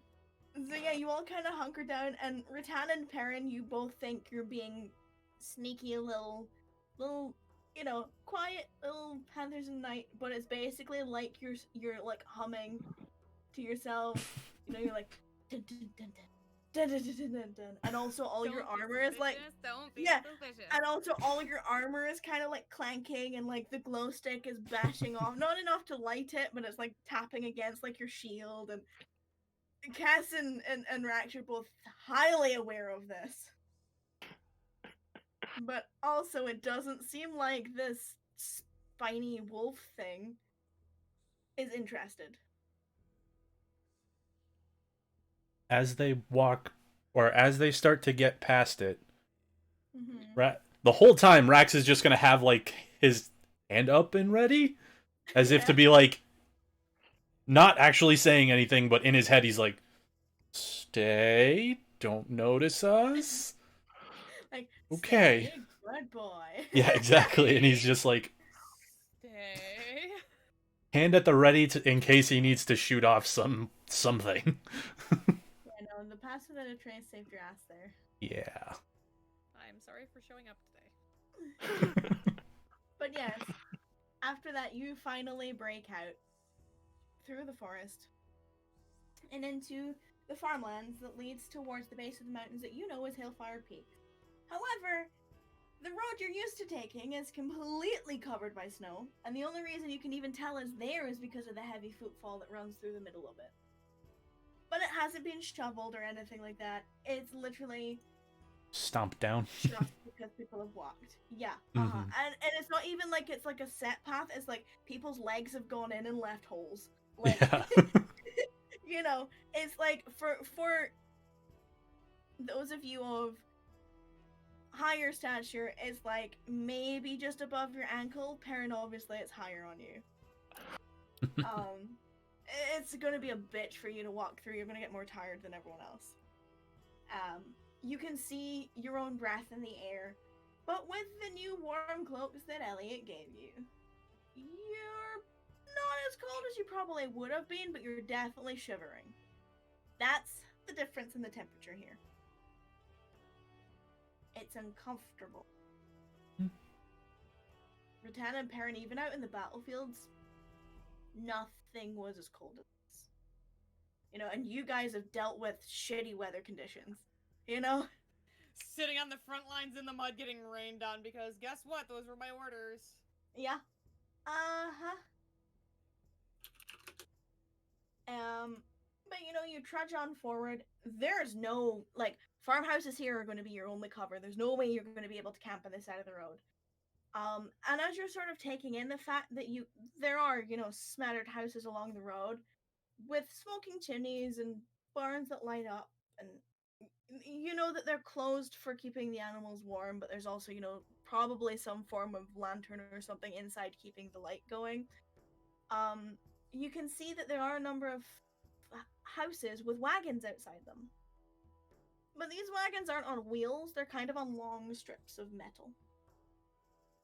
Makeshift skis. Which will definitely help moving it through this weather. There are families loading their belongings into these wagons as if they're going on some kind of vacation. You've still got a long road ahead of you. Be another few nights at least. We Just wanna. Just because you're being slowed down by the deep snow. Yeah, that's what I figured. Max is looking around. He's like, "Do we want to ask to stay in a barn or something just to get out of the snow, or?" Probably wouldn't be a bad idea. How far are you traveling? Are you going to go straight through the day, or?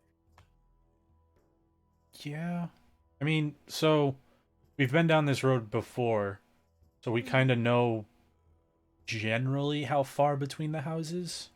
Yeah, I mean, there's a few that don't have barns, but there's one that's like within sort of a day's distance away from you. Like to the end of the day, you could get there by nightfall, and then the next one is probably, the next one's probably like half a day away, and then there's one that's like a couple of days away, and Yeah. So we'll probably, I mean, if everybody's okay with it, we can stop at the one that's about a day from where we are now, get there towards the end of the day, and see if they don't mind. You push on forward, get to. It's easy enough to find your way through a field that's just snow. Like you see a fence, you're like, oh, field, let's fucking go. Everyone who has a barn is happy enough to let you sleep in the barn. Everyone who does not have a barn seems to be the ones that are packing and leaving. Because they don't have livestock to look after. Makes sense. No one's really that pissy with you. Hey, can we sleep in the barn? Yeah, sure, just don't fuck with the animals, Yeah. I'm not gonna make you NPC that bullshit. But you get to. It's a few nights of roughing it. You're sleeping on solid stone floors, surrounded by cows, pigs, horses, various muck and smells and grossness. Hay is itchy at the best of times. So like you're kind of like wrapping yourselves in whatever you can, like whenever your bedrolls and then also your cloaks, and trying to keep warm because there's no heaters in here either. They're not a thing. It's just not a thing. And it's uncomfortable, and you're like, you sleep, but you don't feel as rested as you normally do. Like, I'm not gonna give you points of exhaustion, but you're ready for a comfy bed. And then you come to the opening of the mountain pass. I need a marching order. X will be at the back. Unless somebody wants to purposely bring it.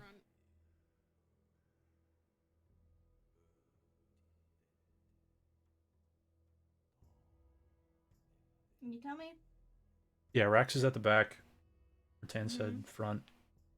So, Perrin and Cass. I'll be in front of Rax. Alright. I guess I'm in front of Perrin then, and behind Rattan. You can walk in pairs. It's wide enough. There's so much snow, it's so easier to just walk in a straight line. Yeah. Rattan just carving a path through the snow. You just use the footprints in front of you. Okay, it's smart. I'm just making sure. Yep. It's smarter to walk in a straight line in the snow. Sucks for the person in front, but it's nicer for everybody behind. So just confirm with me that this is the marching order you want. Yep. Sounds good to me. That'll do. Okay. Also, how do you snap view? Just out of curiosity. Shift click. Thought so. Okay. Boop doop. So I get to move you now. Because I just had you plonked on it and I was like, I'll move their Yep. tokens after. Yeah.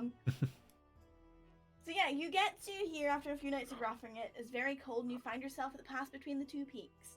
The intense heat from the peak on the left is somewhat duller than the few times you've been through here. Perrin, you've never been this way. But considering the extreme cold temperatures of winter in this part of the region, the fact that you have an icy peak to your right probably means, you know, it's an easy shot to guess that this one is the dominant one at this time of the year. You're making your way up the path, and all seems quiet. There's heavy footprints, hoof prints, and various other animal prints that seem to be headed both to and from Frostbane. And you can see like the marks of like the ski wagons as well, with obviously prints of horse hooves or some other kind of hooves in front of it, as if they've been pulled down out of Frostbane. But there are just as many going the other way. You can see the rising smoke coming from somewhere beyond, and you can assume that it's all chimney smoke from the city. And you start walking through the pass, and for those of you who have been through here before, no signs of the metallic beasts you fought. Maybe someone cleared the road, because you did just leave metal things in the middle of the road. You're about halfway through the trip. Nothing's happened. No one's passed you. The sun is peeking out from the snow cloud filled sky, and it's giving the ice and the snow a little bit of glitter. It's quite beautiful if you ignore the molten hellscape on the other side.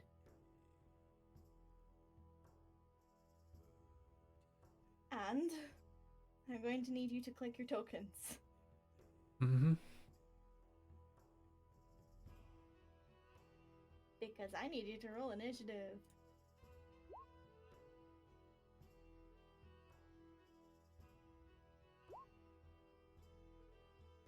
And I need the sheet to fucking load. That's why I paused.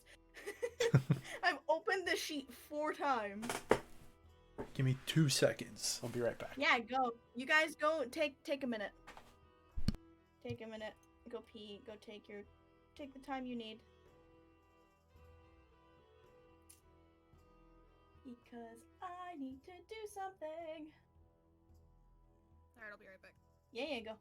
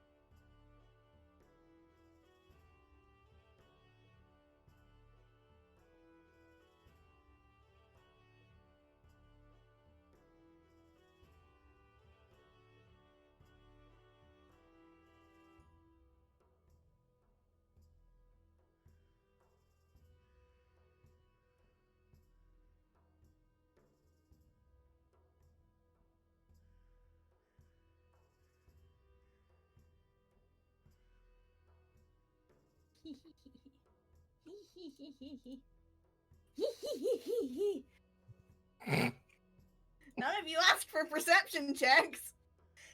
And I want you to know I rolled a nat 20 on its initiative. Nice. So that's how this is going today. Hey, I forgot that I 19, had- so I forgot that I had cheesecake, and now I'm really excited because I remembered that I have cheesecake. Yay! Hey, what kind of cheesecake is it? That's a really good question. I know. Do you have an answer? So it's got like Oreo crumbs on top and like Mhm. a peanut butter swirl. Sounds fucking great. Yeah, I'm getting Anyway. ice cream after this. Damn it, keep. Sorry. Anyway. Rattan, Yeah, 21? you know that hits. As you watch this giant metallic snake-like object burst out from the rubble, come right up, and coil itself around Rattan. Oh boy. You are grappled. Yeah. And I rolled a nat 20 on its initiative. So, it's gonna try and bite you. It's fair. It's fair. A 27 to hit. Yeah, So, yeah, this is gonna hurt. probably. I need more dice than that. Right.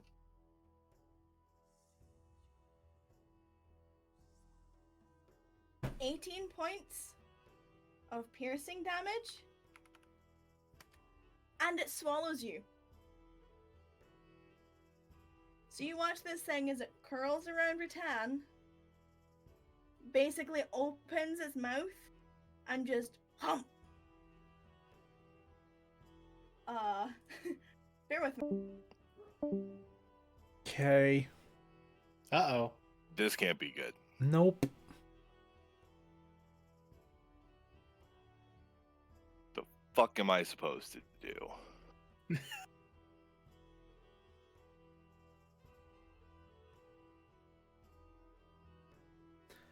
Turn into a bear and bite it? Oh, boy.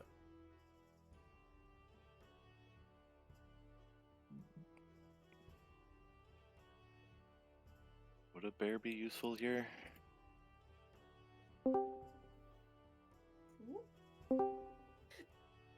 Just kind Perrin, of. you watch Rattan. Nom nom nom nom. And this big giant metal fuck off snake.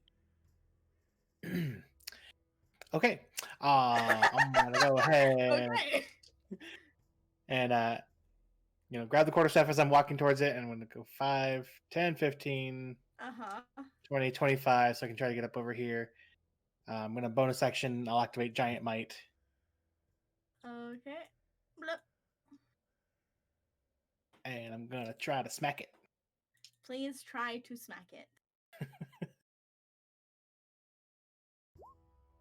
Ah, crap. No. Second swing. No. Wow, I'm not doing good so far. Anything else? That's it. Rex? There's an audible, oh shit. And then he's just gonna do this. No. Anything else you would like to do? He wants to take a few steps back, but he doesn't know if this is the only one, so he's just gonna stay there. Fair. Peepers?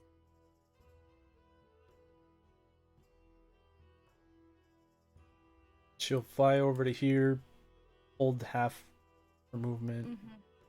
Mm-hmm. Actually, no. She's gonna hold her movement until the thing goes, and before Perrin's turn, she's gonna move to the other side of it. Okay. Cass.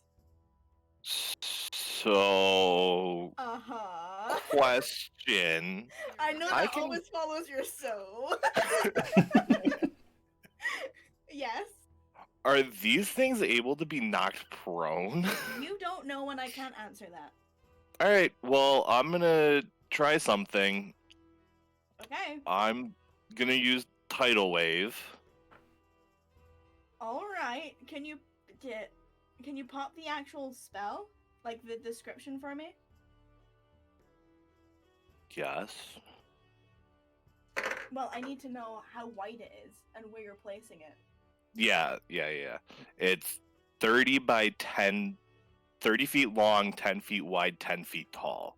So I take it you're avoiding So, Perrin. That Yes. says that it just can be up to Up to 30, right. Yeah, I So just needed to make sure basically, there was a specific wording. yeah, so basically just in front of me and hitting it You're like, bleh. and not hitting Perrin. Yeah, pretty much. All right. I need to make a deck save. Yeah.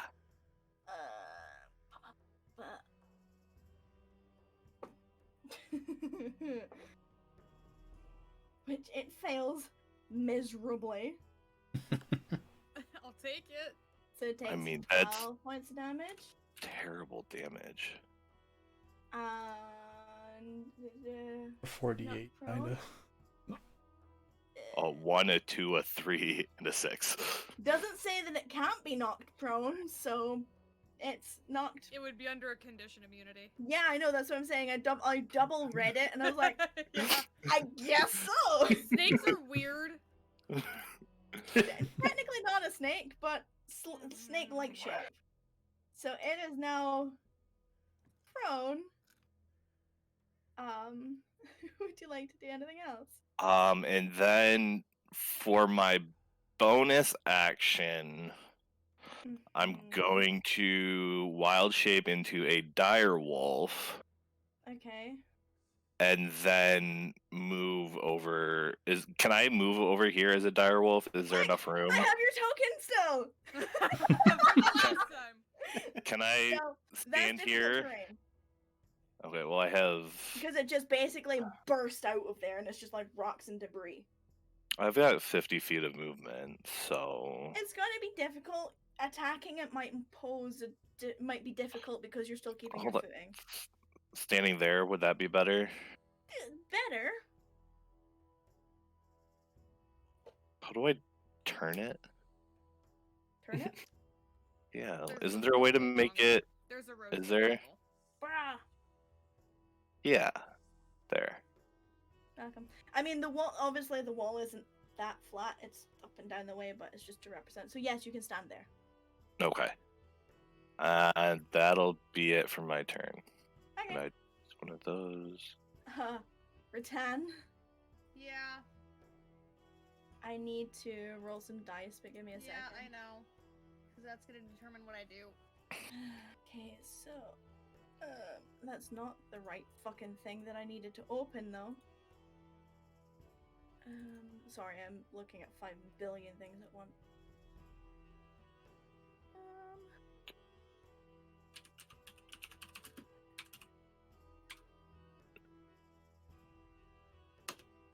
You take 16 points of slashing damage. I don't actually have my token, so It's under here, sorry. I was like, I just want to remove my hit points. I mean, I don't, but it. There you go, you got nommed. It's 16 points of God. slashing damage. Okay.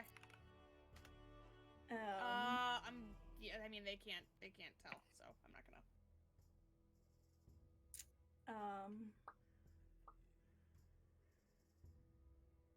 Would you like to do anything? Yeah. I mean, that's gonna change a lot of what I was gonna do on my turn. I'm gonna dump 15 points of land hands into myself for my action. Mm-hmm. Try to negate that a little bit. And then I know you said that I'm restrained, so I can't even move. You can't move. You can still attack. It's just at disadvantage. Yeah, so like while I'm in it, I'll pull Alfira off my back. I mean, I already took my action, so I can't do anything now. But she's at least gonna have it in her hand. Like wiggle and like use your turn. Yeah, to, like, she's like, yeah. And got it. Trying desperately not to Die. Well, I was gonna say hit the pointy bits, but die works. Yeah. That's all I Yeah. can do. So this thing is, I need to check something real quick.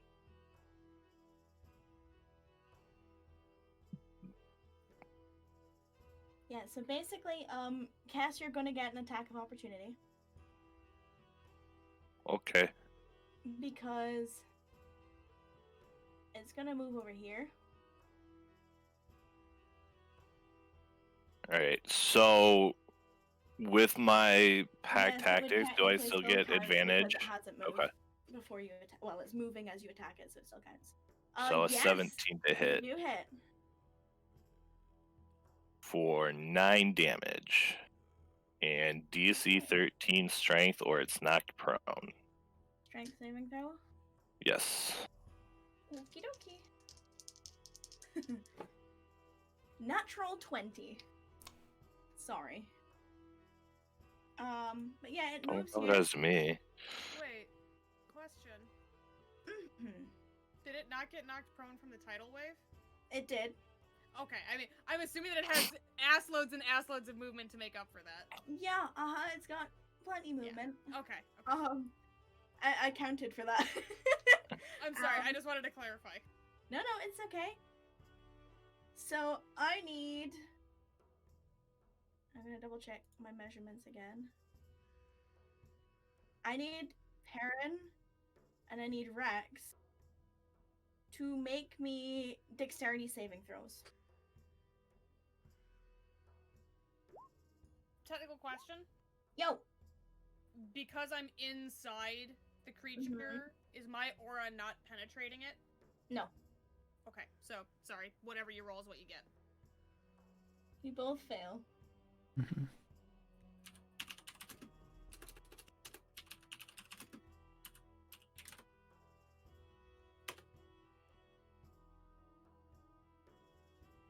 You each take I don't like that face. 34 points of lightning damage. Ooh. As it spits lightning at you. Rax is very bloody. However, that is its turn. Perrin.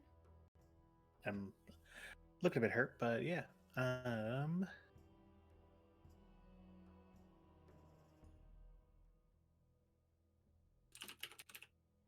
What you doing? No move. Boop, Mhm. boop. Boop, boop. Oh wait, did Peepers get hit with that? No. Straight line, 5 foot wide. So I was gonna have her move to the other side of him from where Perrin is, unless. Yeah. So she'd go before fine. you, Ghost, if you want to stay there so you get advantage. I mean. Okay. Yeah. Well, if she would have moved there, then I wouldn't have moved. Yeah, that's That's fine. I'll end it slide this once. It's been a month. I know. My bad. It's okay, I just hit you with. Yeah, you won't- But anyway, your turn. Go for it. Go. Okay. Damn it, I lost it. There it is. And a smack. Yes. Okay, and this time, since you told me about it yesterday, before rolling damage, I'm going to invoke the fire rune, and I'll pop it for you. So it's a. Where is it? It's a 15 strength saving throw. Hold.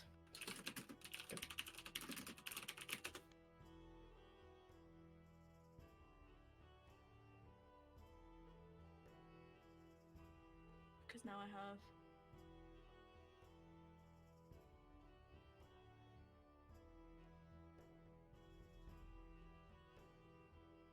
To look up the technical terminology. Because it says specifically creature, doesn't it? It says when you hit a creature Yeah. with an attack. Okay.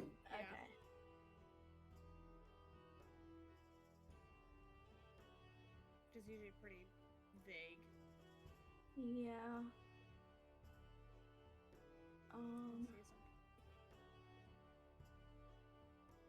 Okay. If Carry it's on, any help, sorry. Divine Smite is also creature.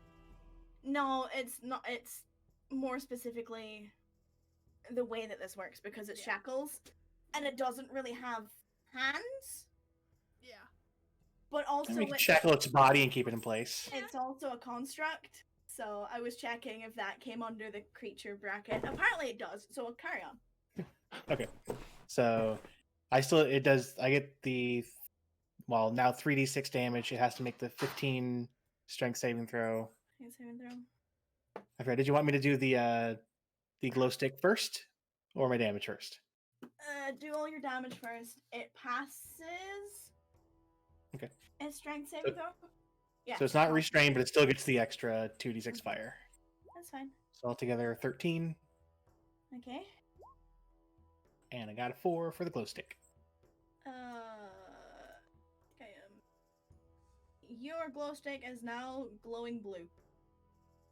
Did you do your normal damage, Ghost? You need to do your normal damage as well. Oh, right. Making sure. Yeah, I forgot that.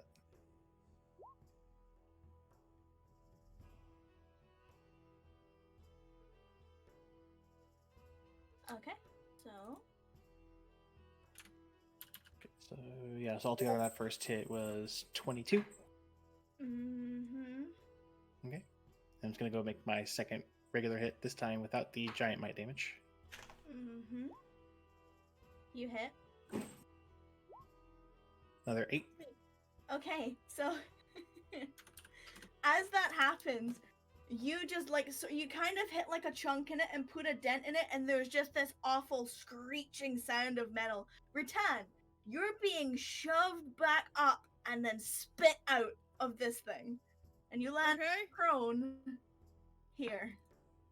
Just like does like the blah, blah, blah, blah, blah, across the ground. I mean, there's not even like any liquid inside it. No, I meant like she's doing like the Scooby-Doo like rolling across the ground thing. I mean, you're kind of just dropped. You're kind of like spit out. Oh, I have been Just- falling for 30 minutes! But it's not enough to damage you. Ow. But you are prone. Yeah, because I'm just Yeah, imagining no. Rattan coming out of the snake going, "Ah!" it did not pass that saving throw. But anything else you'd like to do? Yeah, you know what? I'm popping my action surge. I'm smacking it 2 more times.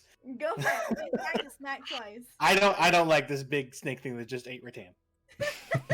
Not blame you. 22. It's another 10 damage. Nice. Nice. Fuck it up! Please roll. Okay. So it'd actually be a 6 at 15. Is that right? So 15. Yeah, so it'd be 15 I damage. wasn't gonna do it for you, but I did Yeah. pause to allow it because it has been a month. Okay. All right. You smacked its shit. I just office space this thing.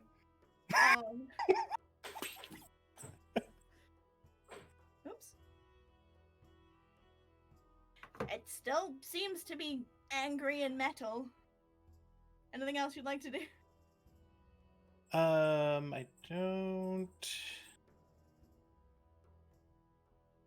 I'm gonna take that as a no. Actually- Rex. Rex is gonna move back to here. I That's don't know if here is because it hasn't moved yet, but sure. there.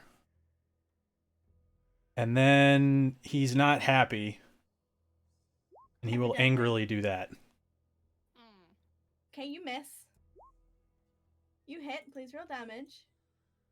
5. Nice. It still looks angry and metal. Spat out Rattan, that's all the Peepers.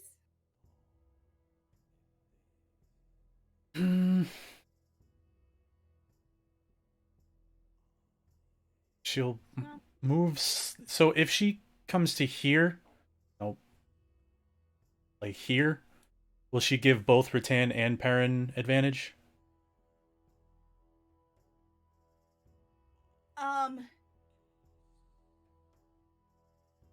Because of how big he is, yes. Okay. But also, she has to be in range of the creature. Of the construct for that to happen. So she can't. She has to be like, within like 5 In feet fighting of it. distance. Yeah, within 5 feet of it. Mm-hmm. So just for the height of how high she is, just for my reference. Keepers are so perfect. She's Yeah. just 5 feet in the air. Well, actually, Well, yeah, 5 5 feet. feet. 5 I to get 6 what you feet. mean. 5 feet away from it in the air. Cass. Yeah.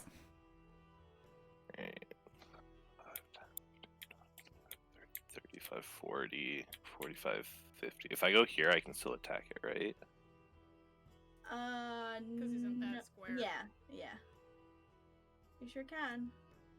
Alright. I mean, you And can I certainly have try. advantage. Mm-hmm. No. Yeah, not gonna hit anything with that. Jeez. Yeah, no. Nuh-uh.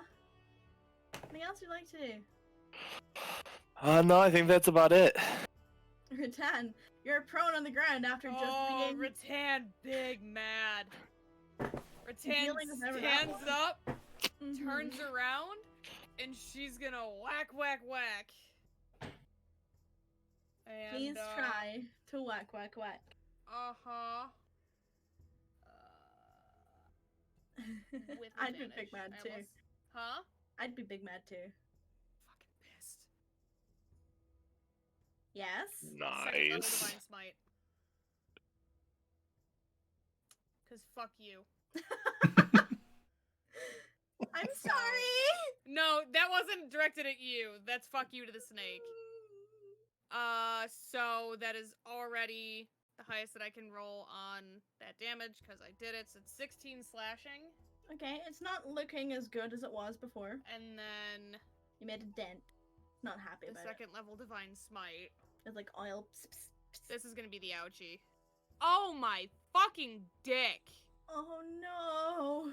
That is That's fucking awful. awful! I'm sorry. I mean, at So- least it's still the double damage stuff, because it is a crit. Yeah, I know, but it's still fucking dick. Oh yeah, it sucks. So it's an extra. What is second level Divine Smite? I think it's 9 on the 3. first one, 24 on the second. No, because it's 3d8 just flat out. So it would be a maximum of 24. Total? No, Oh, no. 24. Added on top. 33 Yes. radiant damage from the first attack. Okay. Sorry. I am bad with 9s. Yeah, no, it's just like you hit it with the radiant energy and it just kind of like it runs through it, and then like where the radiant energy bursts out from where the gear, the panels are slatted Mhm. over, it just starts like spitting oil. It's just like, Cool, I'm gonna hit it again. please do. Sweet spot. Roll damage. First level Divine Smite. This one I actually just have a toggle for. Thankfully. That is 17 total. Yeah. And then fuck you very much. Okay. Fuck you, I'm gonna do it again. She's big mad. She's literally just like poof, poof, poof, the whole way. So that is 20 total. Okay. It's not I've happy. probably with never you. seen her that mad. So, not happy with you. That's fine. I knew that was gonna happen. A 20 to hit? Yeah, it hits. Okay, so it wraps around you again. Yeah, it's gonna try to fucking swallow me again. It sure is. With a 29 to hit. Yeah, I'm going. Did I take any damage from the... The Or is it just the original bite one? that does damage? I'm getting to damage. Sorry. Hold that thought. I'm sorry. So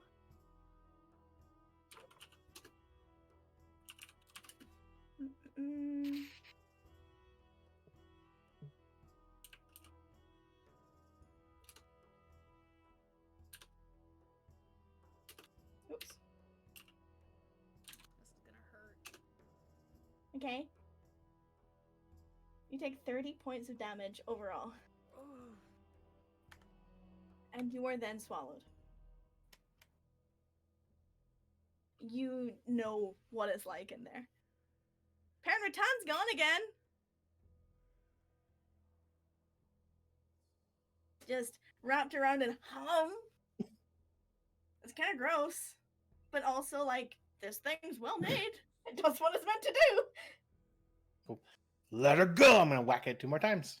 Okay, please. Please try. Yeah. Add my giant might hit, so 10. Mm-hmm. One more hit. Yeah. Another 6. Yeah, okay, it doesn't spit her up this time. That sucks. I'm gonna go ahead and use bonus action, use my second wind. Okay. Please roll your second wind. Yep. Where? There it is. Rex, what you up to? Unless Perrin wants to move. Yeah, roll a d10 and then plus 6. Yeah, there we go. 11.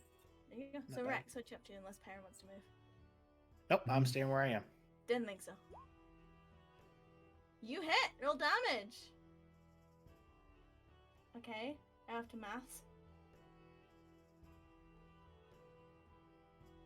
19 Okay. total this round.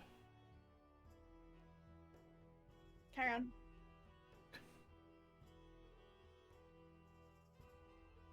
And no, you don't. Okay, Rattan is still not spit up yet.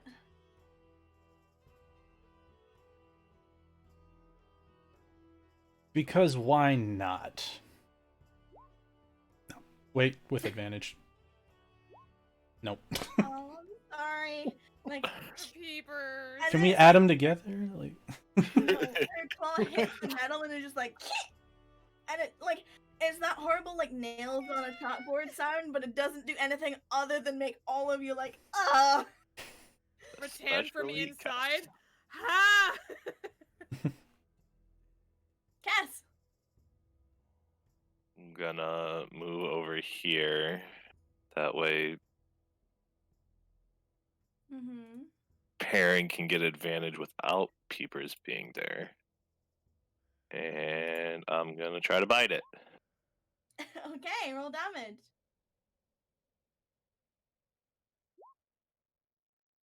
8 piercing damage. Sweet. It's still up. And a DC 13 Make strength some save, saving throw. which it'll probably pass. Nope. It rolled a natural 1. Let's go! It's prone. Oh yeah, it's prone. Rattan. Weird question. Because you're inside it, that's not going to affect you.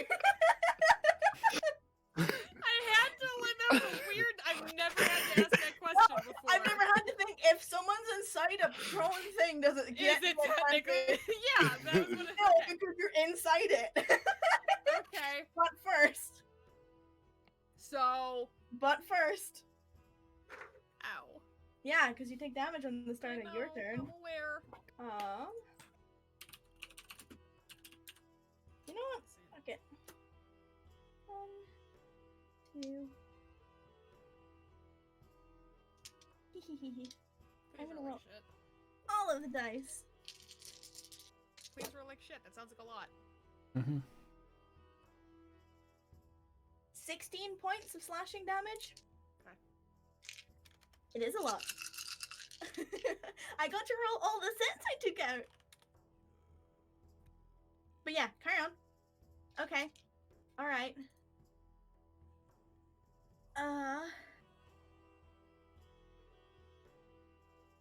Okay. Noted. Now its turn.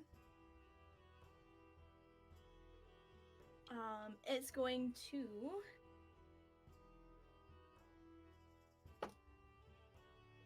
natural 20 for Perrin. So you take as it's going to wrap around you. Oh, wrong dice.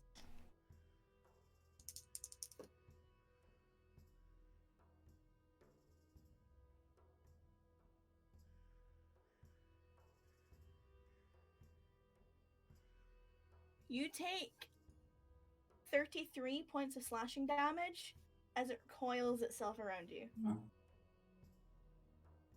You are grappled. It's then going to try and bite you. And I need this one. Need to check the wording on something. Okay. Does a 17 hit you? No. Okay, cool. So you are considered grappled, but its bite does not hit you. Okay. It is now your turn. Okay. You When- can make a athletics saving throw for me. No, strength. What was it? Athletics. Yes, athletics saving throw. I'm wrong. I'm wrong. My brain is rusty. Athletics. No, I was right. Athletics or acrobatics, your choice. Yeah. I'm gonna say Does that defender. take it out? Yes. Yeah. If you want to, it will take your action. Okay. If I were to try to hit it, it'd be a disadvantage, but at advantage because of Kess? Or at normal because of Kess? No, because you're grappled by it. So technically you're not flanking it anymore. Oh, okay, because it has you. You're technically in its space. Got it. Okay. I'll try to get out with athletics. Okay, please roll. Oh shit. No. No. No. It's like wrapping around you and you can feel like all the bits of sheet metal are like really pointy and you wiggle a bit and you like nick yourself and like, nope, not wiggling anymore. Rex. Yep. Yes. Mm-hmm. Yes. Okay. It's still up. Mm-hmm. That's it. Peepers? Kess, you... Yeah, she's just gonna kind of... She's gonna come back to Rax as close as she can, because it's not gonna be quite far enough. Okay. And she gets flyby, so I don't get attack of opportunity, is that correct? Correct. Yes. So, question. Do I Uh-huh. still get advantage because of pack tactics? It just says It's if still an within 5 ally feet, is within yeah. 5 feet and not incapacitated. Yeah, he's not So- incapacitated, so you still get advantage. Let's go. Okay. And strength saving throw? Yes, please. Passes. Return. Unless Cass wants to move. Nope, I'm good where I'm at.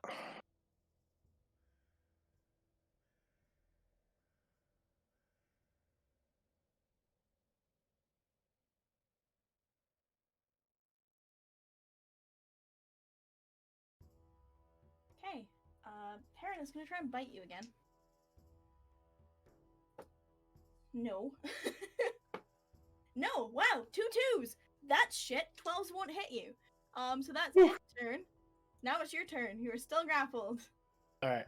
Now, excuse me. I forgot to ask last time. So to get out, it's my action, or is it everything for me to get out? Okay, it's my No, turn. it's your action. Sorry, it doesn't specify turn in this. I read it and I was like, bleh. Okay. I'm gonna try to get out again. Try.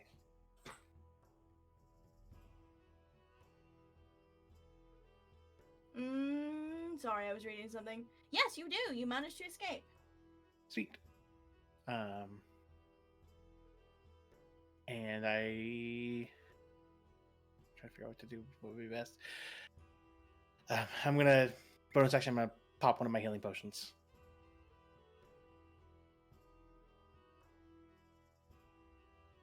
Yeah, so please roll 2d4 plus 4, right? 2d4 plus. Wait, which one are you using? It's a potion of regular healing. 2d4 plus. Yeah.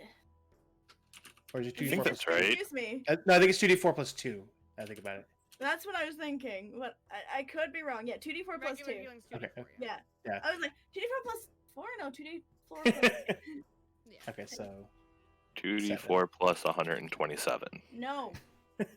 You can't overheal past your hit point maximum. Okay, anything else you'd like to do? Like to use your movement? nope, I don't want to get hit, so no, I'm good. Rex?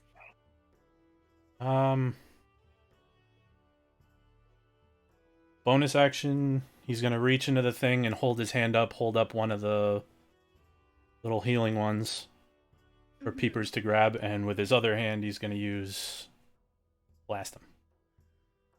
Okay. Nope. Nope. Fucking God. That's it. But Peepers takes the potion from you. Are you telling her to go anywhere specific? She's alright, so she has the movement to come to Rex. She's gonna go to Perrin and Rex. Well, she's gonna fly to Perrin and basically hold it over his. Yeah, Peepers is just like, come in, check my claws. But yeah, Peepers comes at you with a small bottle in her claws. You're familiar with it being one of the ones from the side that Freddy told you about. Okay. Kess, I'm just gonna try to bite it again. please try to bite it. 20 to hit. Please roll damage. 6 Oh. damage. How would you like to do this? I just want to bite straight through the body. Okay. Well, the body's a bit big for your jaws, but you can get like As the end much, of the... yeah, like as much you as I get can as a giant wolf. Just Yeah, so like you basically like get your jaws on the tip of this thing's tail, and your teeth, like you feel, and everyone that can hear it hears like the crunching of metal screeching as his teeth sink into it, and then he just yanks it with his head and pulls it to the ground. Rattan doesn't come out. As soon as he sees the thing go down, Rax is sprinting and trying to find the mouth of the thing to see if he can see her. I mean, I'll go Okay, up to the mouth. So hold on, because turn order is still in play here. Oh, sorry. Okay. It's dead. Perrin, you're first. Okay, well, can I go ahead and just open up its mouth? You can certainly try. Guessing it would be a strength check. Mm-hmm. Does he get a bonus for his giants stuff? Well, that's not for you to remember, for one. Stop it. And for two, how are you doing this? I would say I would try to grab both parts of the like upper and lower jaw and try to just Okay. open Alright. it. Okay, so this thing is bigger than you, even though you're in giant smite form. So give me just a straight strength check. Okay.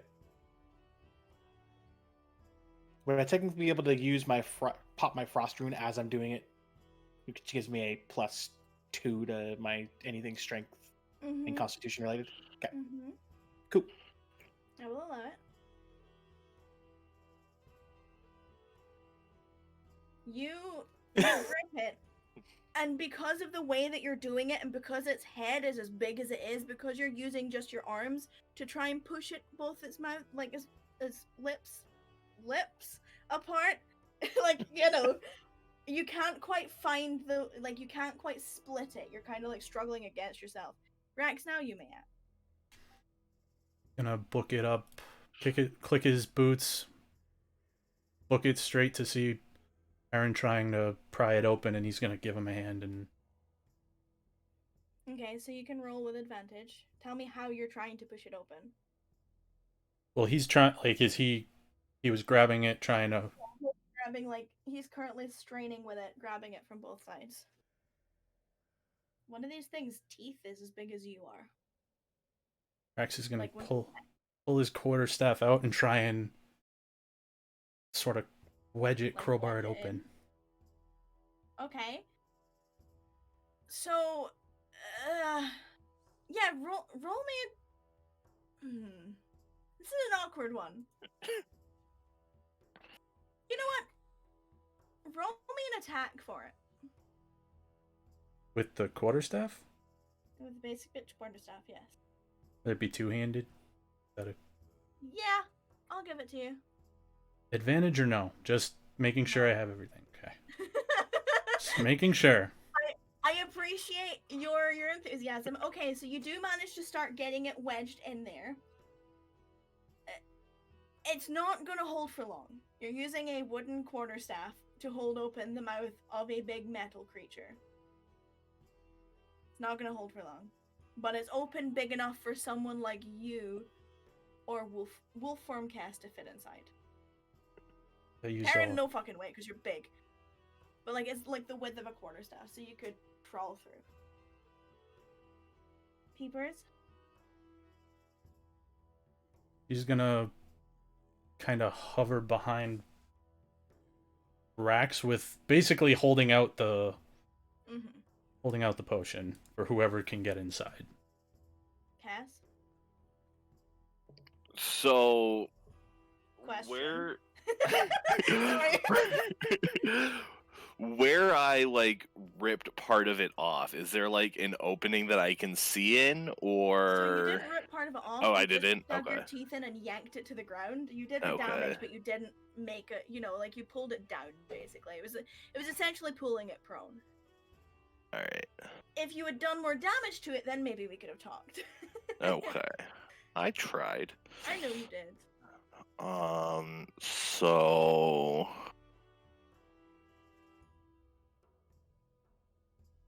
I'm going to unwild shave. Okay, bonus action. Yup. And then no, not Wolfo. I got it. Wolfo. So 5, 15, 20.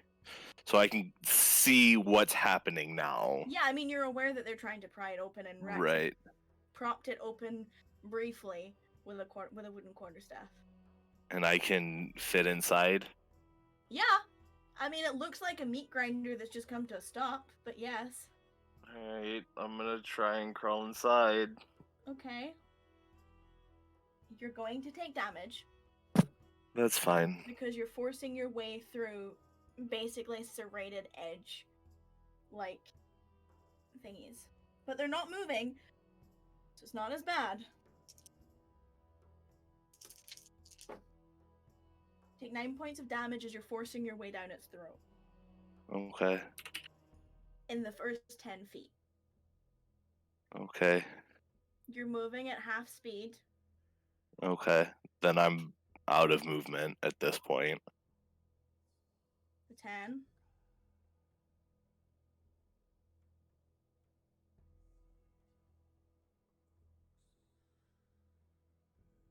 Perrin?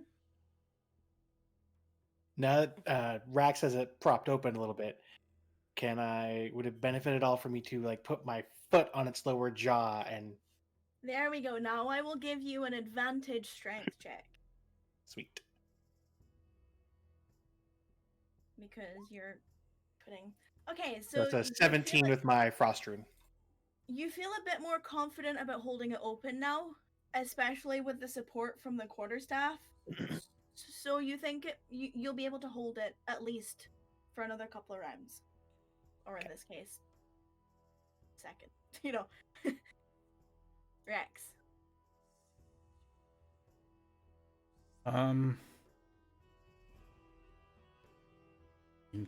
Aaron has it open, Cass is climbing through, so it's just gonna Okay. grab the thing from Peeper's thing, put it back in the pouch and Okay. Peepers. his shoulder. Take a step back though. I'm gonna keep a crawling, I guess. How much further would you like to go? 15 feet since I'm moving at half speed or until I can see Rattan.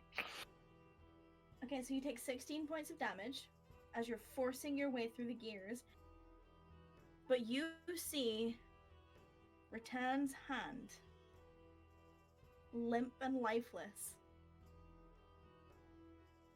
Can I reach her? As you get your 15 feet, you see her hand. So can I like reach out and touch her hand? You're at her when you move your 15 Okay. feet. Well, You're at her hand. Yeah. being able to I mean, see seeing versus able being to able to touch. it are a little different. So I'm going to do this for Rattan. Okay, Rattan, please act accordingly. So you do that. Sorry, I punched my microphone. You do that, and you just hear from her direction.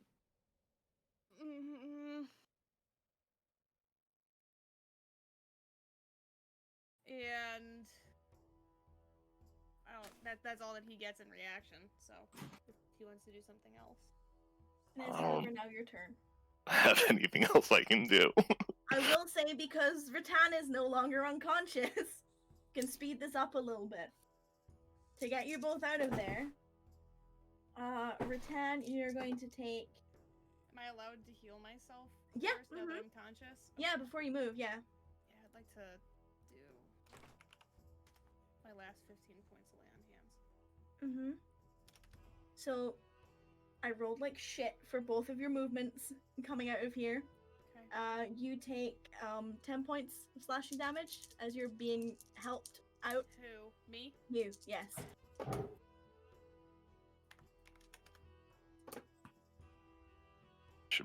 Cass, you take 17. That's But you both successfully make it. Oh no, wrong number. The inside of this. I'm able to like re-grab Alafir and like. Yeah, bring it yeah, with like me, yeah. Right? Okay. All your shit comes out. Yeah. As soon as I get out, I'm going to heal myself because Fair, but yeah, Rex and Perrin is literally like you can feel yourself struggling, and you're hearing the quarterstaff splinter, and they get out, and like it's on the cusp of you letting go. I would say it's probably on the cusp of giant might. Once again, That as well. wearing out. It's literally a mix of you let go and you also shrink, and also like the quarterstaff gets caught, and then it starts to bow. It looks like it's gonna break. If you leave it in there, it's up to you if you want to try and grab it or leave it. But if you leave it, it snaps. I mean, as soon as they're out and as soon as Perrin lets go, because I didn't think it was like fully upright. It was like wedged down like between the two, so I would have just pulled it out as soon as they were done. Yeah, okay, so you get it back. It's definitely splintered. It doesn't look as sturdy as it was before. That's alright, I'm gonna use it as a quarterstaff. Hit with it, but yes. I power it up on its own anyway. Rattan is basically just like pulling herself like one-handed across the ground to get away from that thing. She looks really fucking bad. Rax reaches into the pouch, goes over, and he says, "Open." To you, Rattan. She basically like tries to like prop herself on an elbow, and she looks up at you and goes, "I'm too fucked up right now to give you a mouth for that." And yeah, she will take the potion. Yep.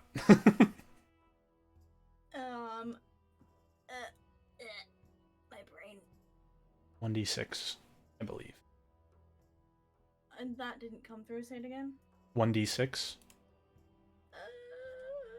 Yes, it is. You have access to those sheets, by the way, Sam, so you can take the quantity numbers down. If that makes sense. Like It doesn't say I can edit it. It should. Yeah. I mean, it has the search thing and the little window thing. Okay. Uh-huh. I refreshed it. Cool. I was like, take it off, put it back on. Yeah, sometimes you have to do that. Yep. Yeah. Alright, cool. But yes. So how much do I get? 1d6. Do you want to roll it? Yeah, I was just typing it out. I was trying to figure out how to reduce my amount first. She's still bloodied. Yes. Yeah, Rax is also not looking good. Yeah, nope. Cass is also Nothing bloody, hurt. but Cass did it to himself, so. Rax is appreciative because he probably would have fucking died. Help me get over somewhere not by this thing, and I can... Rax helps you up and moves us over away from the thing. Towards Cass the warm will- side. Cass will, like, grab on her other side and help her up. Yeah, return your cloak, your beautiful cloak from Elliot. I'm alive? So... Not pretty. It's still enough to give you shelter, but there's tears in it, and Oh yeah. you know, because you were in that thing while it was moving. Oh, I know. I'm really happy my armor is magical.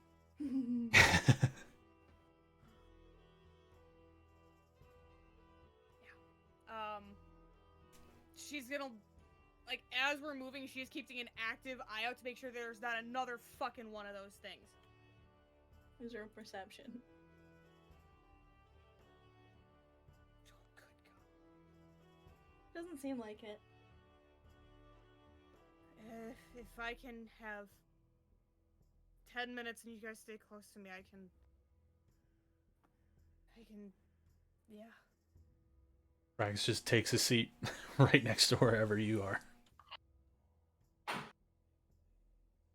She is going to start casting Prayer of Healing.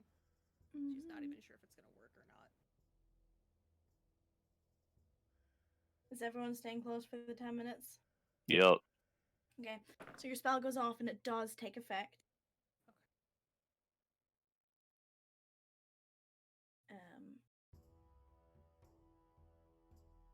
While you're there for the 10 minutes, nothing moves. No one comes past you. It's quiet. No, and then there's just the snow that is on the path underneath this thing is just being coated in this slick, like, oily substance. That is complete dick. So everyone takes 14 points of healing. I'm sorry. I don't even know why I bothered showing up today. Oh, come on. It's better than Sorry, nothing. 17. It was 17 points of healing. It's better than nothing, and Cass is looking pretty good now. She's not Rax bloodied is anymore. looking significantly better. Perrin. This is why you showed up today. What? That you managed to heal everyone. Keep us from keeling over before getting into Frostfade.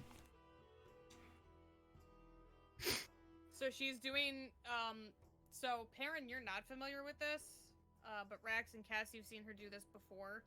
She basically rifles through her pack and pulls out rolls of bandages, and you see her take a second to center herself and touch her holy symbol. And then she just begins field dressing all of you. Do they look similar to the time they did before? DM? What? The bandages, do they have the similar effect to them? Like they look this Nothing's as they did unusual about it. It's all Okay. coming out exactly the same way. Okay, so they're slightly glowing.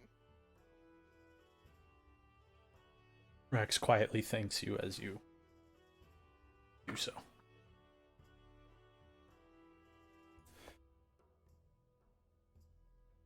Fuck that thing. Let's go to the rest of the way. Are we gonna have to provide proof that we killed that thing to show to Elizabeth for that? She'll probably want proof, but How are we I gonna don't think we're get it? taking that thing all the way back.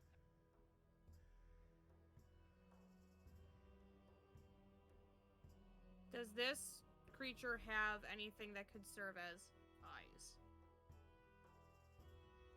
There, yes and no. There, where the eyes would have been considered, which was once glowing when it was alive, there's like small glass orbs, kind of look like marbles, but like, well, I say small. It's small for this creature, but they're like big ass marbles.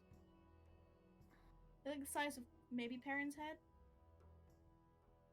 Try to pry one of the eyes out. With what? Dagger. Oh, she's broaching this with them.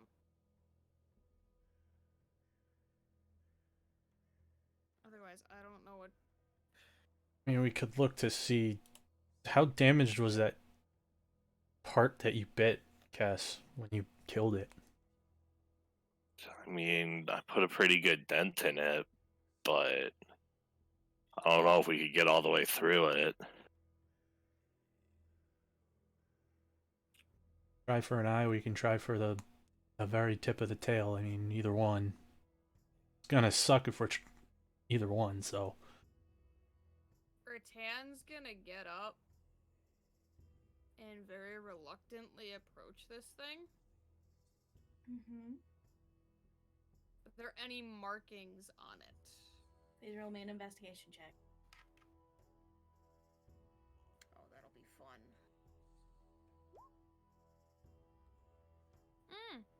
Not bad for a -1. Yeah. This is why she showed up today. Yeah. Oh. I was literally on 3 HP when I crawled out of there. Yeah, before I escaped and popped my potion, if it had hit me on either of those 2 bites, I was at 10. Yeah, I was at full health going in there too. Mm-hmm. Yeah, I was down to single digits after that one lightning thing. Yeah. Yeah, that one lightning thing actually put me like just under full, or yeah, just put me just under Half. bloodied. Yeah. Yeah. Yeah. Like, She's oh.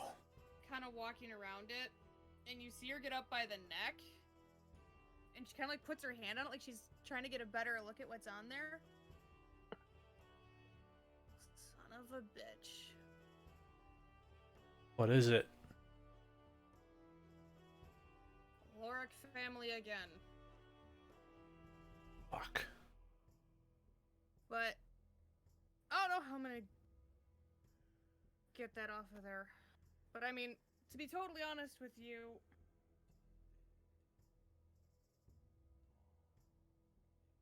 I think this thing laying dead in the middle of the mountain pass is going to be something that gets noticed, something that gets spread. Yeah. As much as I don't want to admit it, I probably look like I've been through the inside of it. So I'm pretty sure Fair. if we report it to Kakio, they'll believe us. Send somebody to investigate. Yeah, either Kekio or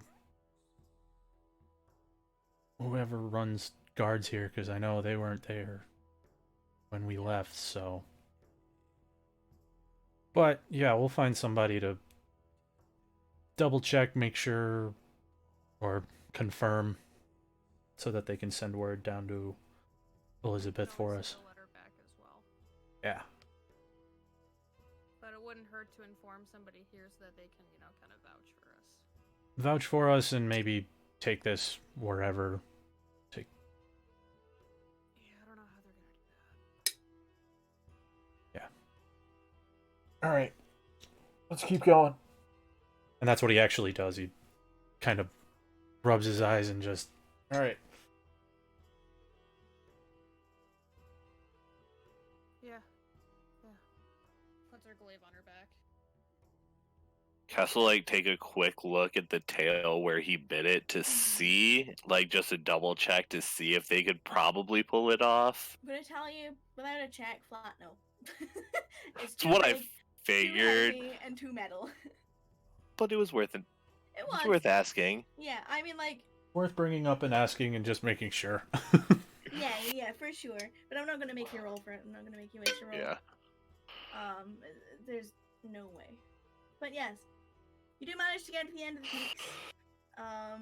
As beaten up and bruised as you are, and as you approach the city, those of you who have been here before, it's much livelier than usual. You're greeted by 2 very obnoxious banner-like flags, picked snowflakes, and are designed and housed within a diamond shape. And before you enter through to the city, because we are technically running over, we will end for tonight. And we will pick up in Frostbane next week. Yay, Frostbane. That's gonna be fun. Mm-hmm. What time of day are we getting there, just out of curiosity?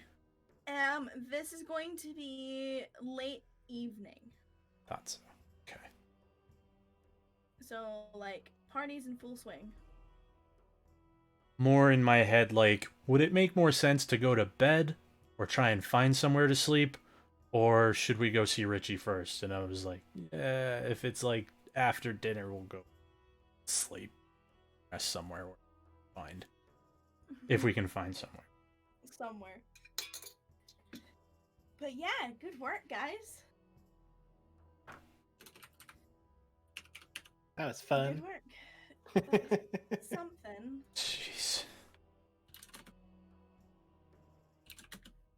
Yeah. Are you all okay?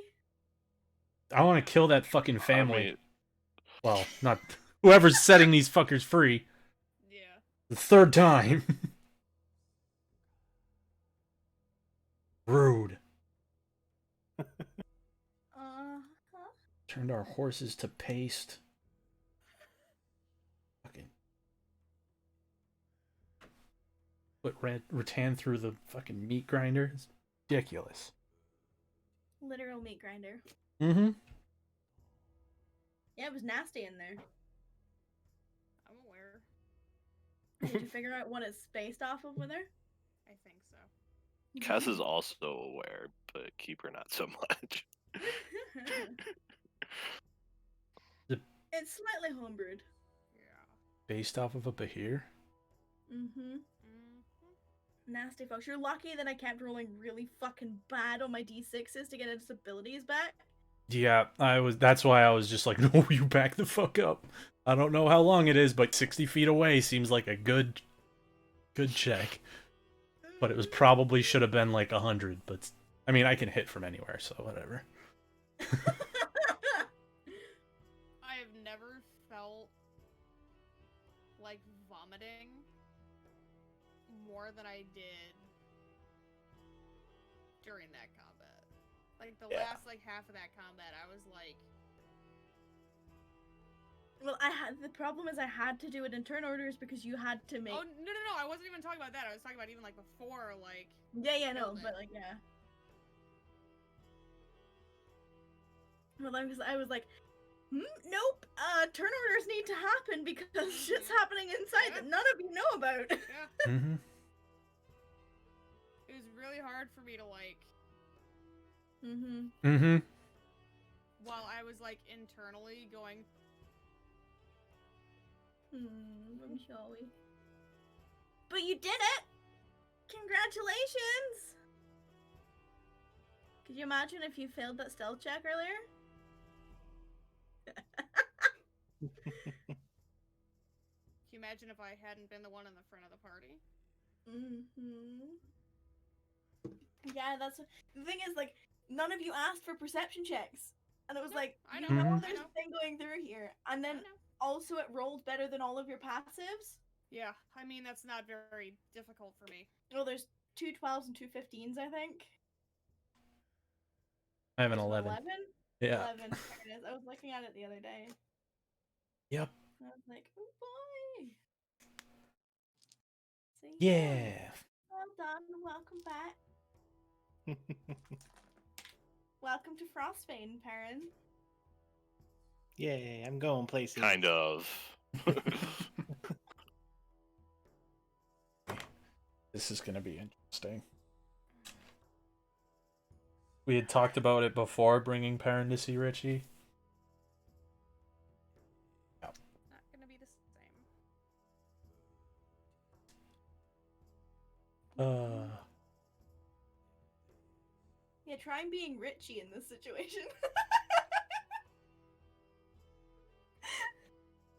I'm waiting for Rattan. You look like shit. Except he wouldn't swear. 'cause he's a Swear. kid. Yeah. Rattan, why is your jacket all messed really up? bad. You have taught him how to gamble. So, I mean, why not teach him to swear?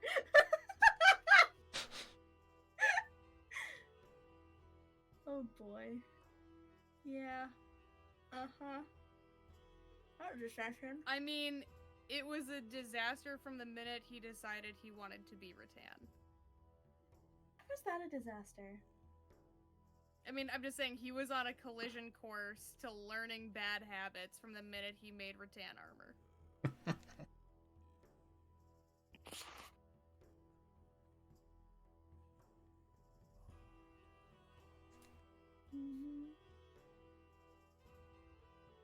I will say that was less stressful than Duskthane. Like, I was definitely more, like, amped during Duskthane. Uh-huh. Because, like, my hands were actually shaking and I actually felt like I was gonna pass out. Part of that was probably because I summoned a fucking divine being into the room that I did not intend to... And it was on a fucking fluke. Yeah. So I wasn't shaking this time, but I was definitely sitting here going... And I'm trying not to say anything. I'm just like, yeah, do your turn, please. Well, and that's why I was just and doing my thing because they wouldn't be able to see. Mm-hmm. That was really hard for me not to announce to you guys when I was bloodied. You know what was worse? Was watching those rolls that you did with her and having it lag. Yep. So I was waiting for the numbers to come up and like everything was sinking inside me. Yep. Well, and it was lagging on my end too. There was a slight delay, and like the first time I rolled it, I was like I actually held my breath until it went through every single time. Mm-hmm. But yeah. I was fully expecting to hear the magic doesn't go through or something. Like what happened with Before. with Rax. Like, No. oh no. No. That's right. I have backup magic in case. Am I allowed to what? tell them what the tally was? If you want to. I was at 1 failure, 2 saves. I was expecting a 2 and 2 because I thought it got you with damage. Well, I thought it got the damage one of the times, so it would have been 2. I was actually terrified because at one point, so my first roll was a success, and I was actually very, very nervous because you guys hadn't killed it yet, and I was still inside of it, and I was like, if I take damage while I'm in here, I am fucked. So it's different when you're not moving. No, I know, but like if I had taken any damage on that round, like if Cass, if you hadn't killed it, that would have been really bad. And my stomach was like in my fucking throat. Everybody's turns up until that.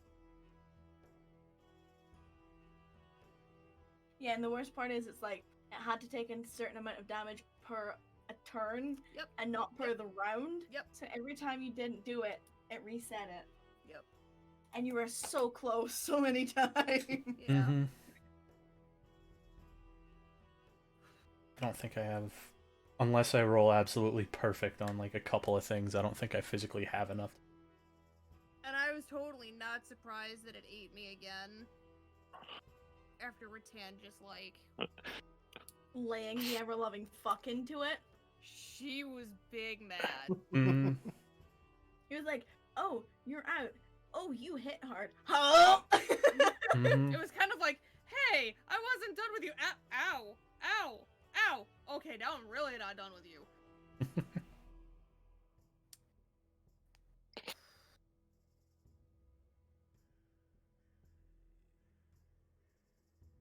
Fuck Behears. Fuck Clockwork grindy Beheer. constructs that eat people. Yeah, Clockwork be here, nasty business. Mm-hmm. Fuck the Aloric family.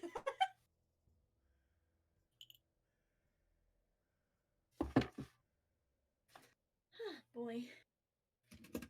Well, I'm glad you all had fun. I'm so excited to test out those bombs. Far the fuck away from me. Yeah, I know. I was like, if we got to go first, I would have been so happy. Okay. It's like, test one, and then it was like, oh, he's already on top of us. Oh, he's already Tell eating me- rattan. Tell me the number of the one you want to try. Yeah, that's what I first. figured. If it's healing, obviously I'll just say healing, but like the rest of them, I'll give you whatever No, number. but I mean, like, just now, DM me the number that you want to try first. The one you're most excited to try. Oh, I gotta go through them again. I think I already know what bomb 1 does, just by the description. Okay. Bomb 2. I said DM me. They Okay. don't know how many there are. There's more than 2. Well, thanks. I have more than 2 things to be worried about. Great. But at least the third one's a healing potion. Yeah. Oh, I'm so excited. I am so excited. I've been sitting on those and I'm like, Excited. Freddy's crazy. Like, Also, the fact that we had to write a letter to Osiris telling him not. Knowing full well. Knowing full well, Well, as apparently, That he- players, yeah. he already did Already it. drank it. Oh. Oh. He's gonna get that letter and be like, Yep, won't drink it. Don't worry, guys. yeah, he's gonna have to lie his ass off. That's pretty much how it's gonna be. It's like, yep, nope, not drinking it. Thank you for telling me. I appreciate your concern. Doing great. Necros is fine. Definitely did not drink that.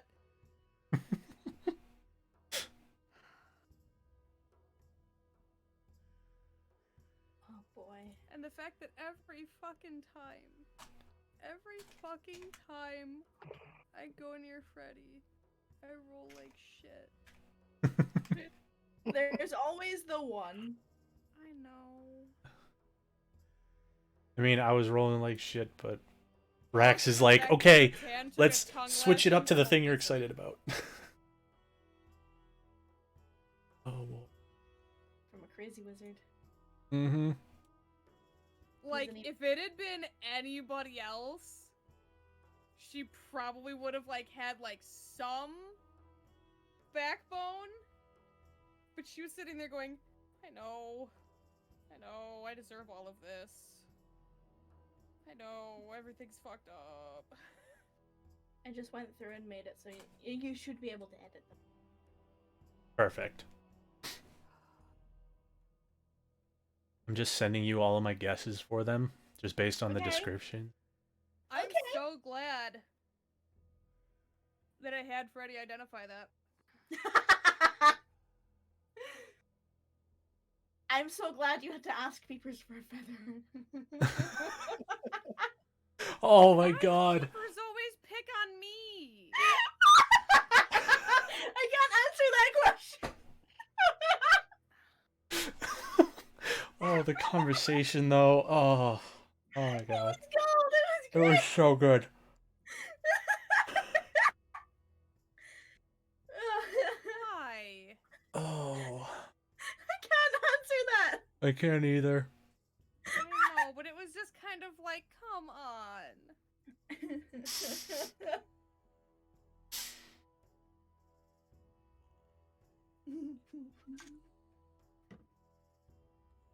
Like, I have a theory what was being tested, but it was still like, come on, like, do it to Kess.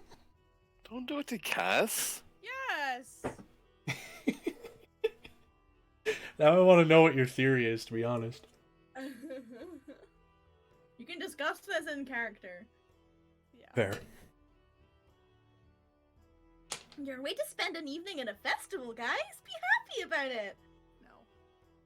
I would be, well, actually. Spend a I have- festival I- in an evening, or spend an evening in a festival. Talk to Kekio, go to bed. That's literally what it's gonna be. Is not celebrating, not spending festival. Just hi, I killed the giant fucking thing in the mountain pass. I'm ready to go find somewhere to go to sleep. Bye. See ya. Okay, thanks, See you bye. again. I see you again. Bye.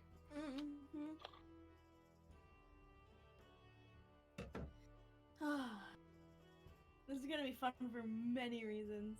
No, it's not. I'm excited.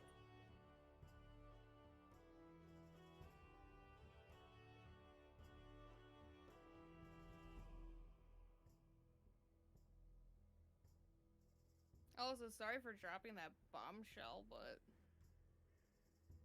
Yeah. Uh-huh.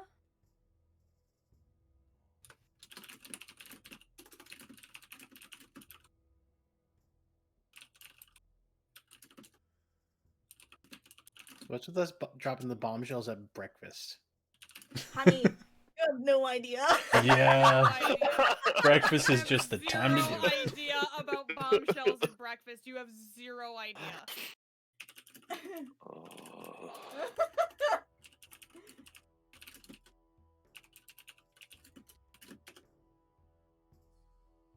um.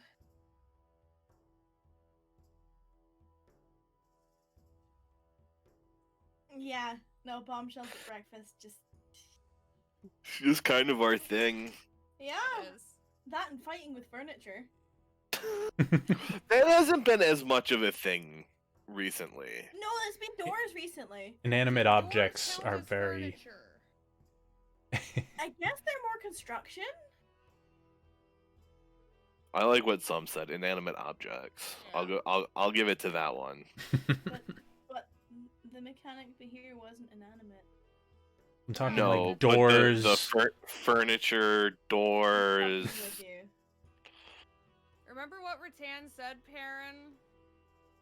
Wires Just in. have a knack for just trouble following us, finding us. Yeah. And he didn't argue. And here we are. To be fair, we were looking for this trouble. Yeah, but you know, it still found us. I mean, technically, but that's like, I wasn't gonna sit there and go, do you want to roll perception check? No, I'm not. That's not in any way how I'm coming out. It rolled a natural 20 on its fucking initiative and got a surprise round on you. Yeah. And it got you I honestly, like, so I predicted that Rattan would be front. Yeah. I planned for that. I was like, cool, Rattan's gonna be in first position. That's how she's gonna be. What I didn't anticipate was it actually hitting you the first time. Yep. It was rolling real well. Well, I mean, it has a plus 10 to hit, so. Yep, that'll happen. I mean, I have to have shit like that because you have two people in the party who have fucking years worth of AC.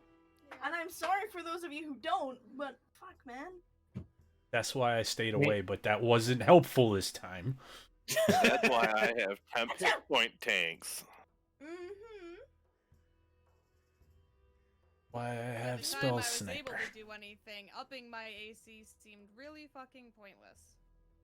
It didn't matter once you were inside it. That's what I'm saying. Like, on my first turn, my plan was that I was gonna up my AC. And then I was already inside of it. So I was like, well, that kind of seems like a moot point.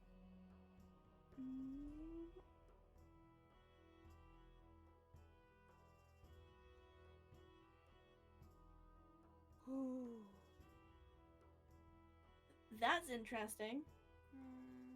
Rule 20, we're having issues tonight. Well, we're already in, I so definitely had like a frame drop issue at some point. I don't know how long it was going on for, but I glanced over and I noticed it, but it was relatively quick. Yes, so apparently 4 hours ago they said that people weren't able to get into their games, and a minute ago they posted that people are still not getting into their game. Well, I'm really glad that all of us got in then. mm-hmm. So we were early, and apparently Sunday evenings are high traffic. That makes sense. So let's try and make it a goal to be early. At least have the page open. Yeah, at like 3:45 have the page open. Or Well, 4:45 your guys' time. And 9:45 Zoe's time. Yeah, I Yeah. usually try to open roll 20 about 30 minutes early. Yeah. Same. And then I go do other things, and then I try to get back about 10 or 15 minutes to get into Discord. Yeah. And it's also just better to just like shoot the shit before session. It is. Like no cameras, like no streams or anything. Yeah. My fucking how much damage was that? I was like writing it down because I was like, I'm bad with numbers. Yeah. It's so close so many times. I was never gonna come close as a wolf. I would have had to actually, hit my good spells. Sorry. But I was just going for the consistent advantage damage. Yeah. You guys want to swap spots? No. Well. No, no. I almost died just crawling in to get you out. Oh, I know. It would have spit out a corpse the first time. It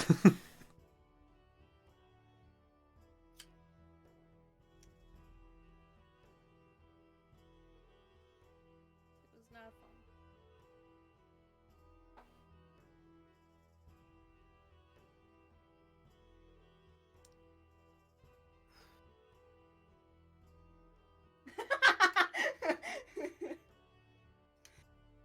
Did you get to the one with the parentheses? Yeah, it was deliberately written like that because I knew you would.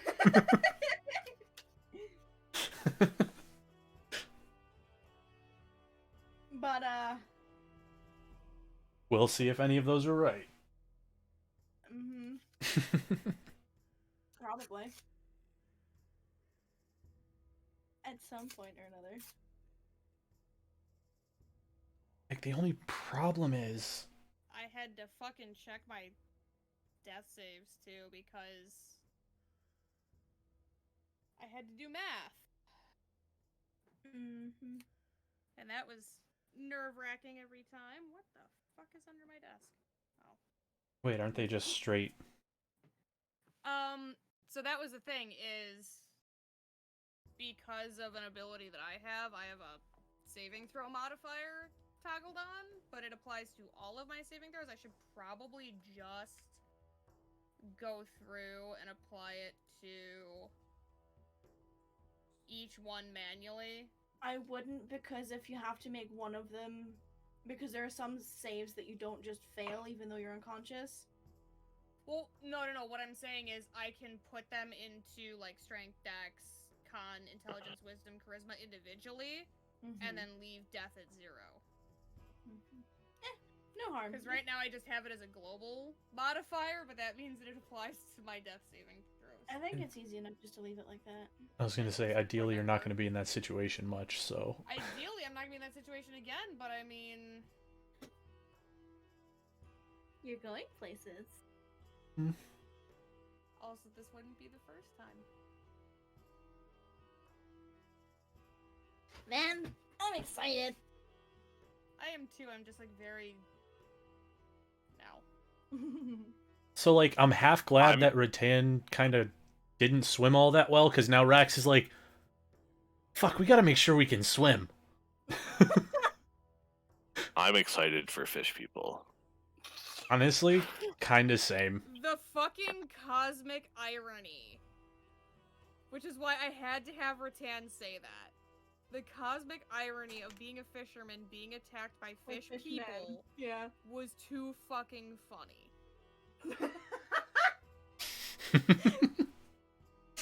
Sorry, I got a DM. It was Yes. me. No, I agree. And like I wrote it that way. I was like, it's gonna be fishermen. It's punny. It's punny. It's gonna be fishermen because they gotta go fish. Like, what else would it be? Mhm. Like, what the fuck else would be triggering them? You say that. And we're gonna find out. Mhm. Also, canonically referring to it as Sandcastle now. Yeah, sandcastle. Every was- time you say Sunken Temple, it fucks me up because there's actually a dungeon in World of Warcraft called Sunken Temple. And I'm like, every time you say it, I'm like, See, the way that I'm trying to avoid saying temple because temple is very like a religious temple in this. yeah. I'm yeah. like, that's not what it is. It's like, you know what I mean? Like, it's not Yeah. a religious Mhm. temple. Yeah. Yeah. So, like, I was trying to find ways to say it, and then I was like, sandcastle. But every time you say Sunken Temple, like, my brain goes, Green Dragon? Maybe. Because that's what's in there in the game. Shit, now I've got to change the enemies. Oh, jeez, no, please. Oh, come on! I'm excited for our first dragon! I mean, you know where they are! I do know where That yeah. I mean, me, I'm Like, like, fuck. Those are probably ancient dragons. So it was actually really hard for me when we were talking to Elizabeth and she was like, they're like really, really old. It was really hard for me to bite my lip and not go, so would you say like they are ancient? Like I was fighting myself that entire time. I was so glad the conversation like veered off from there because I wouldn't have been able to keep doing it. Like my self-control was like literally like Elizabeth is something else, though. She's she's great. She's exhausting. Is Not Ross only Miss Richie? in different ways. Elizabeth is like spewing information. Yeah. So it's like getting the word vomit with also accurate information. Whereas Richie, we'll discover next week.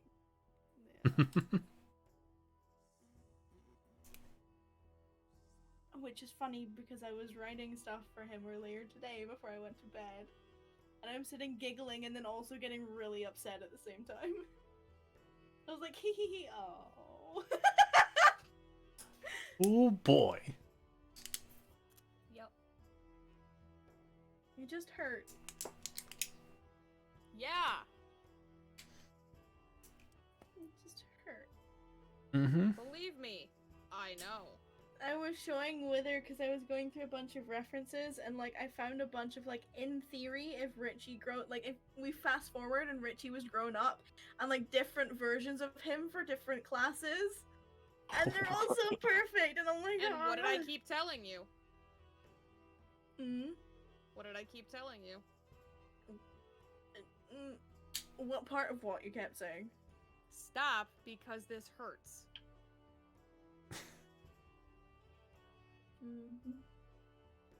Like older Richie, if we ever fast forward like 10 years. Because I mean, I had to tell her, stop DMing me about Richie because my heart just hurts. actually, that's a point. Because I was waiting to say, yeah, I'm aiming to finish this by level 13 level up for next week. Please go to level 7. Oh crap! No, That's not That- the reaction you're supposed to have. no. I was like being excited, but also, oh no, at the same Yeah. time, just the delivery of it was like, oh crap. Because now I get a third rune. Uh-huh. I have to figure out what I want, and I've had such hard decisions. Remember, though, it will not take effect until you long rest. Yeah, Yeah, yeah. yeah. Mhm. And you're not getting, like, your max hit points or anything yet. So you can add it know. on the top, but it doesn't increase any. If that makes sense. Yeah. Wait, do what? You I'm add confused. you add the Like you add it as your maximum, but don't change your current. Thank you. Gotcha. My brain went, Oh, yeah, how do I do this? Do what? You level up. Yeah, I don't remember my hit points. Some It's your hit, whatever your hit die is, plus your con mod? Yep.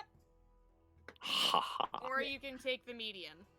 Yeah, or you can. So you either roll the dice, you roll your hit dice, or you can take the average plus your con mod. Mm-hmm. Alright. For Oh. you, Oh. I get 7.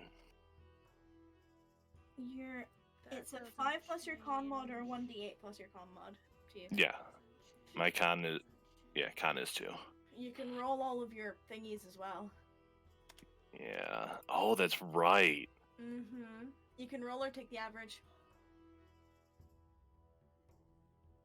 I think it's just an extra spell slot other than that for 7th level. Yeah. Yeah, you get access to 4th levels. 4th level. Yeah. And I think you also get your beast shape's next level. Next level, yeah. Mm-hmm. Which one, Sam, are you leveling up? Warlock. Which means next level I can go fly. Next up, I can go fly. There Oh, it was is. that the Actually, Wing envy? actually, I think if I remember correctly, I could make it so you could fly it now, or myself. Because if I remember correctly, I now have a spell. I think it's a 4th level spell. Do you know what I'm talking about? That is not how you spell I that. mean, yes, technically. 4th You'd have to level. I ask it, do. though. I do have it. It is a 4th level It's spell. a willing. Yeah, I know.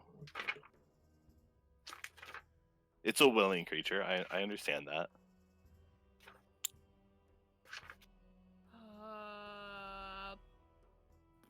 Ooh.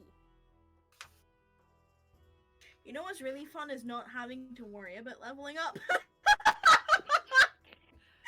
I mean, mine's not too stressful. I'm already, No, like, 7th done level. this Actually, I thing. double checked it. An unwilling creature has to make a saving throw, but other than that, it's just transform a creature. Ooh. It's polymorph, isn't it? Yeah. I get polymorph. Assumes the hit points. And I get a You nope could button. basically- You could basically turn Rex into peepers. And then pull a feather out. Okay, I'll pull your hair out. Sorry, when you guys were in the conversation, I'm like, I'm not wasting a wild shape to get an Yeah, that's owl what he feather. I mean, at least it worked, right? Well, peepers is indifferent. Just different. So the worst part was, Mm.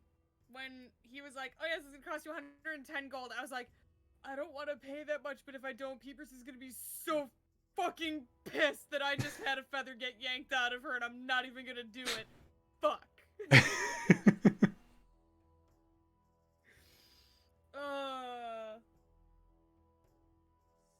What's your note? What's your note button choice? DM me if you want to. Oh no, it's part of the class. It's just hold on. Yeah, We can put it later if you want to.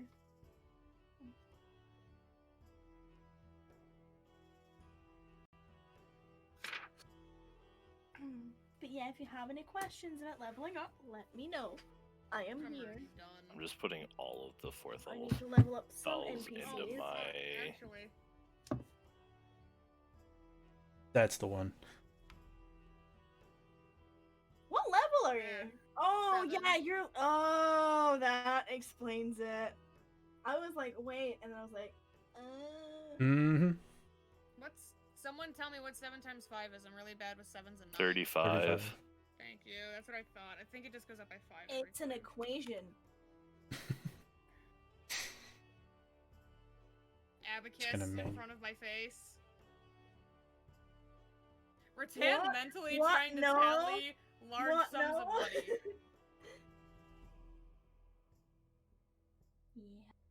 That might be useful. Everything's useful in the right situation. I mean, it might be well, not immediately useful, but Wait a minute. as immediately useful as I know we're going to be doing something around this soon.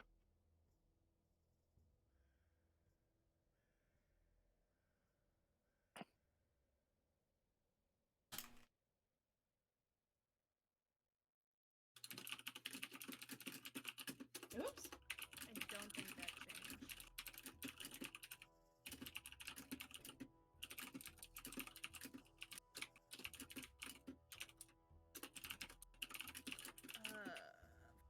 Fuck. Zoe's not going to like that one. I swear to God, if you take any conjuration spells, I will personally get on a plane, come over to Chocolate, and hit you with it. Okay. Wait, is it a conjuration spell? If it summons something, yes. It doesn't summon something. Oh, I don't know if I God. trust that. It doesn't. It's a transmutation spell. Okay. I think.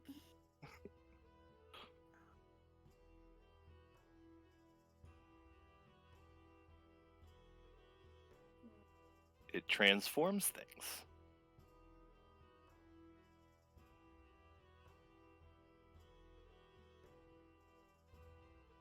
Giving me so much extra work today. No, I'm kidding. It's fine. Like, I'm not actually mad. Oh, I know. There's a. Do you know? Are you looking at my sheet? No. Do you know what I'm talking? Oh, okay. No, I'm not looking. I'm not touching any of your sheets because y'all are fucking around in them. No, mine's done. I gotta make it.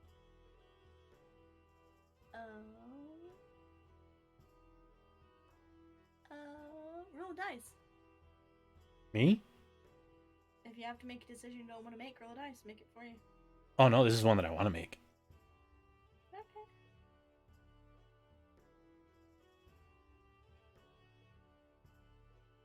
I don't say.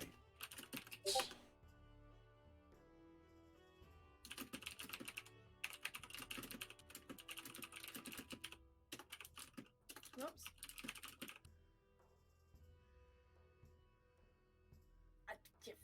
I cannot spell today. I'm over it. Fucking done.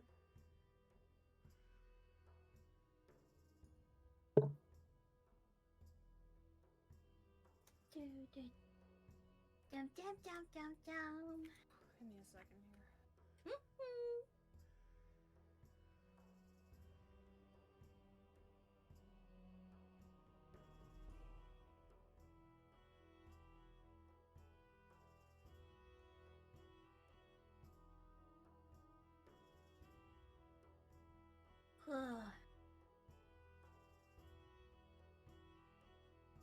I'm kind of like, I'm both excited and really nervous for next week.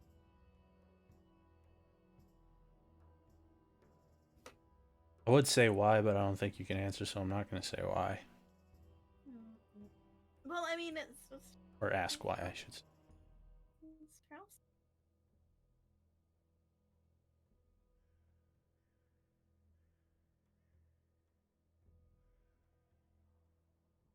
It's Phosphine.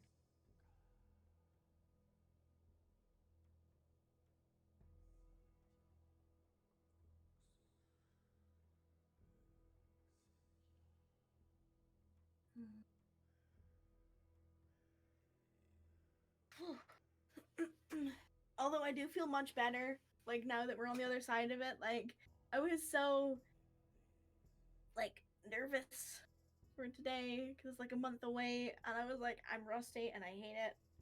Sorry, I wanted to go offline. I'm back. No, it's okay. Oh, speaking of, back. I felt awful. Right, thank you all for hanging out. I was like, I'm gonna be so rusty and everything's gonna be slow. We're done for the night. I'll I think it went catch really you well all later. today.